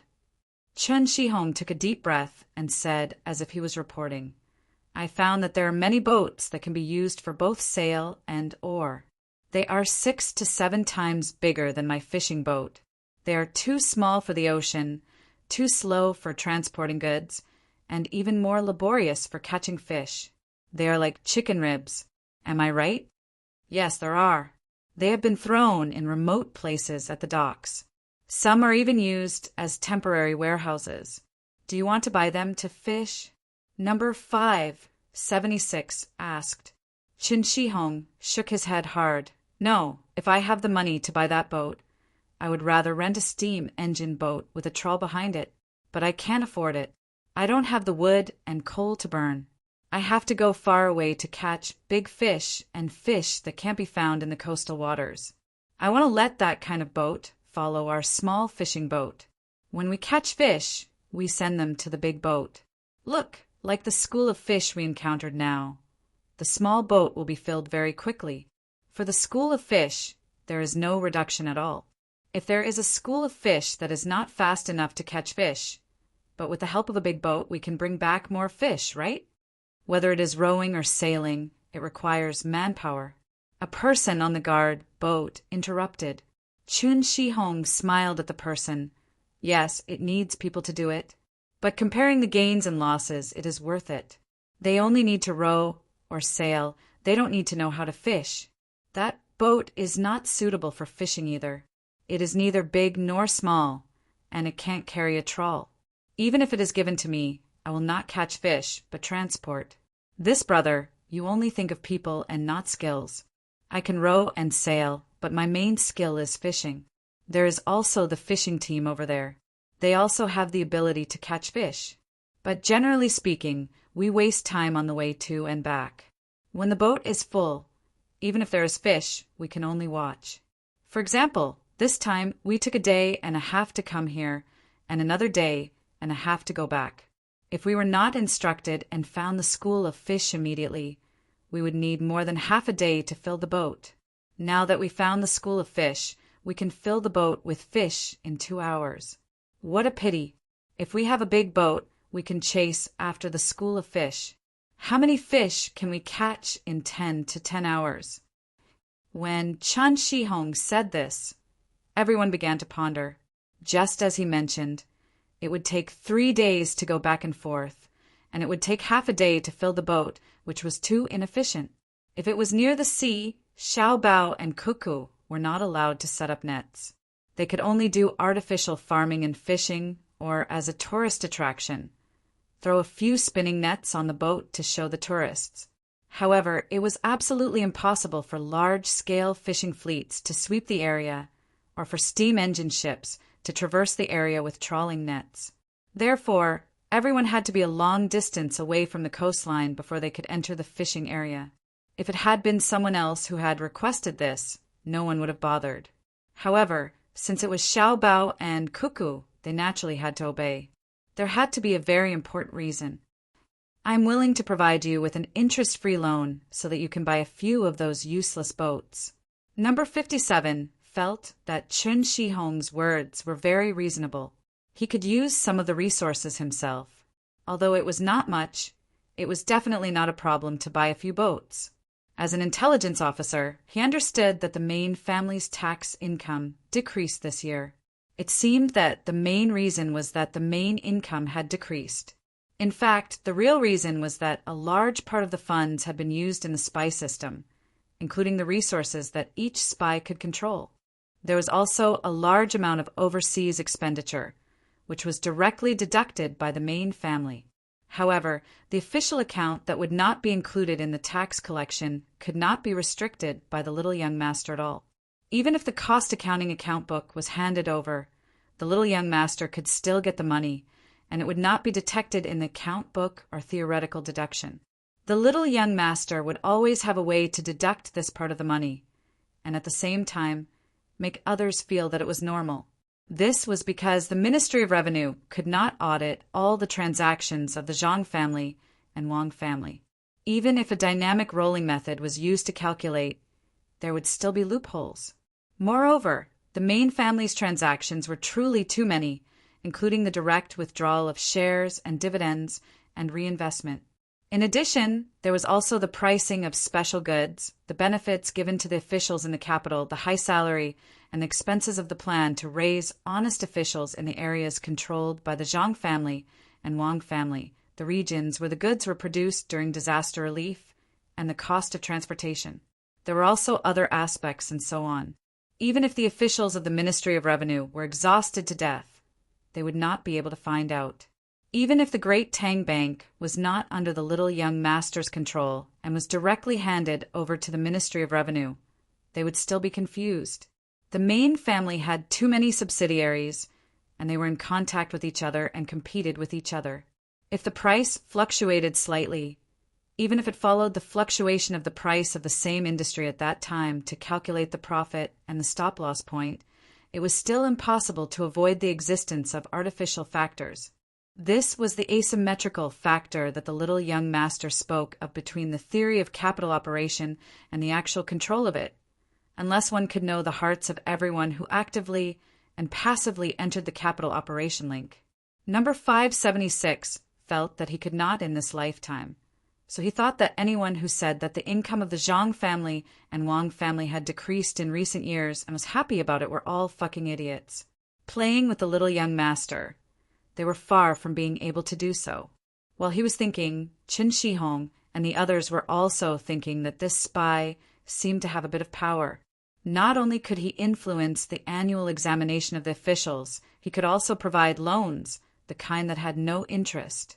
Qin Shi Hong could not feel any envy or jealousy towards number 576. Xiao Bao and Cuckoo had always been very strict in the selection of personnel. First of all, they had to have a heart that was loyal to the great Tang in any situation, and loyalty to the Zhang family and Wang family was secondary.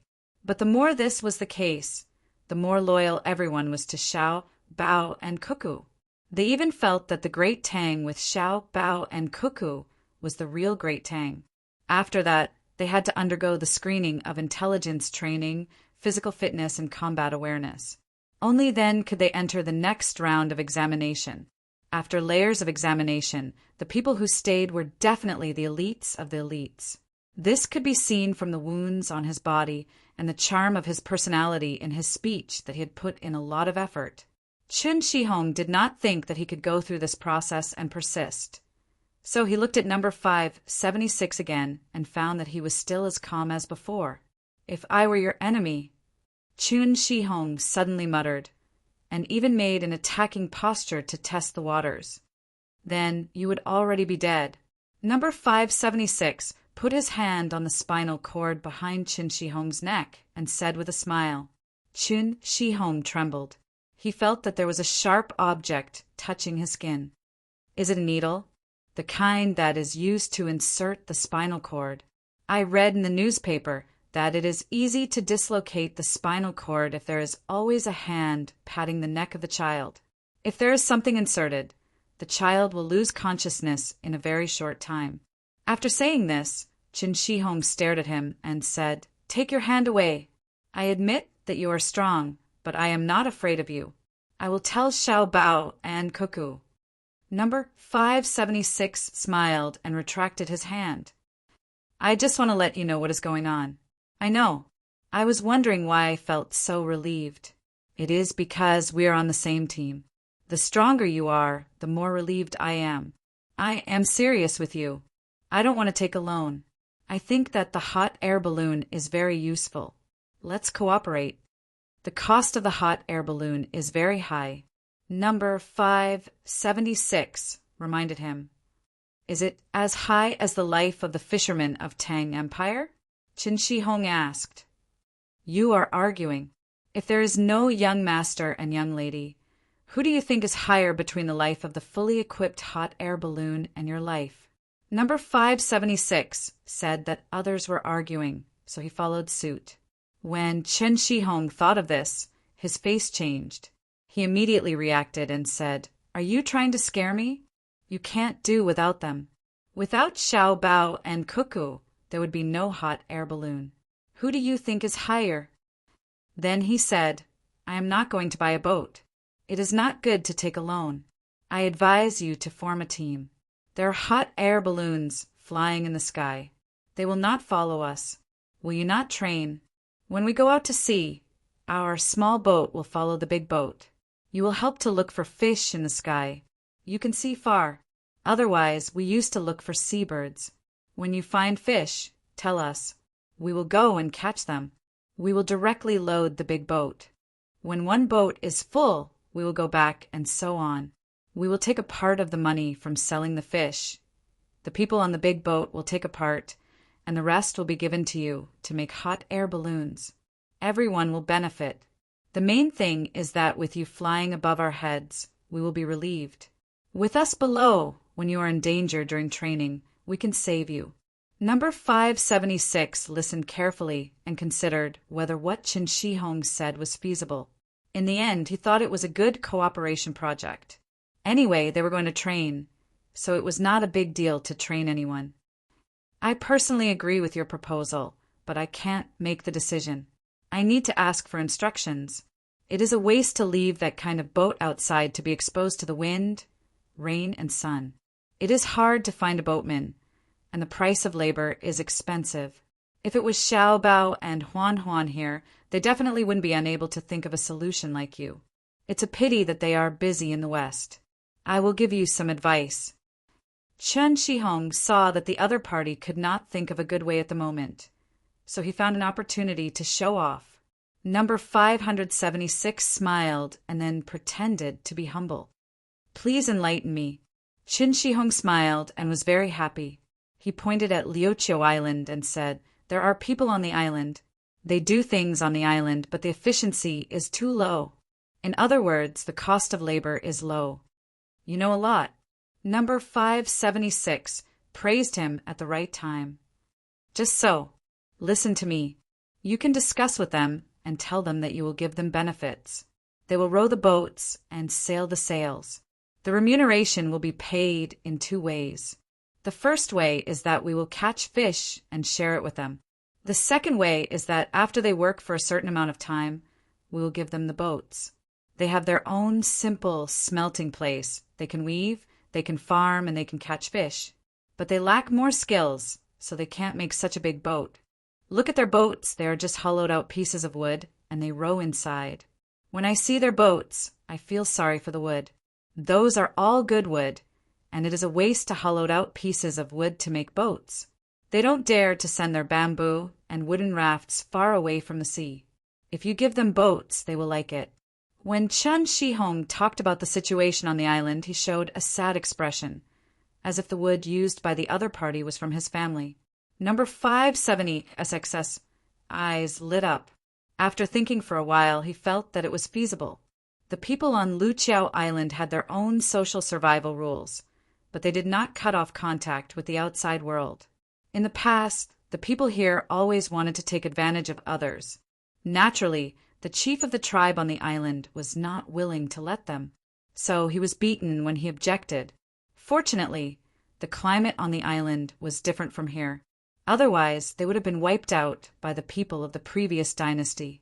Of course, it had something to do with the rulers of the previous dynasty. The people in Fuzhou were not easy to control. In the end, they could not find people who could adapt to the environment, let alone form Lu Zhou's wolf army. If you went there, the mountain people would not pay attention to you. Now, there was a large amount of goods to exchange. Moreover, the value of the local tribes was not at a disadvantage. However, not all tribes were friendly to Tang. They were beaten by Tang before, and they were still holding a grudge. At the same time, they were also on guard. According to Qin Shihong, it would not only solve the problem of human resources, but it would also further promote the communication with the natives on the island. Some of the tribes who cooperated with Tang dynasty would become rich first, and the other tribes would be tempted.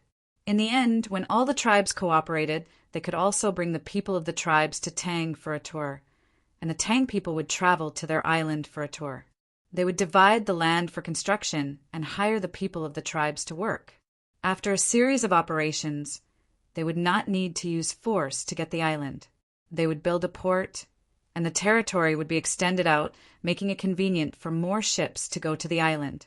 The more number 576 thought about it, the more he felt it made sense. He praised, "Good idea. I'll report it. If it's approved, I'll give you a reward. Maybe I'll give you a steam engine ship." Really? Chen Shihong clapped his hands happily. He knew the other party would not be greedy. At the same time, he did not expect number 576 to give such a good evaluation. He did not even dare to dream that an idea could be exchanged for a ship. It's true. Your idea not only solves the problem of manpower, but also puts the idle ships to use. Tools can only show their value when they are used. More importantly, your idea can quickly reduce the gap between us and the tribes on Liuqiu Island. My idea of a steam engine ship is conservative. The people above will review it and give you a reward according to the value of the idea. They will also add a little extra to encourage you to continue to think of ideas. Then they will put it in the newspaper, and you will become famous. While number 576 was talking, he signaled the people on the guard ship to report it. First, he would simply send the idea back, so that the other side could be prepared. When he went back, he would repeat it in detail. Chun Shi-hong was grinning from ear to ear as he listened. He nodded and said, I know. I am the horse bone of the horse bone in the 1,000 gold market. Even if you don't give me a reward, I am willing to give you ideas. It is a way to show my value. I, a fisherman, can help the Tang Empire. I have not lived in vain. I don't think you are a fisherman. You're more like a researcher in charge of practical plans. You know a lot. Number 576. Said sincerely. Chun Shi-hong continued to laugh. Ha ha ha ha ha. I know a lot because I read a lot of books. When I am not fishing, I go to the school to listen to the lessons with the children. When I go home, I ask my son to teach me. Now I can read the newspaper by myself, and I can even write more than 100 words. They all say that I have nothing to do. Stupid. This time, I will let them know who is smart and who is stupid. Number 576. Gave him a thumbs up and was about to praise him when Chun Shi-hong suddenly pointed to the place where the sea met the sky in the distance and exclaimed, There are boats, 2 of them much bigger than mine. Number 576 quickly picked up the binoculars and looked in that direction. Yes, there were 2 triangular sailboats moving forward on the sea. Looking at that direction, they would come into contact with their side. Whose boats? They're not ours. We don't have such boats with triangular sails. They are cannibals. Why are there only 2 boats? Number 576 made a judgment. Chun Shi-hong followed and looked. He took the binoculars and looked and was amused. Are the boats patched? I reckon that there should be quite a number of ships here, but they encountered wind or something. As a result, all the other ships were damaged. The remaining 2 ships were repaired after docking on that small island. How pitiful! What should we do? Ask all the fishing boats to come back. Send a report and ask for reinforcements. Guard the boats and set up the guns. Give me a gun. My weapons are all sunk in the water. It is really not the right time. Number 576 quickly gave the order. When the fishermen heard that there was danger, they did not care about fishing anymore. They gathered back and then rowed towards the land. The 2 guard boats stayed in place and did not move. They were not in a hurry. They could see the boats, but it would take some time for them to come over. Now, the wind was blowing from the land to the sea. Maybe the reinforcements of the hot air balloon team could follow the wind and arrive. Chapter 1314. The Tang people on the fishing boats first saw the Duo people's boats. The Duo people's boats were large and had sails. After the Tang small fishing boats withdrew, the Duo people on the boats did not know that there were many Tang people in front of them. The advantage of a jib sail was that it could be turned flexibly, whether it was with the wind or against it. It was just that when the wind was against it, it had to take a zigzag route. Now the people on the boats were doing this. Some people were constantly adjusting the angle of the sails so that the boats could continue to move in the direction they had set and reach land. Khalisi Muhammad sat on the deck of the first boat. His hands were in his sleeves and his face was covered, only revealing a pair of dry eyes and a pair of feet without shoes. His feet were cracked so much that one could even see the bright red flesh inside. A sea breeze blew, causing his veil to move. 2 seagulls landed not far from him. They seemed to be tired from flying and wanted to rest. Khalisi Muhammad reached for the waterskin, shook it in his hand, and carefully pulled out the stopper. He put his chapped lips on the mouth of the waterskin to moisten it, then stuck out his tongue to lick it. He reluctantly put back the stopper and put it aside again. He now hoped to see land and then fill the waterskin with water from the river. He would drink it all into his stomach, fill it again, and drink again. Only in this way could he keep away from the fear of hunger and thirst. He had been to the Tang Empire twice. The first time was 15 years ago, when he came to Chuanzhou with other believers to preach to the locals. At that time, some people died on the road, but those who survived gave the great gift of Allah to the locals. Then he went back with the local silk and porcelain, which were all contributed by the believers of Chuanzhou to Allah. When he returned, he was given a portion and exchanged it for sheep and camels. This was a gift from Allah for preaching, and he was grateful to Allah. But a drought took away all his wealth. He thought that it was Allah's punishment for not continuing to preach, so he came again. 3 years ago, he successfully survived under the protection of Allah and set foot on the land of Chuanzhou, waiting for the local believers to welcome him. However, he found that he was wrong. There were no believers. The temples that were originally built by believers were demolished, and the land was taken back. In the past, very few people came to preach. They were all helping the locals in exchange for food. The light of Allah could no longer illuminate the earth beneath his feet. Khalisi Muhammad creelly inquired with a person who came from the same place and found out that the locals no longer believed in Allah, and the name of Allah was gradually forgotten. They now believed in 2 people named Xiaobao and Cuckoo, as well as their emperor.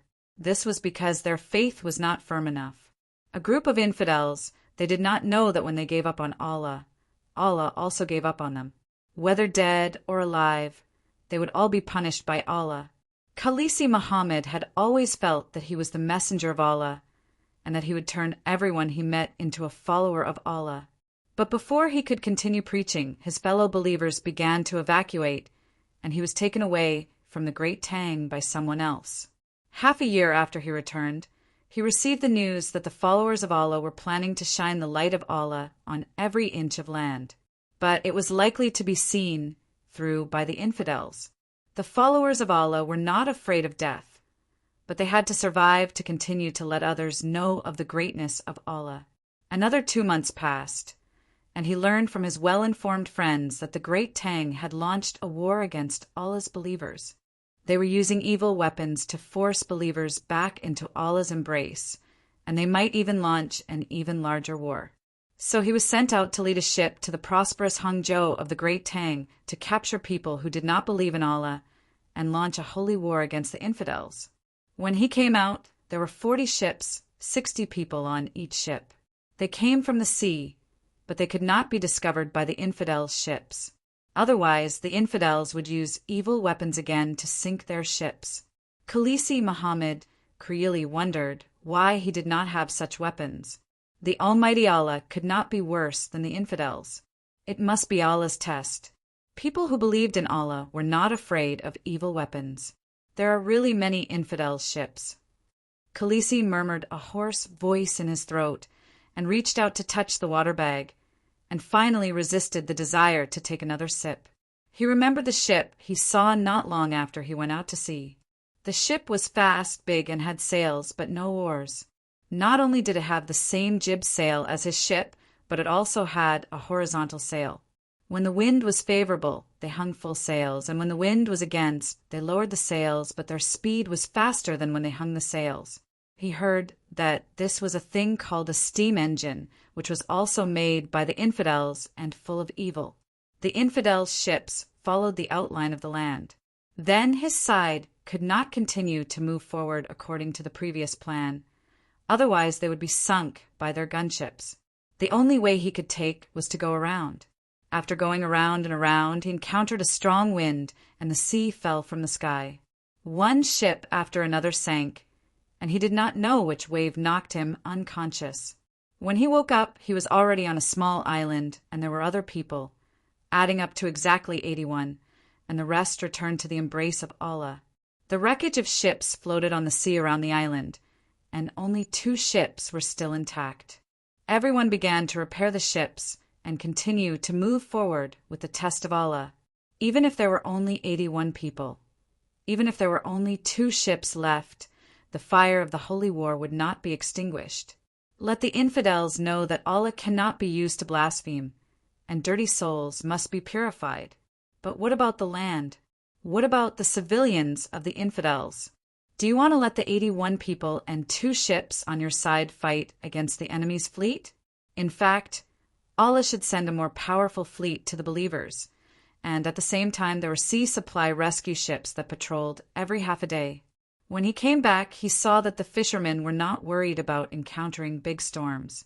They did not go far, only around the range of the lighthouse. They had so many lighthouses, and he did not understand why they were built so close to each other. When the lights were on at night, the light of another lighthouse could be seen from one lighthouse. Even so, they still had supply rescue ships patrolling back and forth along their route. Their ships were loaded with medicine and their doctors. There were small boats on the big ships with their canned food, fruits, and vegetables, as well as changing clothes and countless fresh water. They accompanied their other ships, and the farthest one even followed the merchant fleet. When he went back, he specifically asked someone. The fresh water on the supply rescue ship was free of charge for the merchant fleet, and other things were not expensive. For their fishing boats, everything was free. He heard that he saw a pagan fishing boat was damaged by a whale. At that time, a supply ship passed by, rescued the people in the water, and then gave the fishermen a boat so that they could continue to fish. How could the sinful infidels be like this? That was what the believers of Allah should enjoy. There are boats, I see boats. The shouts of others interrupted Kalasai's thoughts. He stood up and followed the eyes of others. Sure enough, there were boats, 2 small boats, undulating with the sea. If you did not look carefully, you would not find them at all. It's a fishing boat. Someone shouted happily. Kalasai was also happy. They met a fishing boat not far from the shore. First, they would catch the fishermen, then secretly go to their land and catch more people. In this way, the infidels would not dare to do anything to them. They believed in Xiao, Bao, and Cuckoo, and they cared about their lives very much. The people on the 2 boats began to drink water. They did not need to save anymore. There would be enough water for them to use soon. The people who drank water had strength in their bodies. They tried to adjust the sail, wanting to quickly contact the other fishing boat, catch their people, and complete their mission, Allah. When the many cannibals' boats were trying to get close to the escort ship, in order not to cause trouble to the escort ship, the fishermen, who quickly returned to the land, saw 4 boats in front of them. They were about the same size as their fishing boat, but their speed. Were they flying on the water? Come on, the many cannibals are going to meet them. Chen Shihong only had time to shout, and the 4 boats separated from the left and right sides of their fishing boat, leaving 4 clear traces of waves on the sea. He looked back again, and the 4 boats were 100 steps away. Chun Shihong was stunned. He looked at the others and saw that they were also stunned. He knew that he was not the only one who was dazzled. After a few seconds, Chun Shihong waved his fist. Damn, this is my Tang dynasty's boat? His mother, crazy, this is crazy. Chun Shihong shouted. When the others heard his movement, they came back to their senses and crazily shouted together to vent the shock, excitement, and pride in their hearts. I dare say that I guarantee that this is my Tang dynasty's new technology. It came from the Ministry of Works, which is Xiao Bao's father's place. It's so fast. If I knew that this kind of boat was coming, why would I run? I should have just stayed at the side and watched the show. Chun Shihong said regretfully. Just now, they were worried that they would be a burden to the escort boat, so they tried to leave. Before they set out, they had been told countless times that in the face of danger, if the rescue team did not send a signal to attack together, they should stay away from the danger and not cause trouble to the rescue boat. Especially in a naval battle, they should run as far as possible. They ran, but that was because they did not know that there would be another boat that was so fast. At that time, they were afraid that the many cannibals would not dare to touch the boats with guns, so they specifically looked for fishing boats like theirs. If someone was caught, the people on the escort boat would be afraid of taking action. But if there was a boat that came later, it did not seem to be a problem for them to stay there. The boat that came later would definitely have powerful weapons. I saw it. I saw that the boat that just flew past had small cannons. Why don't... A fisherman said what he saw and suggested at the same time. Everyone knew what he was going to say. Why don't we go back? Everyone looked at each other. They wanted to go back, but they were afraid that it would affect the soldiers on their side. If they went back and the soldiers were injured, not only would they feel uneasy, but they would also be criticized or even beaten up when they returned home. Why don't we wait a little longer? Maybe they need our help to capture the captives and those 2 boats. If they haven't sunk, we have to bring them back. Chun Shi-hong suggested. Chapter 13:15. After listening to Chun Shi-hong's words, the fishermen chose to agree and wait here for a while. In case they were needed, they could watch over the captives. The captives would be very good labor in the future. If there were dangerous jobs, they could let the captives do it. Fish. A fisherman pointed at the fish on the boat. Still care about the fish? I just want to see what the flying boat is. In the future, if we encounter danger, they will come faster. It's too magical. Another young man said happily. Although the boat was not his, as long as the Tang Empire had it, he would also benefit. The strength of his country made him work harder. When he encountered danger, there would be someone to help him at the fastest speed. When he encountered other countries' boats, they would have to go around him. Was there anything happier than this? His fishing boat was a little small, but his Tang Empire was powerful enough. Especially Xiao Bao and Cuckoo, they would not reason with others. When they took revenge, they would be very ruthless. The others also piled up smiles on their faces. They hoped that they would have a chance to see it with their own eyes. Although they could not own it now, they might be able to buy or rent it in the future. Just like the steam engine boat, when it was first developed, ordinary people were not allowed to come into contact with it. Now, if they had money, they could rent one or even buy one to use for fishing and transportation. Every time my Tang Empire's military technology improves by a level, we will take out the inferior one from before and use it for civilian use. If one day we can use the boat that just passed by, it means that my Tang Empire is more powerful. I look forward to it. After Chun Shi-hong finished speaking, he drank 2 mouthfuls of water. For a moment, he felt so comfortable from inside out. Everyone waited on the sea here. When they heard the gunshot stop, they would go back. While waiting, something appeared in the sky. The buzzing sound was very loud. The fishermen looked up and were stunned again. They thought that it was a hot air balloon, but it looked different from the hot air balloons they had seen before. The hot air balloons in the past were round, but this one was like a fish with a bulging stomach. Moreover, it was much bigger than the hot air balloons they had seen before. There were fins, and the basket hanging below was also bigger than the hot air balloons. The most important thing was its speed. There were more than 10 hot air balloons following behind this thing, but the distance between them was obviously getting farther and farther. How many bullets can I put in the basket? Chun Shi-hong looked up, and the first thing that came to his mind was the loading of the bullets. I think so. Today I saw 2 mysterious things. It's so satisfying. Look, there's a smiley face drawn in front of this thing. That mouth and eyes are so cute. If it were a shark, it would be awesome. Another person chimed in and commented, "Cute? What's cute isn't what's in the picture, but how many deaths it can bring." The picture of the Vigorous Protection Team is also cute. The flags of Cuckoo and Xiaobao are also cute. It depends on who's looking at it. It's cute when we look at it, but the enemy will have nightmares when they see it. Someone refuted. I'm just saying, how can it be over so quickly? You can't feel it from the front, but when you get to the top of your head, a shadow will cover you and you will be able to run very far away. In the future, they will use this to patrol above our heads. Wishful thinking.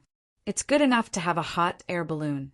If it weren't for the cannibals coming over, there wouldn't be any hot air balloons. There's only a guard ship in charge of that sea area. We're just a bunch of fishermen. Do you expect the imperial court to send a gunship to follow you around? Don't be greedy. With a guard ship wandering around there, we can be at ease fishing. It's a waste to have too many things for us to use. Unless we're attacked, the imperial court will send troops over. But who dares? I'll lend them some courage. If I die, Cuckoo will make all of them die with me. Chun Shi-hong thought clearly. Can't I just say a few words? Stop. 2 hot air balloons have stopped. They're above our heads. Someone's coming down. The person who spoke just now was about to say a few words when he realized that the hot air balloons had stopped above his head. He changed the topic. 2 people came down from each hot air balloon. There were a total of 4 people with guns on their backs. One landed on Chen Shihong's ship, and another landed on each of the 3 ships beside it. You, why did you come down? Chen Shihong was puzzled. To protect you, the person who came down said with a cold face. Welcome, welcome. Oh, thank you. What are the ships and the big hot air balloons that passed by? Chen Shihong pointed to the sky and asked. Military secrets. No comment. The person who came continued to answer with a cold face. Chen Shihong didn't care when he saw that the other party didn't give him face. Anyway, no matter how cold and indifferent you are, you still have to rush to the front when there's danger. How dare you let me take the front? But if only you could be more cheerful. Soldiers and civilians are one family. Xiao Bao and Cuckoo said so. Can't I ask around? What secrets can this thing have to reveal? Chen Shihong cursed in his heart. The 4 people who came down began to check their weapons. The guns on their backs were the kind that had a strong penetrating power. The stopping power was relatively small, and they were mainly used for long-distance shooting. The 4 people were very serious. They first took the guns apart to check, then reassembled them. The bullets were also pressed into the magazine one by one. They even took out a military knife and drew lines on 2 of the bullets. The nearby fishermen were all watching. No one made a sound. They had never touched a gun before. The older ones probably wouldn't have the opportunity in their lifetime. The younger ones were thinking about whether they should participate in the training when they go back and shoot a few guns to satisfy their craving. Will they attack us? A young man looked at the guns in the hands of the other person enviously and asked, I don't know. The person answered. The young man was depressed. He felt that he was far worse than the previous number 576. He was talking and laughing. He didn't owe you anything. Do you have to be so cold? Difference, this was the difference. Number 576 was the spy of the Zhang family and the Wang family. In terms of status, how many people could surpass him? He was very easy to talk to. At this time, another person came down from the lower hot air balloon. Everyone was stunned. It was actually a woman. She was very beautiful and carried a medical kit on her back. As soon as she came down, she smiled at everyone. When others saw her smile, some of them smiled back. Some of the young men lowered their heads, looking very embarrassed. Don't blame them. The 4 of them are new recruits. They have never been on the battlefield. They have only trained for 3 years. Usually the instructor is strict, so they don't dare to joke around. They will be fine after they get familiar with it. The female medic smiled and explained to the crowd. She had seen the situation below from above, so she came down to explain. Otherwise, it would be wrong to be a soldier if they misunderstood when they were protecting people. The female medic had a good personality. When she said that, the expressions of the fishermen became much better. An old fisherman comforted them. Kids, don't be afraid. If they really fight, you can put the gun on my shoulder. I will block their arrows for you. You can kill them all. Consider it as revenge for me. I have 1 foot in the coffin. I am not afraid of death. Uncle, it's good to hear you say that. But if there is really danger, you have to retreat. If you block them, they will die when they go back. If you don't die, they will lose a layer of skin when they go back. Why don't you think, Uncle? You are all like wood. The female medic smiled and said to the old fisherman. Then she changed her expression and gave orders to the 4 people. Yes, Princess Tongbei. Uncle, I apologize. The person in front of Chen Shihong was still as cold as before. He apologized to the old fisherman who spoke just now. Everyone started not paying attention to his apology. Instead, they looked at the female medic. Princess? Princess Tongbei? Which prince's daughter? Why did she come here? Princess, why don't you get married and stay at home? Why are you running around? Princess Tongbei glared at the soldier and explained with a smile. My brother is Li Sun, Prince Tongan. Now he has nothing to do all day, so he runs between Tang and Prefecture and Bohai Prefecture. He said that the ice sculptures there are good in winter. I'm half a year younger than Xiao Bao and Cuckoo. I've been studying medicine since I was 6 years old. I just graduated from medical school last year and went to the border between Xinlua and my dynasty for an internship. In fact, I was using the people from Xinlua to practice. I originally planned to stay there when spring was warm, but it was too cold when spring was cold, so I came here. In the end, it was too hot. Today, we are holding a joint exercise. I'm flying with this balloon. I didn't expect that, as I was flying, you guys would encounter many cannibals. Look, it directly changed from an exercise to a real battle. Let me measure your blood pressure. Everyone suddenly understood. No wonder they came so quickly. It was as if a ship flying on the water could travel. The hot air balloon came at the right time. That's not right. Why did you choose this time for the exercise?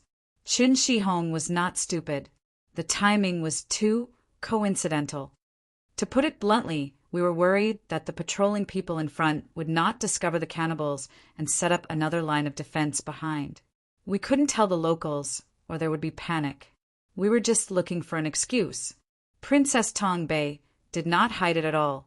After all, the enemy had already been discovered. Moreover, the fisherman in front of her had seen it. It didn't matter if she said it or not. The imperial court really thinks a lot for us. I came at a good time and have to live a few more years. Look, it's not good for a member of the royal family to come out and suffer. The old fisherman who had just said that he had one foot in the coffin now said that he wanted to live a few more years, and even criticized Princess Tang Bei. Don't always call me princess. My surname is Li, and my name is Qing. Li Qing, you can call me Qing. I came out to learn from others. The current royal family is not sitting still and waiting for death. We have to learn skills. We have refunded the income of our own territories and only rely on our own abilities to earn money to support ourselves. Of course, we can still live well even if we can't earn money. His Majesty has specially set up a fund for us to use. However, it's too embarrassing to count on His Majesty's money to support us. Now it's popular for the royal family to come out and do things. Uncle, look, I'm out. When I go back to attend the party with them, I'll have something to say. How the fish are caught and why the seagulls are parked on the boat. If I don't come, I won't be able to get a word in when they say something. Princess Tang Bei spoke to the old fisherman. Her amiable temperament immediately won the favor of everyone. Hearing the simple words coming out of her mouth, the fisherman's displeasure towards the cold soldiers immediately disappeared. One by one, they began to worry about Princess Li Qing. Qin Shihong frowned and asked with concern, Princess, when you practice medicine, does the medical center give you more money than your original territory? Of course. Not only do I practice medicine, but I also research medicine and sell it to Xinlua, Japan, and so on. How should I put it? In fact, those medicines still lack clinical experience, so it's not useful for you. However, Xinlua and Japan are not a problem. It's my ability to eat well, but it's their fate if they die. In fact, it's the same in Tang. The doctors have tried their best, but there will always be people who die. We are very sad, but there's nothing we can do. The technology is there, and not all diseases can be successfully treated. We'll be very happy if we cure a Tang person, but we'll be very regretful if one dies. If we want to be happy, we have to work hard. My income is not small, and it's all invested in medical research. My food and clothes are settled by Xiao Bao and Cuckoo's family business. The main reason is that it's convenient. Their family business is everywhere in Tang. In our circle, whoever earns less will be too ashamed to meet others. During the gathering, find a corner to sit and don't make a sound. Even the crown prince brother is the same. It has nothing to do with status. Whoever wants to use their status to pressure others will lose face when they say something to pressure others. And the most terrifying thing is that after you use your status to pressure others, if His Majesty finds out, you may lose your status. Occasionally, His Majesty will attend the gathering and talk about the battle between him and Xiao Bao and what victory he has achieved. In fact, we know that His Majesty always loses. He can't outsmart Xiao Bao. Li Qing covered her mouth and giggled. The fishermen laughed along. Their impression of the characters was revived by Li Qing's words. The gap in status still existed, but they seemed to be much closer to those people. While they were talking, the sound of cannons firing came from afar. They're fighting. It's definitely the sound of cannons. Guns don't make that sound, someone shouted. The 4 soldiers immediately raised their guns and looked in the direction of the sound without any expression on their faces. Li Qing quickly comforted them. Don't be afraid, don't be afraid.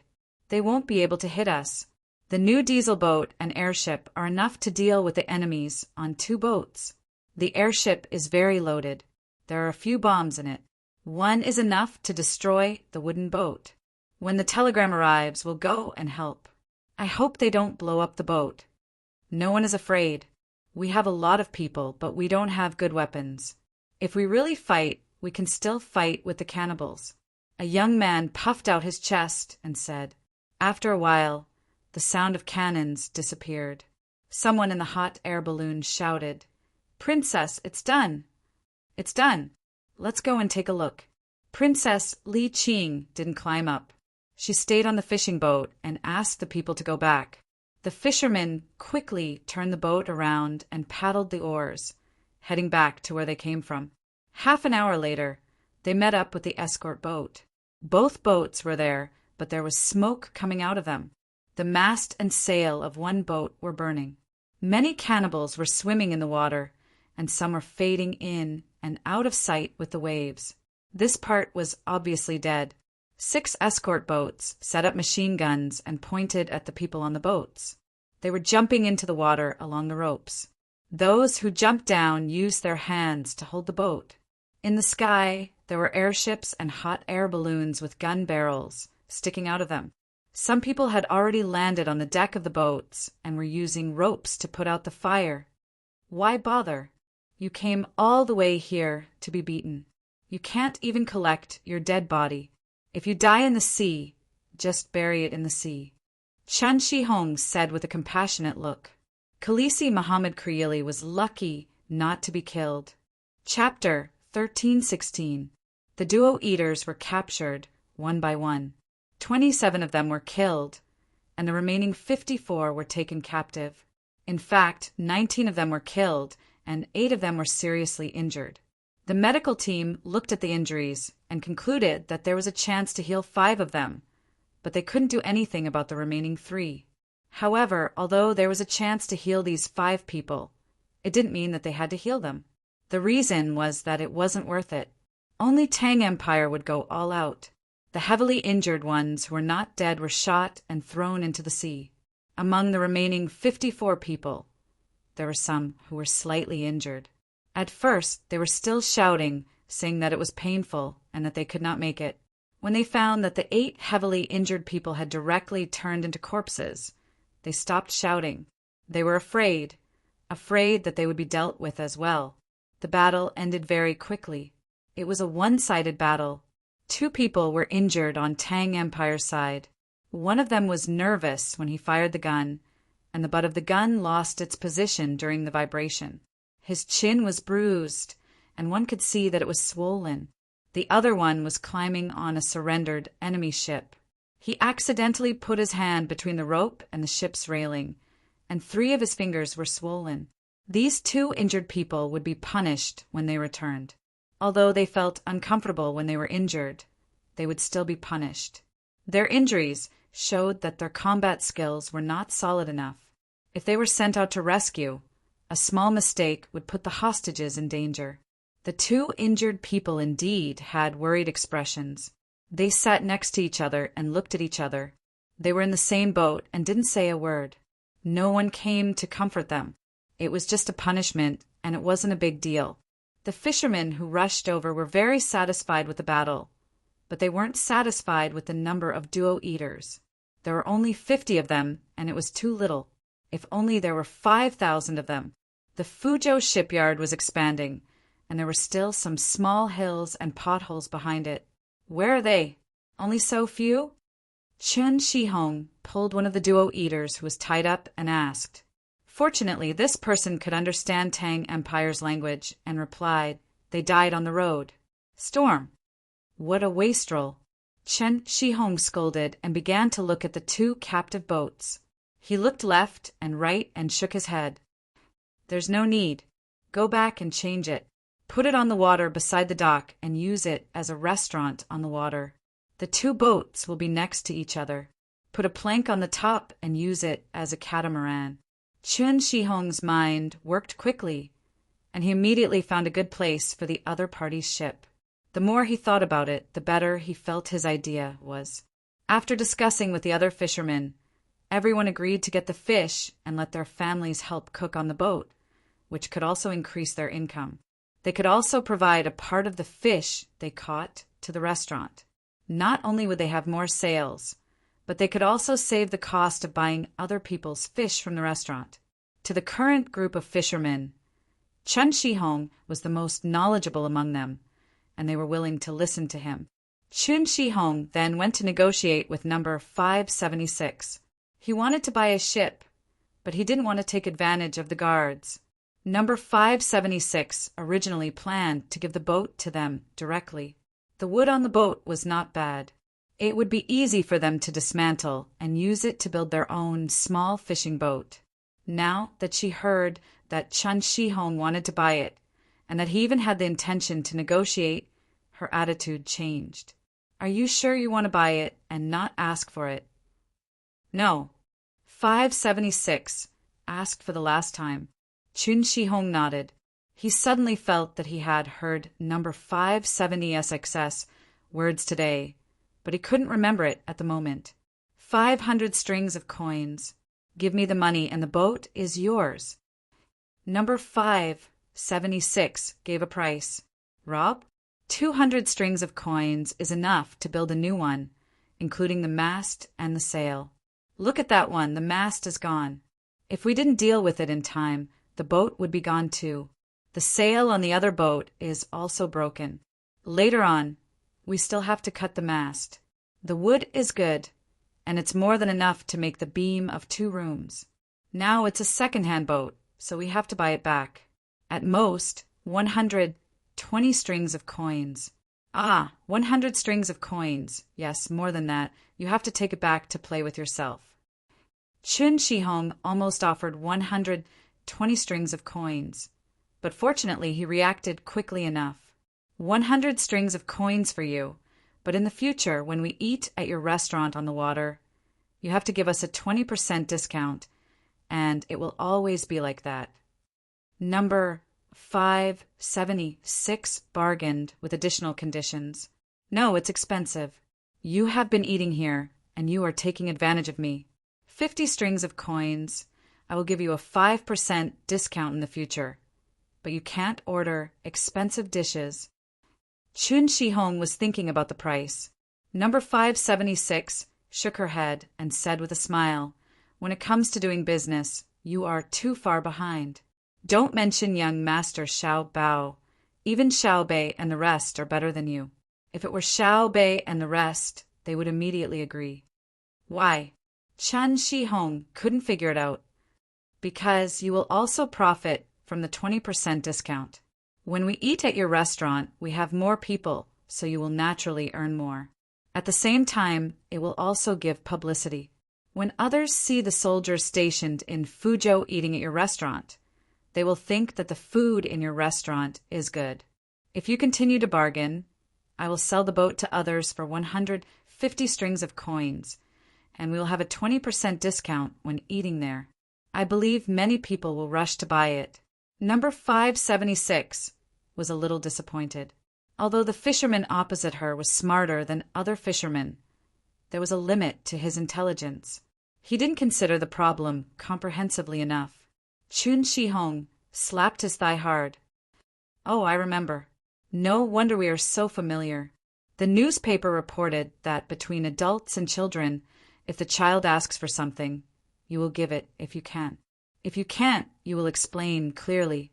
If you negotiate with the child, you have to accompany the child to negotiate, even if it's just a copper coin. Let the child understand that family is family, and an agreement is an agreement. Just like when Xiao Bei and the rest negotiated with Xiao Bao and Cuckoo. I have learned another skill.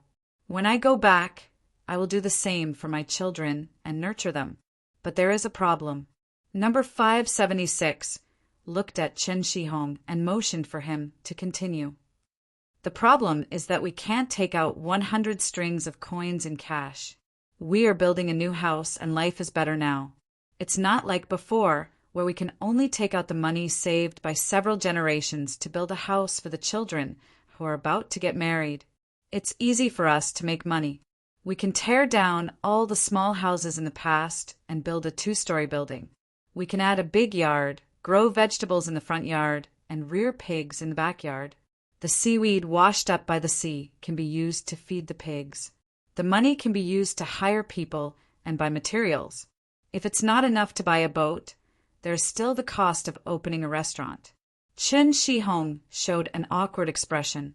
However, there was a hint of happiness between his eyebrows. It seemed that he was looking forward to the new house. Congratulations, congratulations. Number 576 cupped his hands and was happy. Chen Shihong smiled shyly. Thank you. I want to say thank you. The longevity tablets of Xiao, Bao, and Cuckoo will never be removed. Who is good and who is bad we know in our hearts. If other officials have money, we will be suspicious. If Xiao Bao and Cuckoo have money, we think it's normal. We don't care about the rule that officials can't do business. Thank you. Number 576 also thanked him. He was praising his master's family. Then he gave an idea. You can tow the 2 boats back and then use the 2 boats to get a loan from the bank. The people in your family who run the restaurant are women and older, right? In their name, the bank will give a very low loan interest. If you have people in your family who are not very healthy, the loan interest given by the bank will even be lower than the interest of your savings. There is also the government's tax reduction policy. 2 boats can get a loan of 100 strings of coins from the bank? Chen Shihong didn't believe it. The bank usually estimated the price of things very low. No.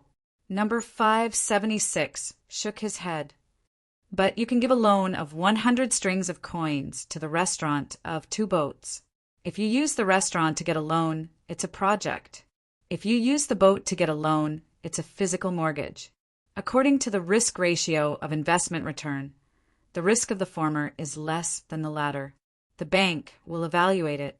I've learned something new. People often say that any one of the people from the Zhang family and Wang family is very powerful. Today, I agree with this saying.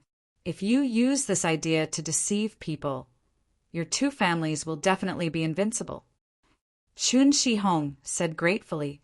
Number 576 was still smiling and said, the highest level of deceit is not how to deceive, nor who to deceive, but to not deceive anywhere.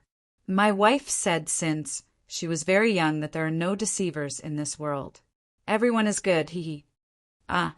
Ha ha ha, I've heard. It is said that Cuckoo was laughing at that time. A maid said that there was a deceiver on the other side of the bridge. In the end, Cuckoo said how could it be possible? Good people, they're all good people. Go, bring Xiaobao here. Ha ha ha. I can't help but laugh when I think of it. I did as you said. Will the bank think that we are not honest? Chen Shihong laughed happily for a while, then turned back to the topic and became serious. Number 576 said with certainty, Go. This is not deceit, because deceit does not make one invincible. The real invincible is benevolence. The imperial court has a policy of supporting people. Benevolence leads to people's hearts. Chen Shihong happily continued to discuss with the others. After that, they decided to send people to watch over the area, while the other fishing boats brought the captives back. When they arrived at the seaside, they would hire a big boat to help pull the 2 boats back. It would be too slow if they dragged the boats themselves, so everyone agreed. Chen Shihong told number 5 76, what they had discussed. Number 576 proposed to use 4 new boats to help pull the 2 boats back directly. There was no charge, and they could see how the new boat's power system was. When the fishermen heard this, they were happy. They were happy not because they could save money, but because they could see the boats that flew on the water before. Li Qing, the princess of Tang, introduced the boats to the fishermen like a tour guide. I don't know how many new boats the Ministry of Works has built in total. I only know that they sent 4 to Fuzhou and 4 to Quanzhou. Lu Zhou might have more, but they didn't tell me. As a princess, I don't have the power to ask. The information I can get is that there are small diesel engines behind the 4 boats. The workmanship is more delicate and the failure rate is higher, especially the propeller at the bottom. It was calculated by Xiao Bao and Cuckoo. Yes, it was calculated. This is the importance of knowledge. After that, the Ministry of Works sent skilled craftsmen to grind it little by little on the lathe, and it almost had to be remade. It's not that it's impossible, but it's Xiao Bao and Cuckoo's request. When it comes to noise, thrust, and so on, the unqualified products are quite good when used on other boats. It's just that they don't meet their requirements. Princess Qing, we know. It said that Xiao Bao and Cuckoo want to build our own Tang heavy industry. The requirements for craftsmen are very high. With a casual look and touch, they can find the difference of 0.2 millimeters. The most simple training class is to graduate. It requires a small hand file and an iron rod to make a beautiful, multifunctional hammer. With this hammer, you can make better things with the hand file, and then continue to work with it. What we want to know now is when we can use this boat. Hurry up! Once this boat is out, the other boats will be like crawling. Can we use the same thing on the bigger boats? A fisherman mustered up the courage to speak to Princess Li Qing. His hand was pinching his leg hard, and he was nervous. It was the first time in his life that he talked to a beautiful princess. In the past, he would not even dare to think about it. He thought that he was a good-for-nothing. Princess Li Qing sensed the other party's nervousness and felt a little disappointed. She felt that she had not done a good enough job. If Xiao Bao and Cuckoo were here, she believed that the fishermen would not be so nervous. However, in reality, their status was much higher than hers. After considering the question, Princess Li Qing felt that it was not a big deal to reveal the secret. So she answered, Lu Zhou already has a boat in use, and it needs something called diesel. It has been used in the military. If you want to use it, I guess it will take 5 years. 5 years later, more advanced technology will be developed and used in the military. The blockade will be lifted for civilian use. Are you afraid that we will buy it and leak the technology? The fisherman asked again. No, you can't copy it at all. You can use it or take it apart. If you can't put it back, you will have to spend money. We can't let you use it now because we don't have enough diesel. Are you willing to spend 5,000 strings of coins to drive the same boat back and forth? Unless you are a rich person and use it for fun or fishing, you will have to catch some fish to earn back the cost. Su Qing said. In fact, she did not know the price of diesel. She only knew that the production was not high and it was mostly used for military research. When the fishermen heard this, they were discouraged. They would rather buy a big boat with a steam engine in the future. The news that the duo cannibals who came from afar was soon reported in the newspapers. Many people complained that a large number of duo cannibals were drowned in the storm. Otherwise, there would be more slaves to do the work. Zhang Xiaobao and Wang Wan knew the news earlier. When the fishermen just found out about the duo cannibals, the telegram was sent back and other telegraph offices received the signal and sent it to the west at the same time. Everything is stable. Now we just need to enter India from here, and then quickly pass through and attack the duo cannibals. Zhang Xiaobao put down the information and said to Wang Wan, who was walking next to him. Wang also had a copy of the content in her hand. When she knew that the last thing she needed to worry about was solved, she was also very happy.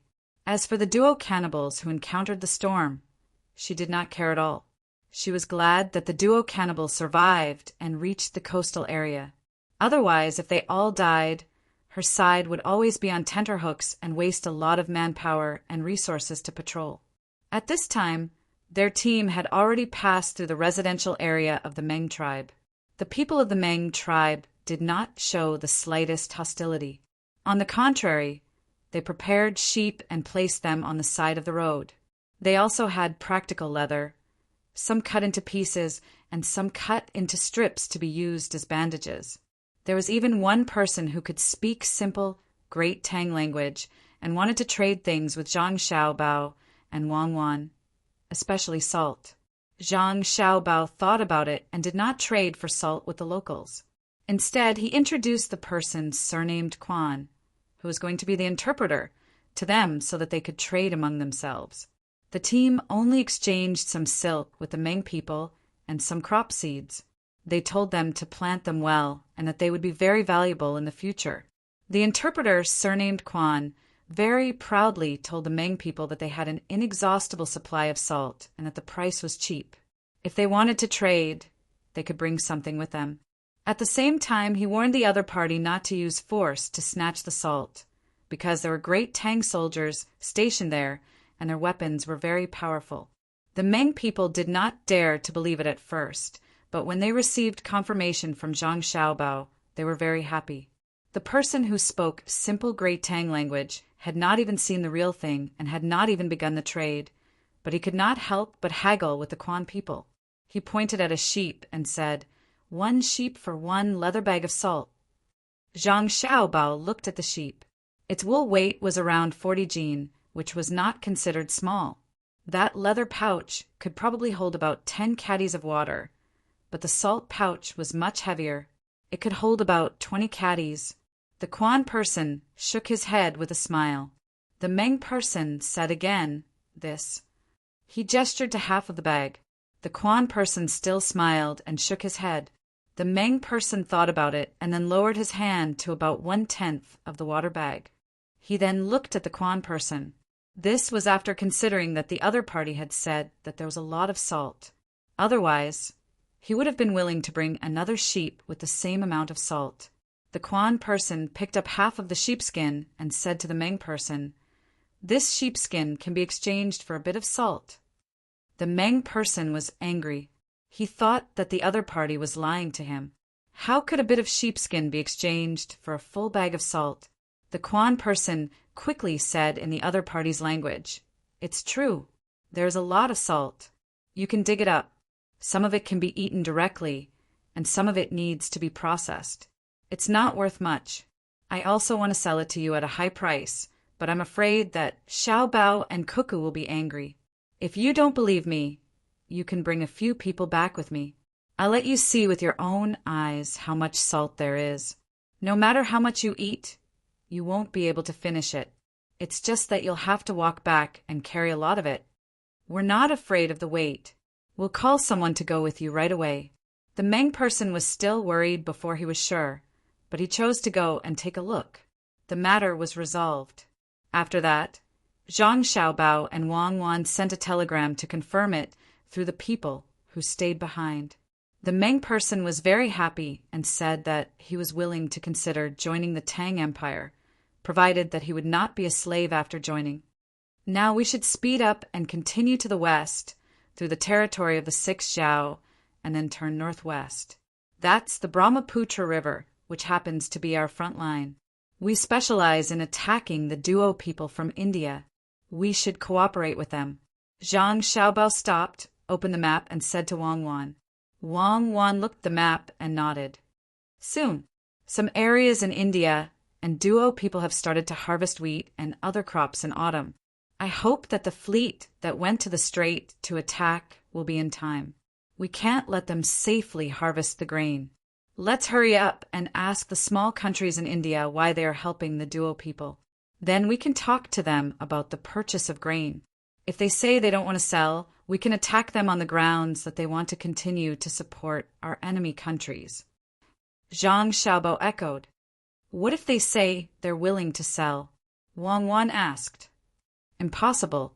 Would you be willing to sell 10 caddies of wheat for 1 copper coin? Zhang Xiaobao meant that he wanted to lower the price. Yes, we can exchange it for foreign exchange, Wang Wan said with a smile. Ah, then 100 caddies, I don't believe it, Zhang Xiaobao said in a huff. Chapter 1317. Zhang Xiaobao completely agreed with Wang Wan's words. Even if 10 caddies of wheat could be exchanged for 1 copper coin in Great Tang, and this did not include the cost of transportation, 1 copper coin in Great Tang could only buy half a caddy of wheat. So should he sell it? He had to sell it. However, the money could not be exchanged for wheat in Great Tang. It could be exchanged for salt, other handy tools, or even a biology book for children in school. This was the pressure of technology, paying so much in exchange for a very basic technology of Great Tang. It was impossible to advance further unless one researched the basics themselves. Then, one had to pay an even higher price. How high was the price? If others spent 100 strings of cash to research a technology, one could forget about obtaining it without at least 1 million strings of cash. This was because there was a connection and continuity between technologies. Spending 100 strings of cash to research a basic technology did not mean that the technology itself was worth 100 strings of cash. If one factored in military and productivity, 1 million strings of cash would be considered cheap. The best method was to pay a large amount of resources to learn all the basic technologies of Great Tang and nurture a group of people. Then one could continue to buy technology while one researched. If it were a smart country or race, they would need 100 years to catch up, and in this 100 years, they would have to endure the pressure of international trade. In order to establish a world forest, one had to use the strength of one's nation. However, Zhang Xiaobao and Wang Wan were not at all afraid of the people from the Anqi region and the little Brahmins in front of them researching technology. They only restricted Japan and would not give them any chance. That nation was also very smart. As for the Anqi region and the little Brahmin kingdom, one was Myanmar, the other was India, and the same was true for the Polyphagia region and the Arabian region. It was not that they were looking down on them, but even if you gave them technology, they would have to learn and learn for a very long time until the technology was eliminated. But what if you tried Japan? They would definitely be able to learn and understand the technology in a short time and then derive other technologies from it. Therefore, they had to get rid of them and not give them the slightest chance. Otherwise, they could only exterminate their families. This was not good. It did not match the spirit of Yan Huang and could not show the charm of Huaxia.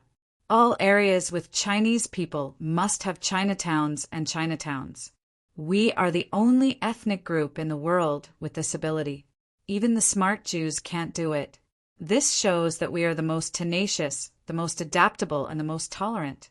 I am willing to tolerate, but I will never allow threats to exist. I agree to include all races in the world into the Chinese nation, but I will not coexist with them as countries. 6 Zhao, your last chance. If you miss it, don't blame me, Zhang Xiaobao, for being ruthless. The universe is too vast, and we are wasting our time trying to influence you bit by bit. Anyone who hinders the integration of the races is a sinner. Zhang Xiaobao and Wang Wan's team had already arrived at the territory of the other Zhao. Zhang Xiaobao glanced at the people hiding in the woods and said, as if he was talking to himself and making a declaration, Wang Wan ordered not to shoot at the scouts of the other side. The team continued to move forward. She said to Zhang Xiaobao, "It's a good place to call the brothers and sisters of the Yunnan region. We have always called ourselves Yimeng. Now that we have 2 surnames, it's enough. Yimeng is Yimeng with other Zhao, and Yimeng without other Zhao is Yimeng. Myanmar will not exist because of the 6 Zhao. Besides, there will be no Myanmar in the future. Buddhism will flourish because it is close to India. The 6 Zhao will either happily become a part of the Tang Empire or become a part of us passively. I thought you were going to make the people with the surnames Meng and Quan disappear, but in the end you've become active and passive," Zhang Xiaobao said to Wang Wan as he waved at the locals who poked their heads out of the woods. Wang Wan took half a step back and said, I can't do it. I'm not like you. I only slaughter villages in the process of battle to achieve my goal. You fight to achieve the goal of slaughtering villages. Me killing civilians is a special case. You killing civilians is normal. That's why soldiers are cute and conspirators are shameful. This time, the number of people who die in the war is definitely far less than the number of people who die because of your economic means. No wonder you were captured and didn't die. A person like you is worth an army. I don't dare. I can't compare to Grandpa Qian. That's why I like to sing Swallows Fly Twice. Without him, I don't even know what Swallows Fly Twice is. The kind me can't be a politician. A politician can not only ignore the lives of others, but is even willing to use the lives of his own people as a bargaining chip. I'm far from that. My heart is too weak. I've always respected the song of loving my love with no regrets. That's the song in the old TV series. There's another song in this TV series that I like very much. It's written specifically for the female lead. Zhang Xiaobao said and waved to the person hiding behind the tree again. That guy was not brave enough to come out. Wang Wan sighed. From the beginning to the end, you've been spouting nonsense. In the beginning, you said that you were kind, but in the end you said something about writing a song for the female lead. I'm writing a song for the author, San Mao, okay? San Mao from The Vagabond. Are you coming out or not? If you don't come out, I'll shoot. Zhang Xiaobao casually answered Wang Wan and shouted to the person. The person hiding behind the tree came out with a bow. After thinking about it, he put down the bow and quiver. Step by step, he walked towards Zhang Xiaobao.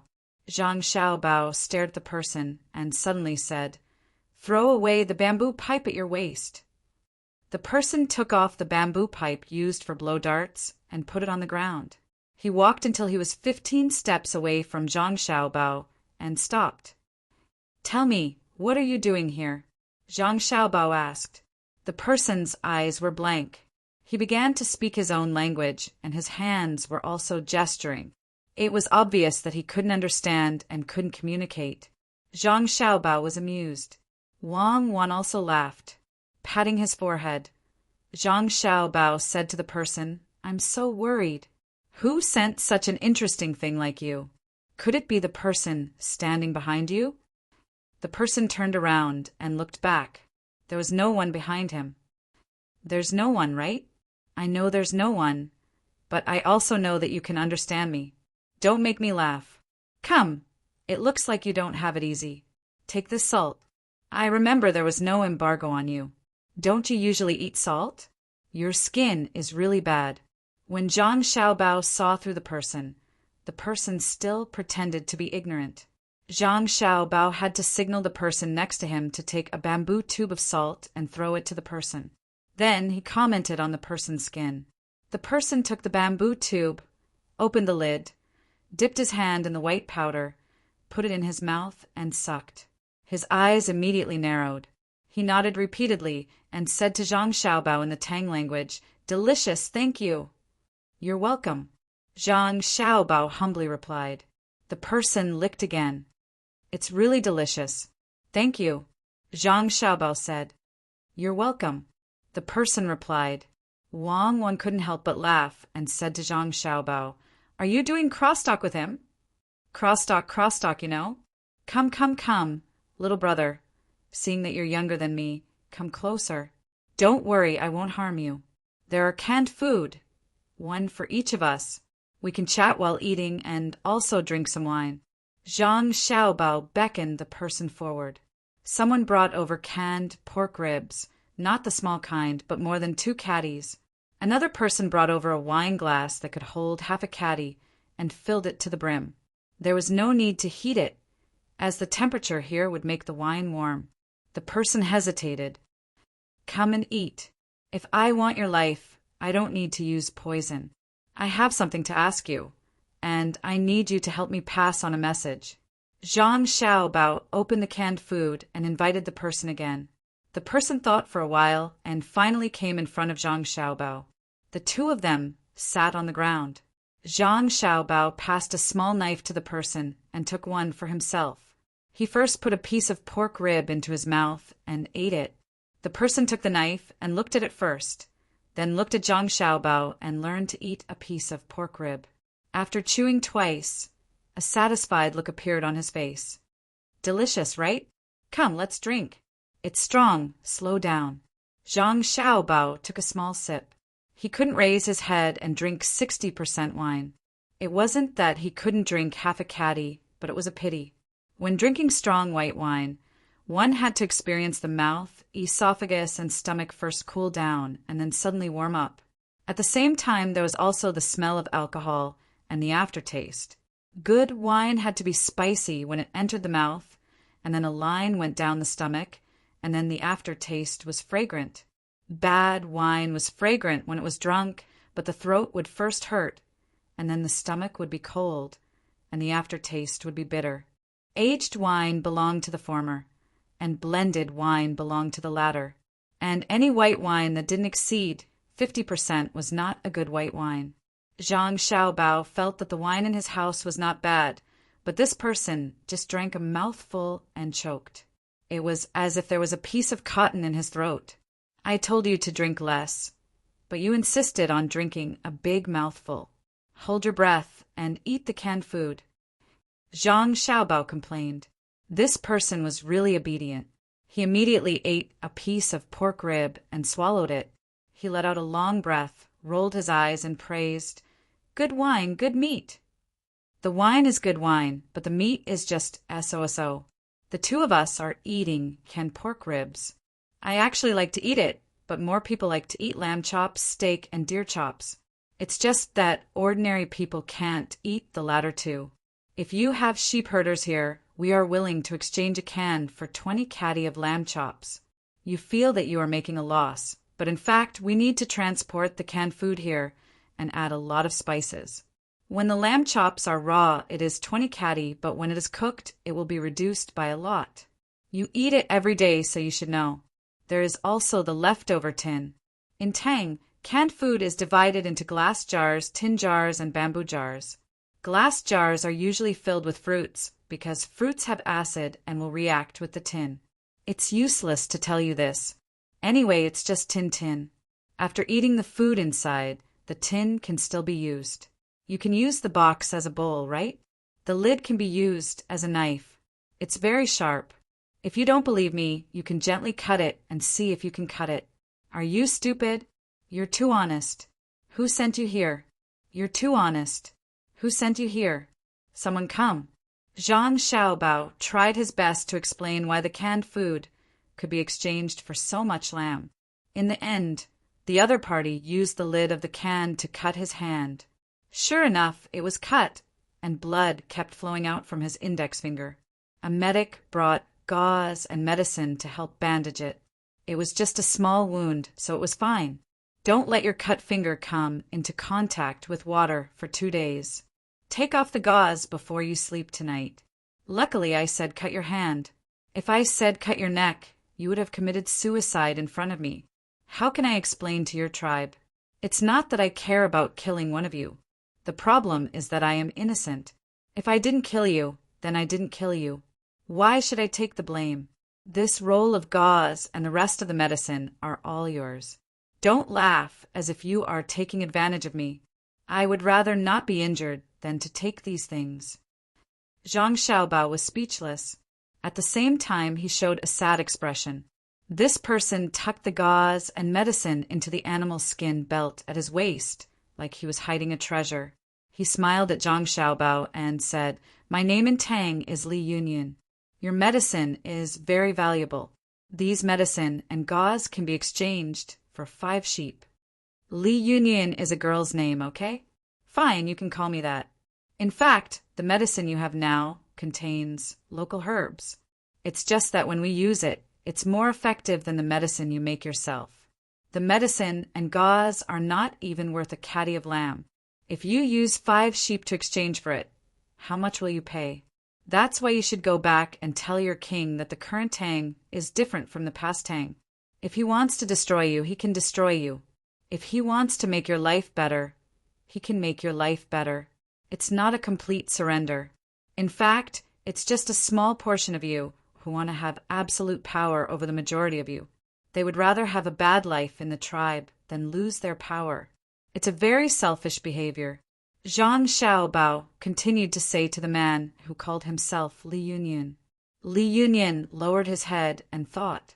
He ate 2 ribs and even chewed the bones. Then he asked, "Are you willing to give up your power?" "You are asking a deep question. Of course I am not willing, but I can make the people who give me power live better lives. I also have the ability to maintain my power. I can also ensure that they are not bullied by others. If they bully others, I will help them bully others. Can your king do that?" Zhang Xiaobao frankly admitted that he would not give up his power, but he also pointed out his advantages. Li Yunyan shook his head. "No, but we are willing to fight to the end. The sheep you killed may also think the same. Do you care if the sheep resist? In other words, you don't care about us, right? Wrong. We care about you. We don't want to go to that step. We want to continue to expand and fight to the west. I can't sleep well if you are in the middle. What benefits can you give us? Didn't we already give you the technology to build a factory?" "What factory?" Li Yunyan curled his lips. Zhang Xiaobao began to look at him again. After a while he nodded and said, "I can see that you are not a scout. You are the person your tribe sent to contact and negotiate with us, and you are very familiar with many things. If I kill you now, your entire tribe will cry. Not only will they cry, but they will also be very helpless." Li Yunyan smiled and said, "You are a man with an Adam's apple. You smile like a woman. Change your name. I understand what you mean. You are the last person to take out. Your tribesmen are all looking at you, looking at us. I really can't kill you. I need someone who is familiar with the Tang Empire. The technology to build the factory was provided because you participated in the Japanese's conspiracy against the Tang Empire. In a few days, there will be a large number of logistics and supply teams passing by your place. There are not many armed guards, and there are things there. We can guard, and we can also take out all kinds of food to exchange with the supply team. I know that the supply team must have special goods for exchange. This way, we don't have to carry more food along the way. A cart of goods for exchange can be exchanged with others on the road for hundreds of carts of food supplies." Without waiting for Zhang Xiaobao to finish, Li Yunyan interrupted Zhang Xiaobao. Zhang Xiaobao smiled. Wang Wan also smiled. The two looked at each other and immediately understood each other's thoughts. It seemed that the people here did not only know how to wait for results, but also knew how to take the initiative to attack. Under the pressure of survival, no one was a fool. The two of them thought of those small countries in the past. In order to survive in the international world, they had to curry favor with a large country while also threatening it. They were like fence-sitters, occasionally moving closer and sometimes moving away. They struggled to survive in the cracks, but even so, they were still attacked by other large countries. Moreover, if not for the current Tang Empire, in normal history, the six Xiao, Tubo, and Jinla would indeed rely on the Tang Empire while also using it. In the current situation, Zhang Xiaobao and Wang Wan understood that this time it was not a political and nominal compromise between a weak country and a strong country, but true harmony. It was not that they did not want to, but that they had no choice. When the Tang Empire reached a certain level of strength, any small trick in exchange for absolute destruction. Why did the small countries in the past have such illusions? Because the United States did not have absolute authority, and neither did the Soviet Union. In the end, it was the mutual compromise between the large countries that had tricked them. They wanted to rely on one large country to fight against another, but the other large country was not stupid. So who could fight against the Tang Empire now? Could they still rely on the geographical environment and climate to make the Tang Empire consider whether it was worthwhile to attack?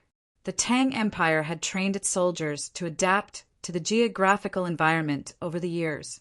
The small skirmishes with Duosher and the disaster relief missions to Tubo were all for this moment. Have you thought it through? Zhang Xiaobao, who had thought it through, asked Li Yunyan. Every time he thought of the other party's name, he felt very uncomfortable. He was clearly a man, but he had to use a woman's name. The canned food is very delicious. In the future, you can actually build a canning factory here. We are willing to help you build other factories further west. Here, we have beautiful mountains and clear waters. If you don't believe me, look at your guards and servants. None of them are affected by the climate. Li Yunyan did not directly answer Zhang Xiaobao's question. Instead, she talked about the canned food and the factory, but the key was in the last sentence. She said that when Zhang Xiaobao and Wang Wan came here, they did not care about mosquitoes, miasma, or other things. The main defense of the 6 Zhao was the environment. It was not that the Tang Empire had not come here to attack before, but the losses were great. After conquering, they could not manage, and in the end they had to hand over power. Now, the other party's large army had come here without any problems. Was there a need to say anything more? The natural defense line had been broken.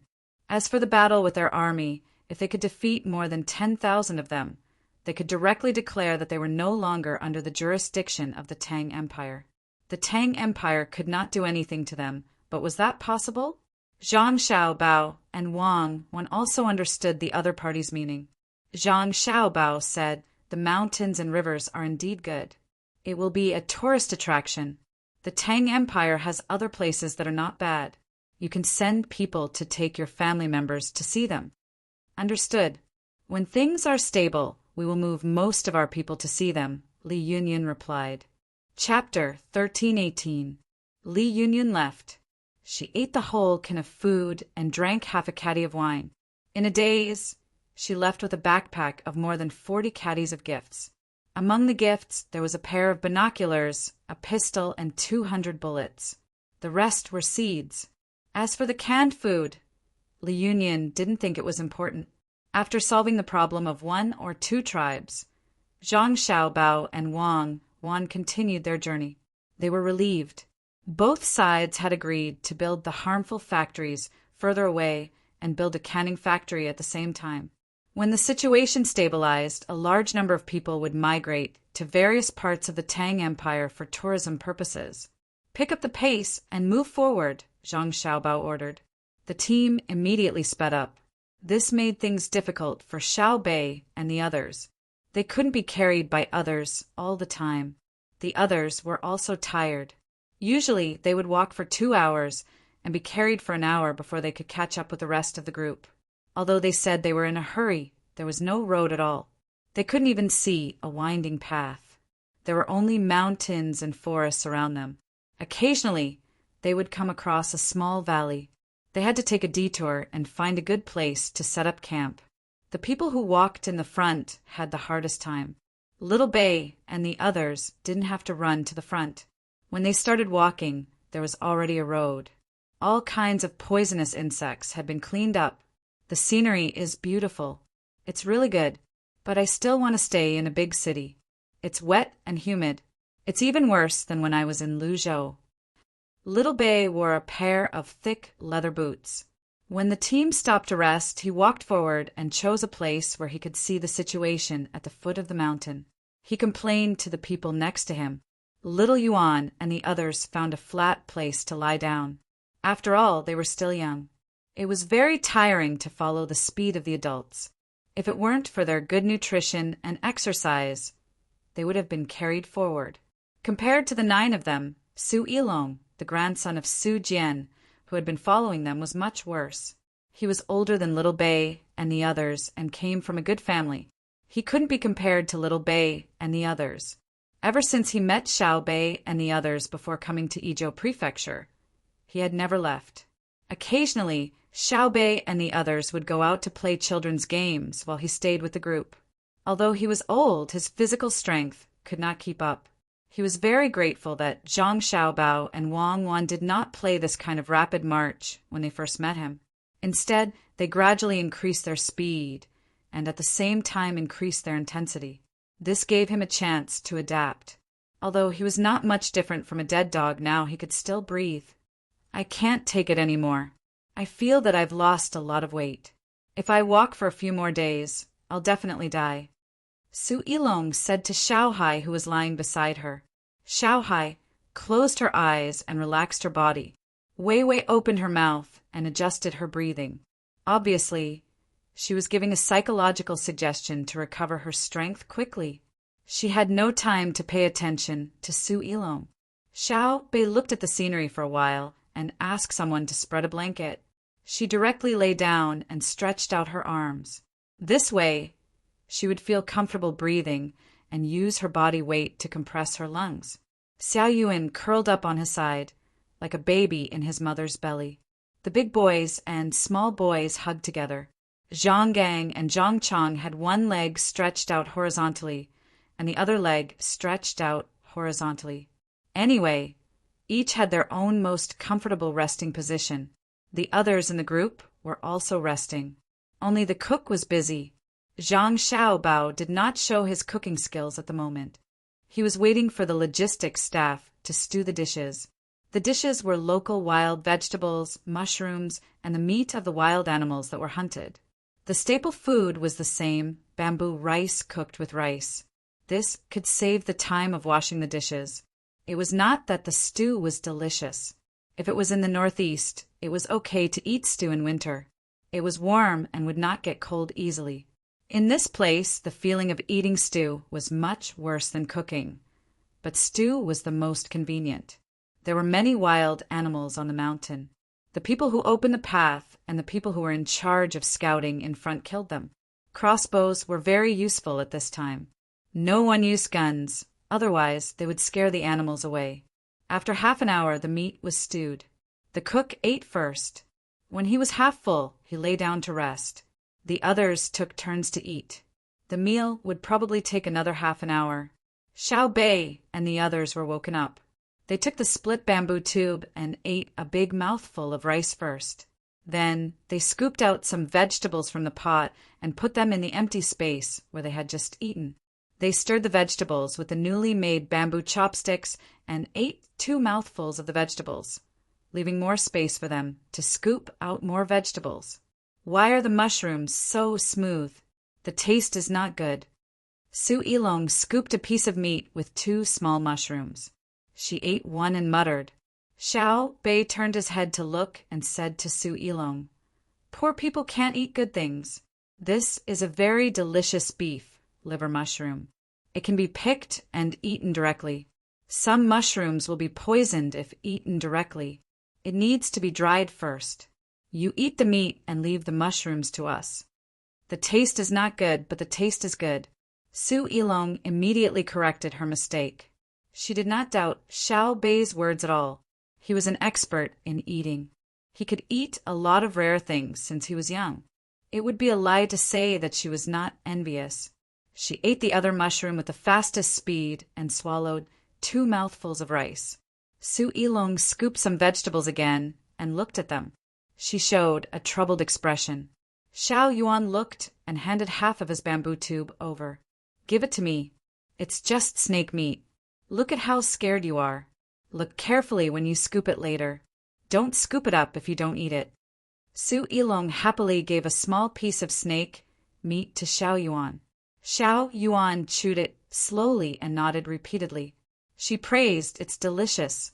When it comes to stewing dishes, snake meat is more fragrant. It's much better than rabbit meat. It's very nutritious. When Su Ilong heard that it was very nutritious, she began to regret it. When she was almost done eating, she wondered, "You guys seem to be able to eat anything. Don't you have your own preferences? No matter what, you're raised by a rich family and you have preferences. Look at the situation now. If it weren't for the fact that I could cook it, I would eat it even if it was raw. It's better than starving to death. It's a pity that we can't eat the snake's gall. I'm afraid that there are parasites. Unless it's made into snake gall wine with strong alcohol, I can't drink it." Xiao Yuan despised Su Ilong and lowered her head to eat the last 2 mouthfuls of rice. She then scooped 2 spoonfuls of soup and gulped it down. She touched her stomach. "I'm 60% full. Okay, let's continue the journey later." Su Ilong looked at Xiao Yuan's rice and then looked at his own. He found that the little guy could eat more than him. He was almost full now. After he ate the last mouthful and drank some soup, he estimated that he would be very full. Moreover, he was very envious of the little guys.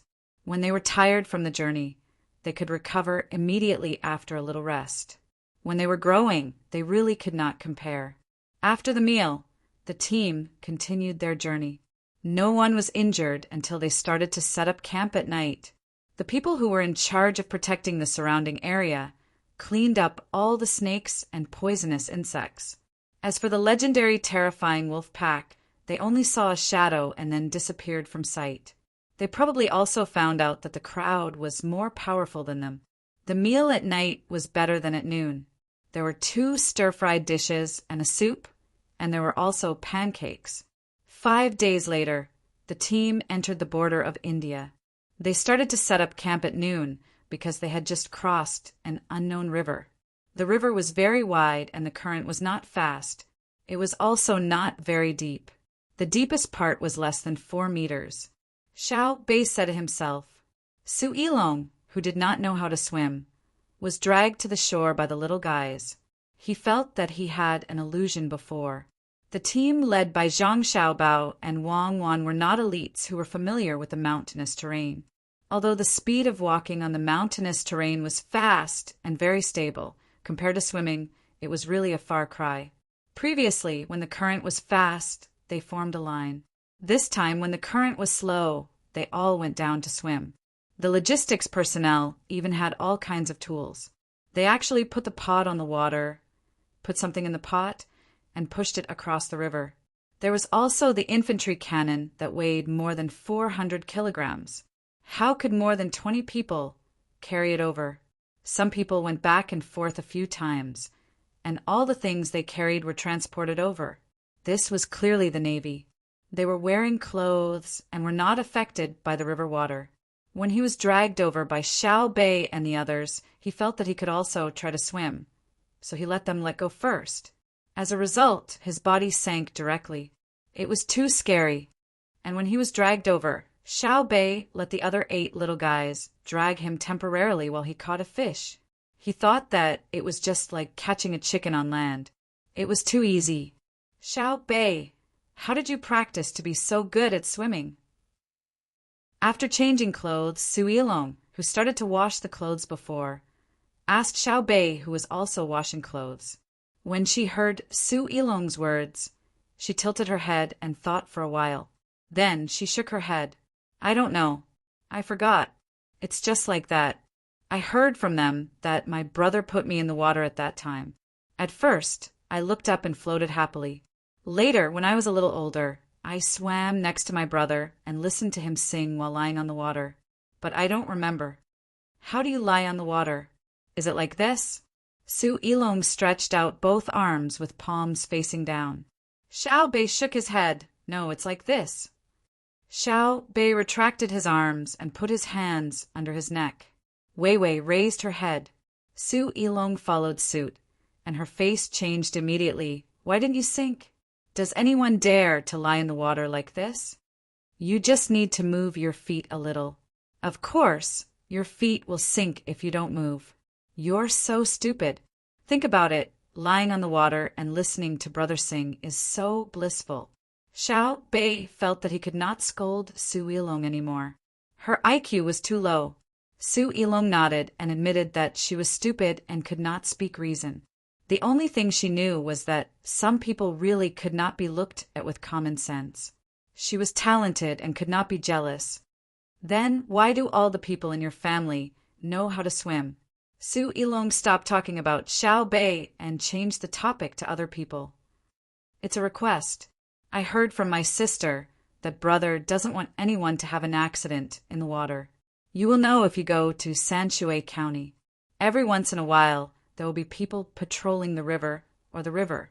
They are afraid that other people's children will fall and drown. So when the children in Sanshui County say that they want to go out to play, the adults are relieved when they know that they are going to the river.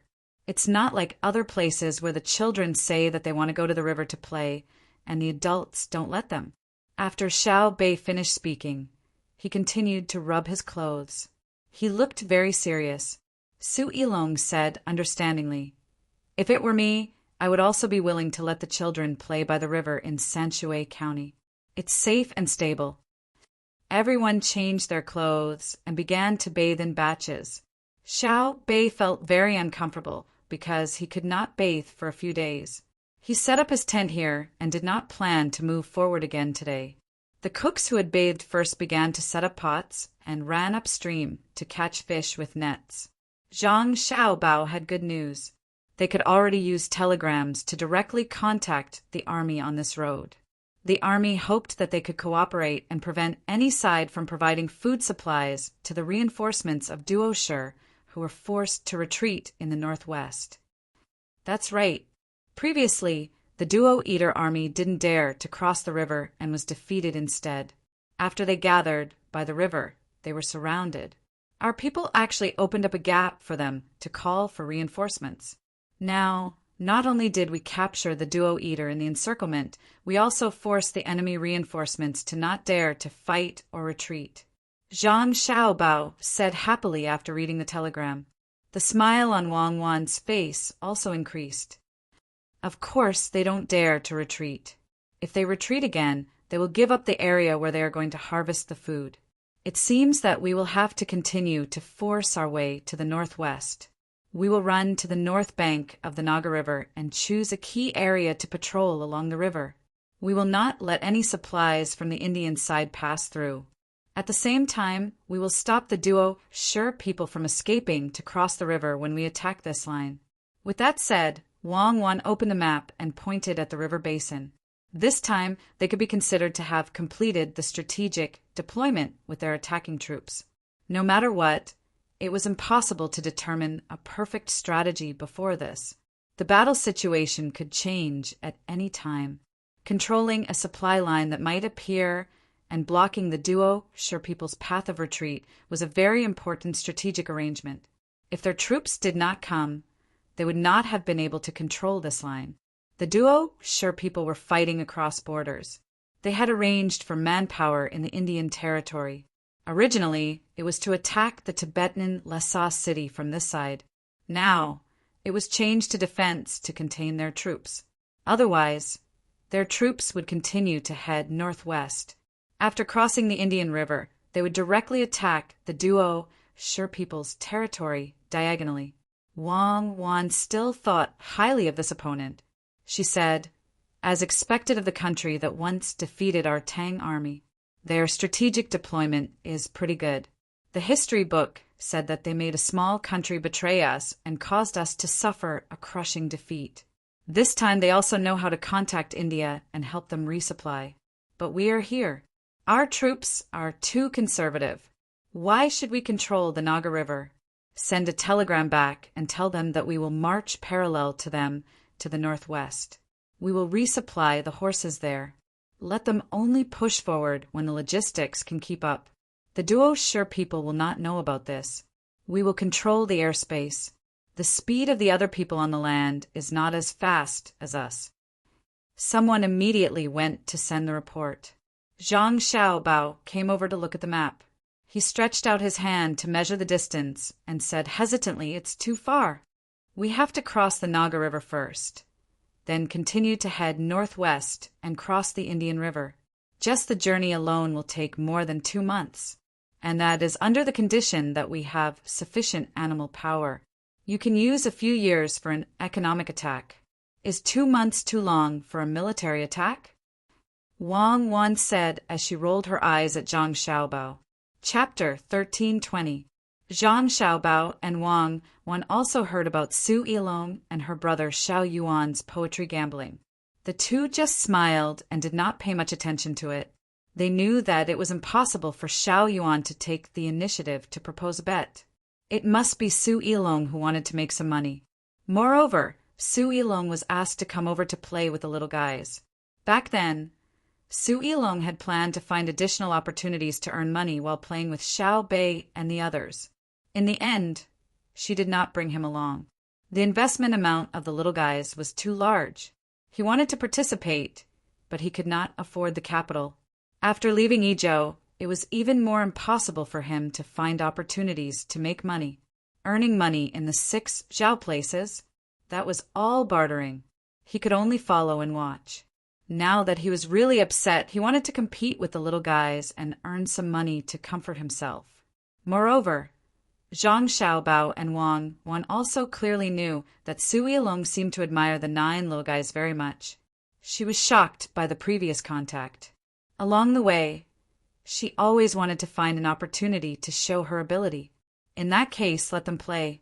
Although it was also gambling, gambling on poetry was better than gambling on dice. Actually, I have always thought that gambling is not good. Zhang Xiaobao said along with Su Yilong and Xiao Yuan's gambling. Wang Wan did not say anything. She blinked twice and stared at Zhang Xiaobao. Zhang Xiaobao was embarrassed by her stare and said, "Gambling without a purpose is not good. I used to gamble with a purpose. Do you agree? The purpose of gambling is to win. Everyone is the same. Don't find excuses. That dice made you listen. You really don't feel ashamed."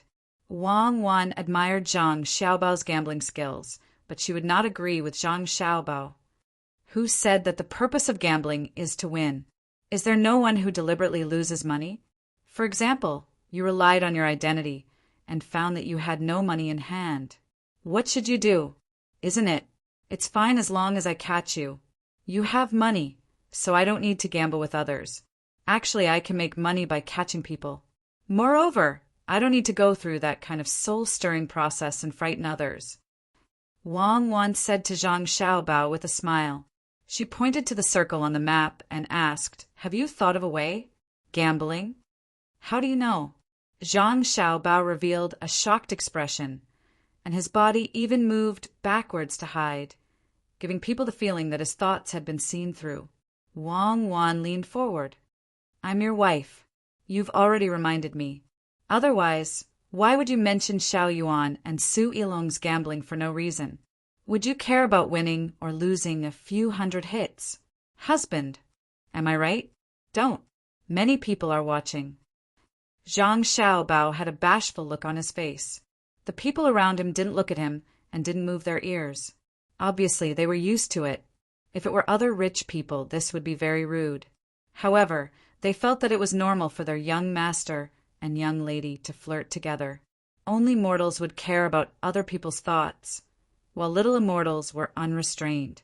Moreover, although the 2 people were so intimate, the plan that came out during the intimate process was accompanied by blood. Listening to it could also increase one's knowledge. The people beside the donkey cart, including the donkey pulling the cart, were very calm. Zhang Xiaobao was even more calm. Seeing Wang Wan's beautiful big eyes staring at him, he said gently, "Madam, you've seen through my little plan. Since that's the case, why don't we have an in-depth communication?" "Okay." Wang Wan's voice was even more charming. "Husband, how do you want to communicate? How do we go in-depth? For example, we can compete with them in hunting in the mountains and diving in the lake. The 2 of us and the 9 little guys will participate. I believe that Xiao Bei and the rest won't drop the ball at the crucial moment."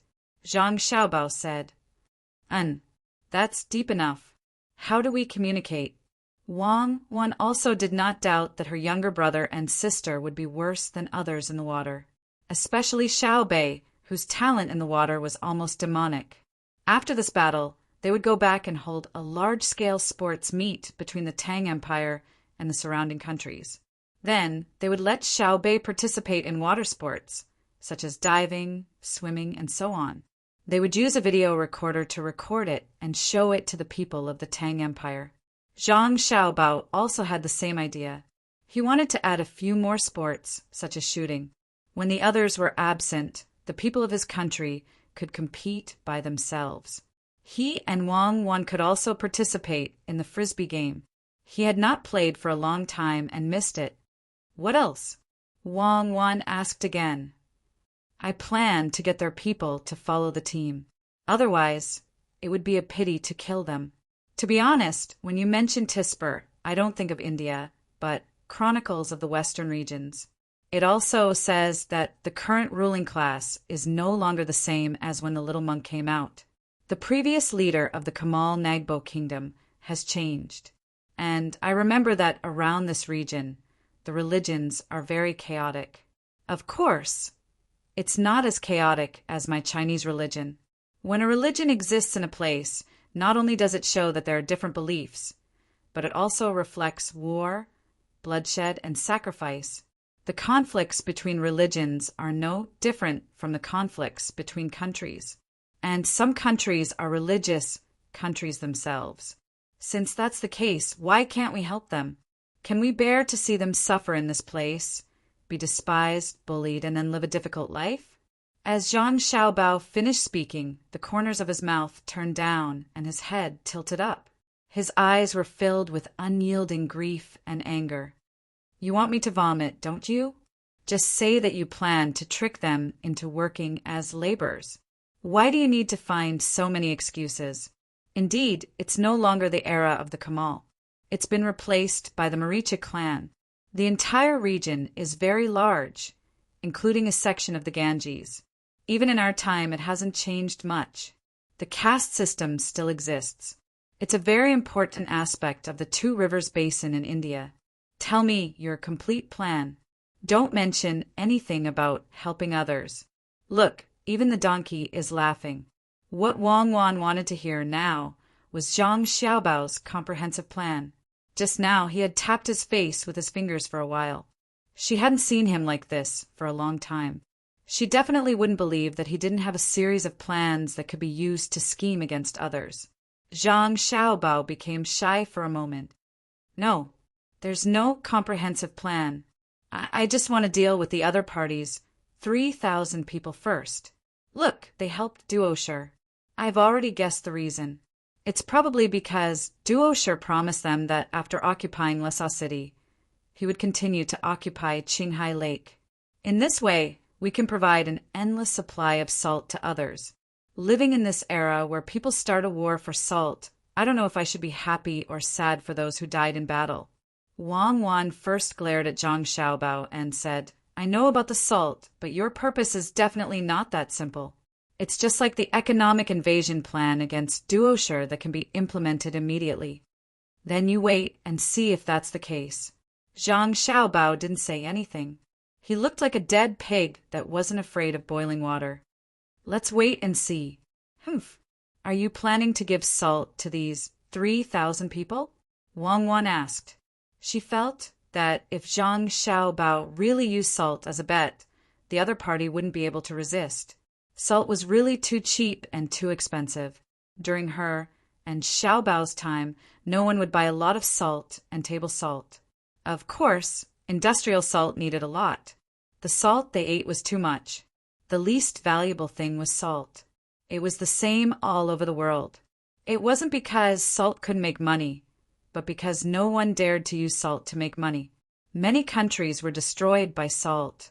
As long as a salt tax was collected in every dynasty, as long as a portion of people controlled the price of salt, it meant that the dynasty was about to end. Salt was the most basic standard to measure social stability. It was more forward-looking than food. The lack of food was the fundamental impetus for a country's instability. The rise in the price of salt was the beginning of the instability. It was such a common thing that no one could live without.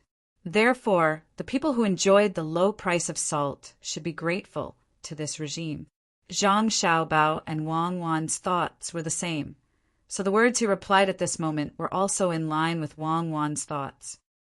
I want to give them some salt first, then bet on their ability to survive in the jungle and mountains, the ability to dive and catch fish, or the speed of swimming, etc. If they win, we'll keep half of the salt and guarantee that the salt they eat in the future will be free. What if we win? Wang Wan played along and asked, if we win, they have to follow our team forward. We'll provide them with the salt they need along the way, and they'll help us hunt and pick wild vegetables. At the same time, after we win, we can still provide them with a large amount of salt, but they have to work in exchange. As long as they work for a day, they can get 20 to 100 grams of salt, depending on their efficiency and the danger of the work. For example, mining. In just 12 hours of mining, they can get 100 grams of salt. 100 grams. Zhang Xiaobao said seriously, as if the reward was very high. Do you dare to say this to the people of our time? 100 grams is equal to 2 taels of salt, right? A good well was 5 yuan per caddy, so you can earn 1 yuan per day for mining, right? A caddy of ordinary northeastern rice is more than 7 yuan. Wang Wan was amused by Zhang Xiaobao. Zhang Xiaobao's expression was so serious that it made people feel that it was not 100 grams of salt, but gold. Zhang Xiaobao was discouraged and said with a smile, I'm telling the truth. You can't always use the rules of another era to measure the things in front of you. I know that salt is worthless, and gasoline and diesel are worthless. Maritime satellite phones have been eliminated because all mobile phones are directly connected to satellites and have global coverage. The problem is, do you have it now? If you really want to talk about it, who will give me my yachts and private jets? Do I need to take a donkey cart? I'm not here to experience life as a tourist. This is the happiness and sorrow of the era, and the helplessness and suffering under the suppression of technology. Let's help them. I think we can just use salt to open the road in the future. We don't need to exchange other goods, especially your follow-up economic means. Why use this and that? Salt is enough, Wang Wan said. No, there needs to be luxury goods for the upper class. The better the upper class enjoys, the angrier the people are. When a regime is rotten to a certain extent, it is the moment they enjoy the best luxury goods. Take this opportunity to attack them, and their people will no longer support their upper class. When the people of a country ruled by a regime are living well, and the power of the ruler is restricted, you must not attack. You can't win, just like America. Wang did not wait for Zhang Xiaobao to finish and said 2 words.